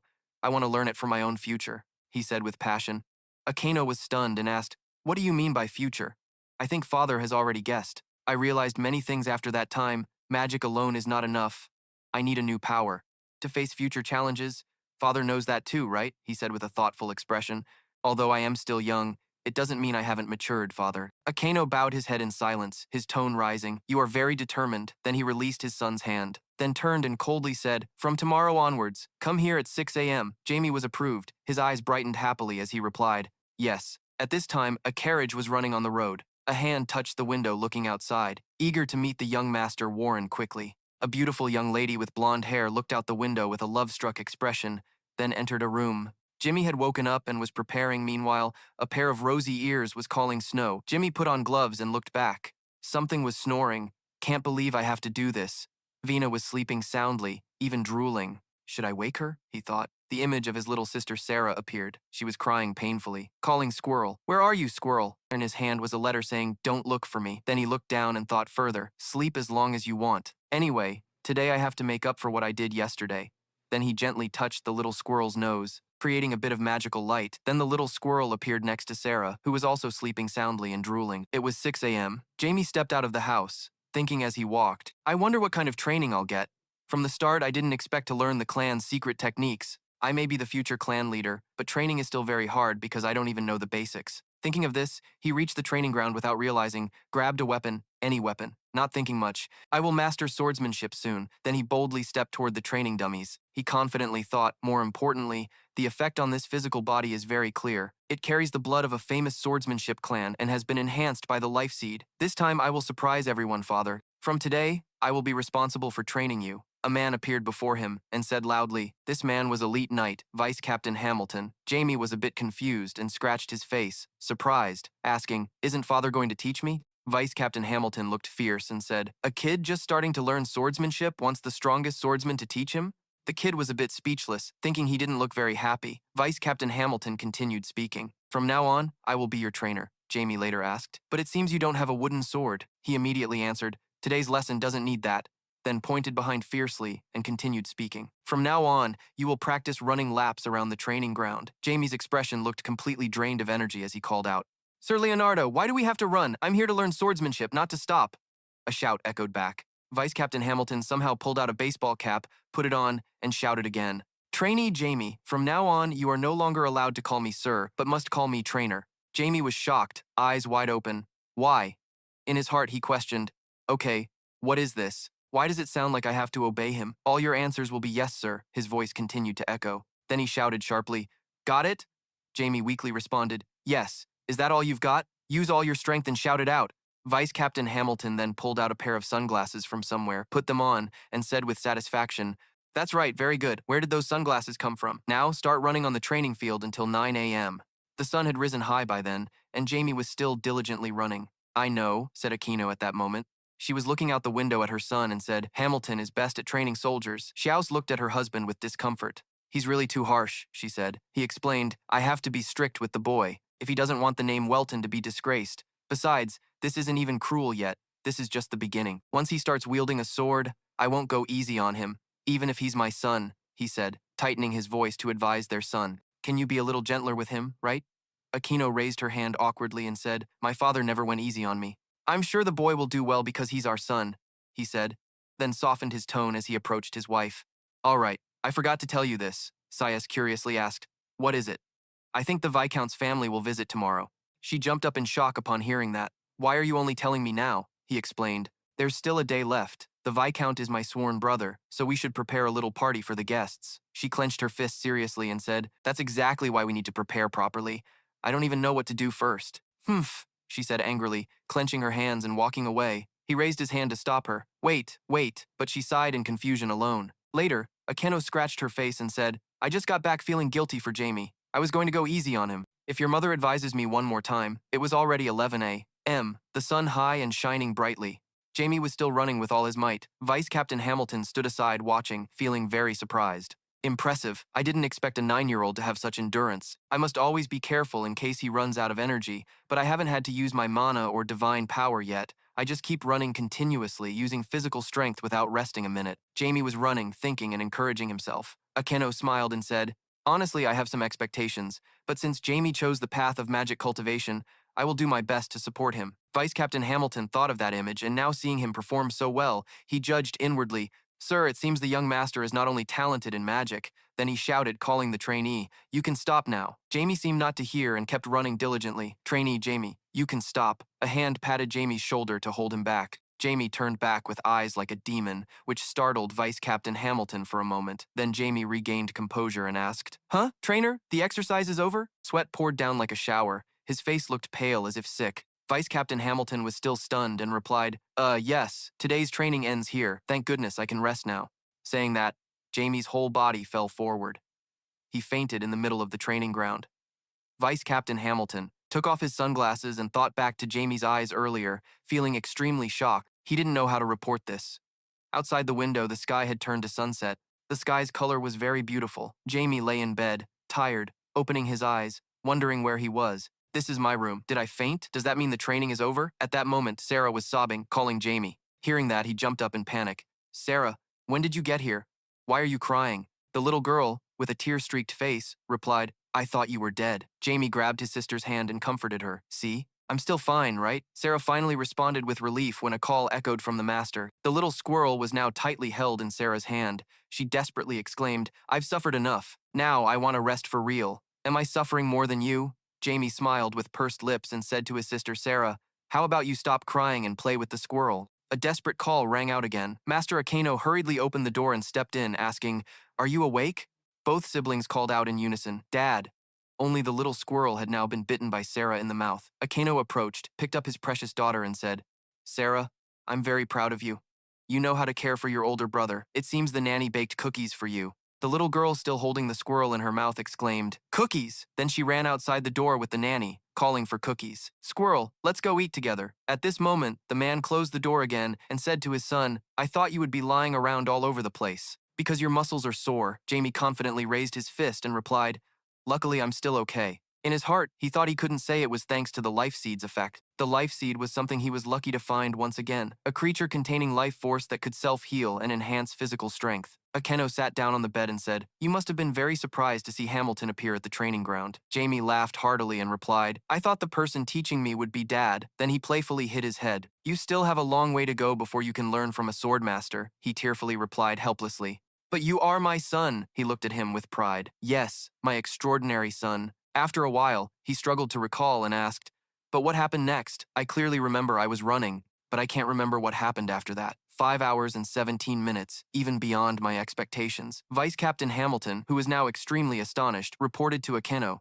"Incredible stamina and resilient spirit." He raised a finger and said to him, "Don't worry. You have completed the training session," Demi asked in amazement. "Really?" He seriously replied, "Yes, so." In his mind, he thought that at his age, 6 years old, it should be about 3 hours and 36 minutes. "Starting tomorrow, you will begin sword training." Akeno smiled brightly and happily announced to his son Jamie, who joyfully asked, "We don't have to run anymore, right?" His father replied, "No need anymore." "Really?" Jamie asked again. "Yes, but you still have to run for 1 hour every day to maintain endurance." His expression suddenly fell. Seeing his son like that, Akeno quickly comforted him. "You don't want to? If you don't want to, then you don't have to." Jamie didn't want to disappoint his father, so he didn't refuse. No, I will definitely run." Then he reminded him, "It will also take some time for Hamilton to teach you the basics. Don't take it lightly, or you will suffer later." While teaching, Hamilton might be a bit scary. Jamie thought of Vice Captain Hamilton's image and was terrified, drooling. "I have to see that hat and those sunglasses again." Then Akeno spoke again. "If you can endure it, we will personally teach you swordsmanship and the use of the Welton family daggers within my ability." Jamie felt excited hearing his father say that. "Daggers," he continued, "are not easy to learn, but Jamie, if it were you, you would definitely master it." Akeno came closer, hugged his son's shoulder, and proudly said, making Jamie blush shyly, "I will wait for you to advance." The next day, a voice rang out, "That student, seeing me as your instructor, do you feel discouraged?" The other person replied, "Yes." Vice Captain Hamilton was now standing opposite Jamie. Learning swordsmanship from a sword master would be better for him. "Are you really not sad? When the person teaching him was just a sword expert like me?" Jamie continued to reply, "Yes," without looking. His face didn't seem to show that. Jamie now trembled, saluted in a military style, gritting his teeth thinking, damn, I have to board the ship at 6 a.m. Thinking about last night, the sky above the Welton Gremia territory could produce such a training facility. Very convenient. Vina, with tears in her eyes, looked at Jamie and asked, brother, do you really have to go? Jamie, trembling, raised his hand in a military salute, gritting his teeth thinking, I'm doomed. I have to board the ship at dawn. Thinking about last night, the sky above Welton Gremia territory could produce an entire training facility like this? Convenient indeed. Vina, with tears welling up, looked at Jamie and asked, do you really have to go? He helplessly replied, why would I lie to you? Then Jamie turned back and asked her, Vina, do you remember what I said before? She was shocked and still sniffling, responding, yes. Jamie pondered. The world is changing very fast, and we are at its center. He clenched his fists to resist the 12 gods. If we don't become stronger. Vina raised her hand determinedly. I will do my best. Jamie was momentarily surprised, then turned away and said, so let's start the hellish training. Vena returned to her listless posture, responded obediently, and stepped through a door. Surely, Jamie said, let's go. I should restrain myself. Jamie recalled yesterday's training together, so exhausting they collapsed on the ground, complaining. Vice Captain Hamilton was smiling happily, thinking the running training yesterday had worn the kids out quite a bit, but today, I won't go easy on the boy. Then he handed Jamie a wooden sword and said, hold this. Then he turned away and said the basic sword techniques are divided into slashing and thrusting. Try to shout loudly and clearly. Vice Captain Hamilton demonstrated the moves while explaining to Jamie that slashing is further divided into direct slash, swing slash from the left and right wings, diagonal slash, etc. All are part of the slashing techniques. Jamie watched his moves in awe and thought, it's more complicated than I thought. Next, Vice Captain Hamilton used a strong force and shouted, "Yah!" After finishing, he sheathed the sword and asked the trainee Jamie, how do you find the instructor's teaching method? Jamie sincerely admired and replied, very good. He then said, a half-hearted answer is not enough. I will have you run. Before he finished, Jamie continued, your footwork. Vice Captain Hamilton was stunned and asked, my footwork? How so? Jamie then presented his analysis. Every step you take is seamlessly connected with the entire body's movement. The way you utilize each muscle fiber is impressive. Even though you use little strength, it seems your explosive power has increased, right? These words surprised him. Jamie saw his expression and thought, maybe my words surprised him a lot. All movements start from the feet. This is something I once heard from a swordmaster 60,000 years ago. Vice Captain Hamilton turned back and praised, ah yes, very good answer, Jamie replied respectfully. Then Vice Captain Hamilton put his hand to his mouth, yawned to regain composure, and continued, whatever you say, today's training is simple. Do exactly what I showed you 1,000 times. Jamie was so shocked his mouth almost dropped open. Huh? He said. The officer then said, the only acceptable answer is, understood. The rest are invalid. Understood, understood, Jamie could only respond. At this point, Jamie was still training so hard that sweat poured down like a shower. Vice Captain Hamilton was still outside observing. He leaned his head against a pillar and thought, I have planned to train the basics for the kid over 1 year and 6 months. 3 months is too long. Then he called the trainee Jamie. At this moment, Jamie was so focused he didn't hear him. Vice Captain Hamilton approached and called again. Only then did Jamie hurriedly respond. Yes, yes, sir, he instructed. I have to go out now. Remember to finish the 1,000 repetitions before I return. After Vice Captain Hamilton left, Jamie sighed in relief, finally catching his breath.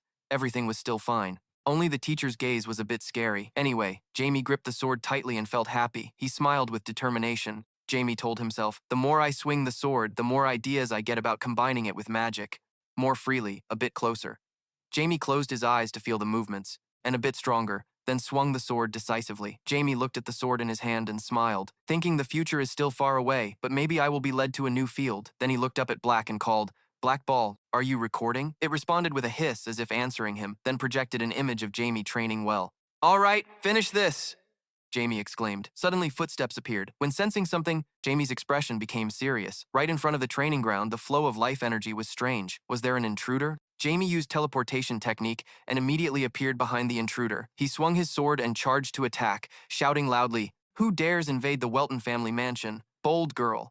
Asvaler quickly raised her hand to block and screamed, ah! Who dares to invade the Welton family mansion? Brave girl. Asvaler quickly raised her hand to block and shouted, ah! Jamie was stunned, looking down at the person in front of him. Ash, scared to tears, said, you scared me. Then the two sat down together. Ash finally sighed in relief. I thought I was going to die. Jamie gazed into the distance and asked, are you a wind spirit? He looked at the spiritual energy around him and thought, to sustain a spirit in the current world, they must at least have a mid-level reincarnation rank. The girl was delighted when someone recognized her. You recognize me? You recognize me? Jamie helplessly looked at her and replied, It seems you're not just playing around here at home, huh? Ash innocently raised both hands excitedly and said, I'm training. Then a high-level spirit came to her. Jamie was shocked and asked, A high-level spirit? She honestly replied, Yes. Its name is Repeat, the highest-level wind spirit. Repeat is the spirit protector of the Wind King. Jamie asked, What did Repeat say? Ash turned around and replied, Nothing, just looked at me and then disappeared. Since that day, I started to have the ability to maintain the spirit.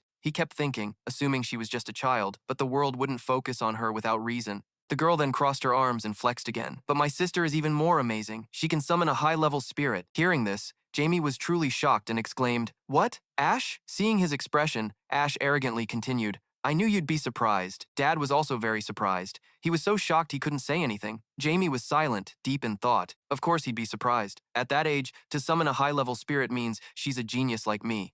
Because she was reincarnated as the Spirit King, El Queens kindly treated the soul of the girl who made the contract. Suddenly, Ash grabbed his head and cried out in pain. Jamie was startled and anxiously asked, Why? What's wrong? The girl tearfully said worriedly, I forgot. Dad said I'm not allowed to tell this story. Jamie sighed helplessly. In the Welton library, a voice echoed, There's still no new information from the people at the Janus Church. Yes, Valor nodded in response, but they will soon make a decision. Akeno was furious, as if about to burst into flames. They have to choose between starting a war or disbanding their religion. Then she put down the teacup and asked again, Have you found the captain of the 7 Knights yet? Valor replied, Not yet. According to information from Tay Chris, a secret intelligence organization and a business partner of the Eastern nobility, he hasn't returned to Janus's main temple. I don't know what happened. Valere looked worried and said, Aquino was silent and replied, It's something related to the monsters. Even Beryl is no match for it. War will break out. I wonder what will happen to myself. If I were in his position when he returns, in a magnificent room, a polite voice sounded, Sorry for the late greeting, Viscount. No problem. I heard you've been practicing swordsmanship. Rebecca was looking down with an awkward expression. Keep practicing hard. We have high expectations for you. Everyone was sitting together in a large room, talking. Jamie cheerfully replied, Thank you for your guidance. Ash waved his hand from the opposite side to call him. Jamie, with Rebecca beside him, lowered her head shyly. Then she made up her mind and raised her head to call out. But before she could say anything, she became tense, blushed, and lowered her head. Jamie found her behavior puzzling and thought, Is she nervous? Thinking about her tense expression just now, Jamie thought Rebecca was a bit strange. This is the first time we've met since the last incident. I wonder what's wrong with her. It feels like she's trying to avoid me. Suddenly, a voice interrupted his thoughts. Intern Jamie, I told you to relax. But he was distracted by random thoughts. Jamie was planting banana trees and was distracted. He struggled to reply, Not at all, sir. Vice Captain Hamilton raised a whistle to his mouth, blew it, shook his finger, and said, Don't lie to me. Stand up immediately. Then he asked, Did you complete 1,000 sword swings yesterday? Jamie panted and replied, I did. Hearing that, Vice Captain Hamilton threw him a wooden sword and said, Is that so? Let me see. Then he seriously performed what he had learned, his movements very agile, decisive, and perfect. His sword thrusts were powerful and strong. Vice Captain Hamilton was surprised again when he saw his ability. No words needed. He's really good. How could he learn it in just one day? Can he complete it? After finishing the lesson, Jamie stopped and asked the trainer, How do you think I did? I guess it wasn't very good. Vice Captain Hamilton didn't hide it and replied, Oh, you did very well. We will move on to the next step. You were tired because of the noise, but when you heard this, you woke up again. Next, Vice Captain Hamilton explained, i.e., the former clan leader. Those are the moves your grandfather invented. Chabil, the former clan leader of the Welton family, he was a master swordsman who taught the knights of the Welton family the moves he created to help the knights improve their strength. It is called 100 waves, the powerful waves rising, that is the flow of 100 sea currents. Vice Captain Hamilton then demonstrated 100 waves. Jamie was extremely amazed by this move. Here, Vice Captain Hamilton asked, It seems this is your first time seeing 100 waves, right? He honestly replied, Yes, that's right. I was just like you when I first learned it, but focus on this. As he spoke, he stomped his foot and began to perform light steps. Jamie's eyes followed without blinking. It was like a harmonious resonance with the movement. Watching Vice Captain Hamilton's movements, he thought Mana was moving in sync with his footsteps. Transitioned to 4 hours later, Jamie was still on the training ground, practicing the 100 waves technique. He struggled, thinking, Where exactly did I go wrong? He kept moving his feet. This must be exactly what Sir Hamilton did. After a while, he stopped helplessly, thinking he was out of mana. He imagined the happy expression of Vice Captain Hamilton when seeing someone fail. Any Welton knight can use 100 waves, but it seems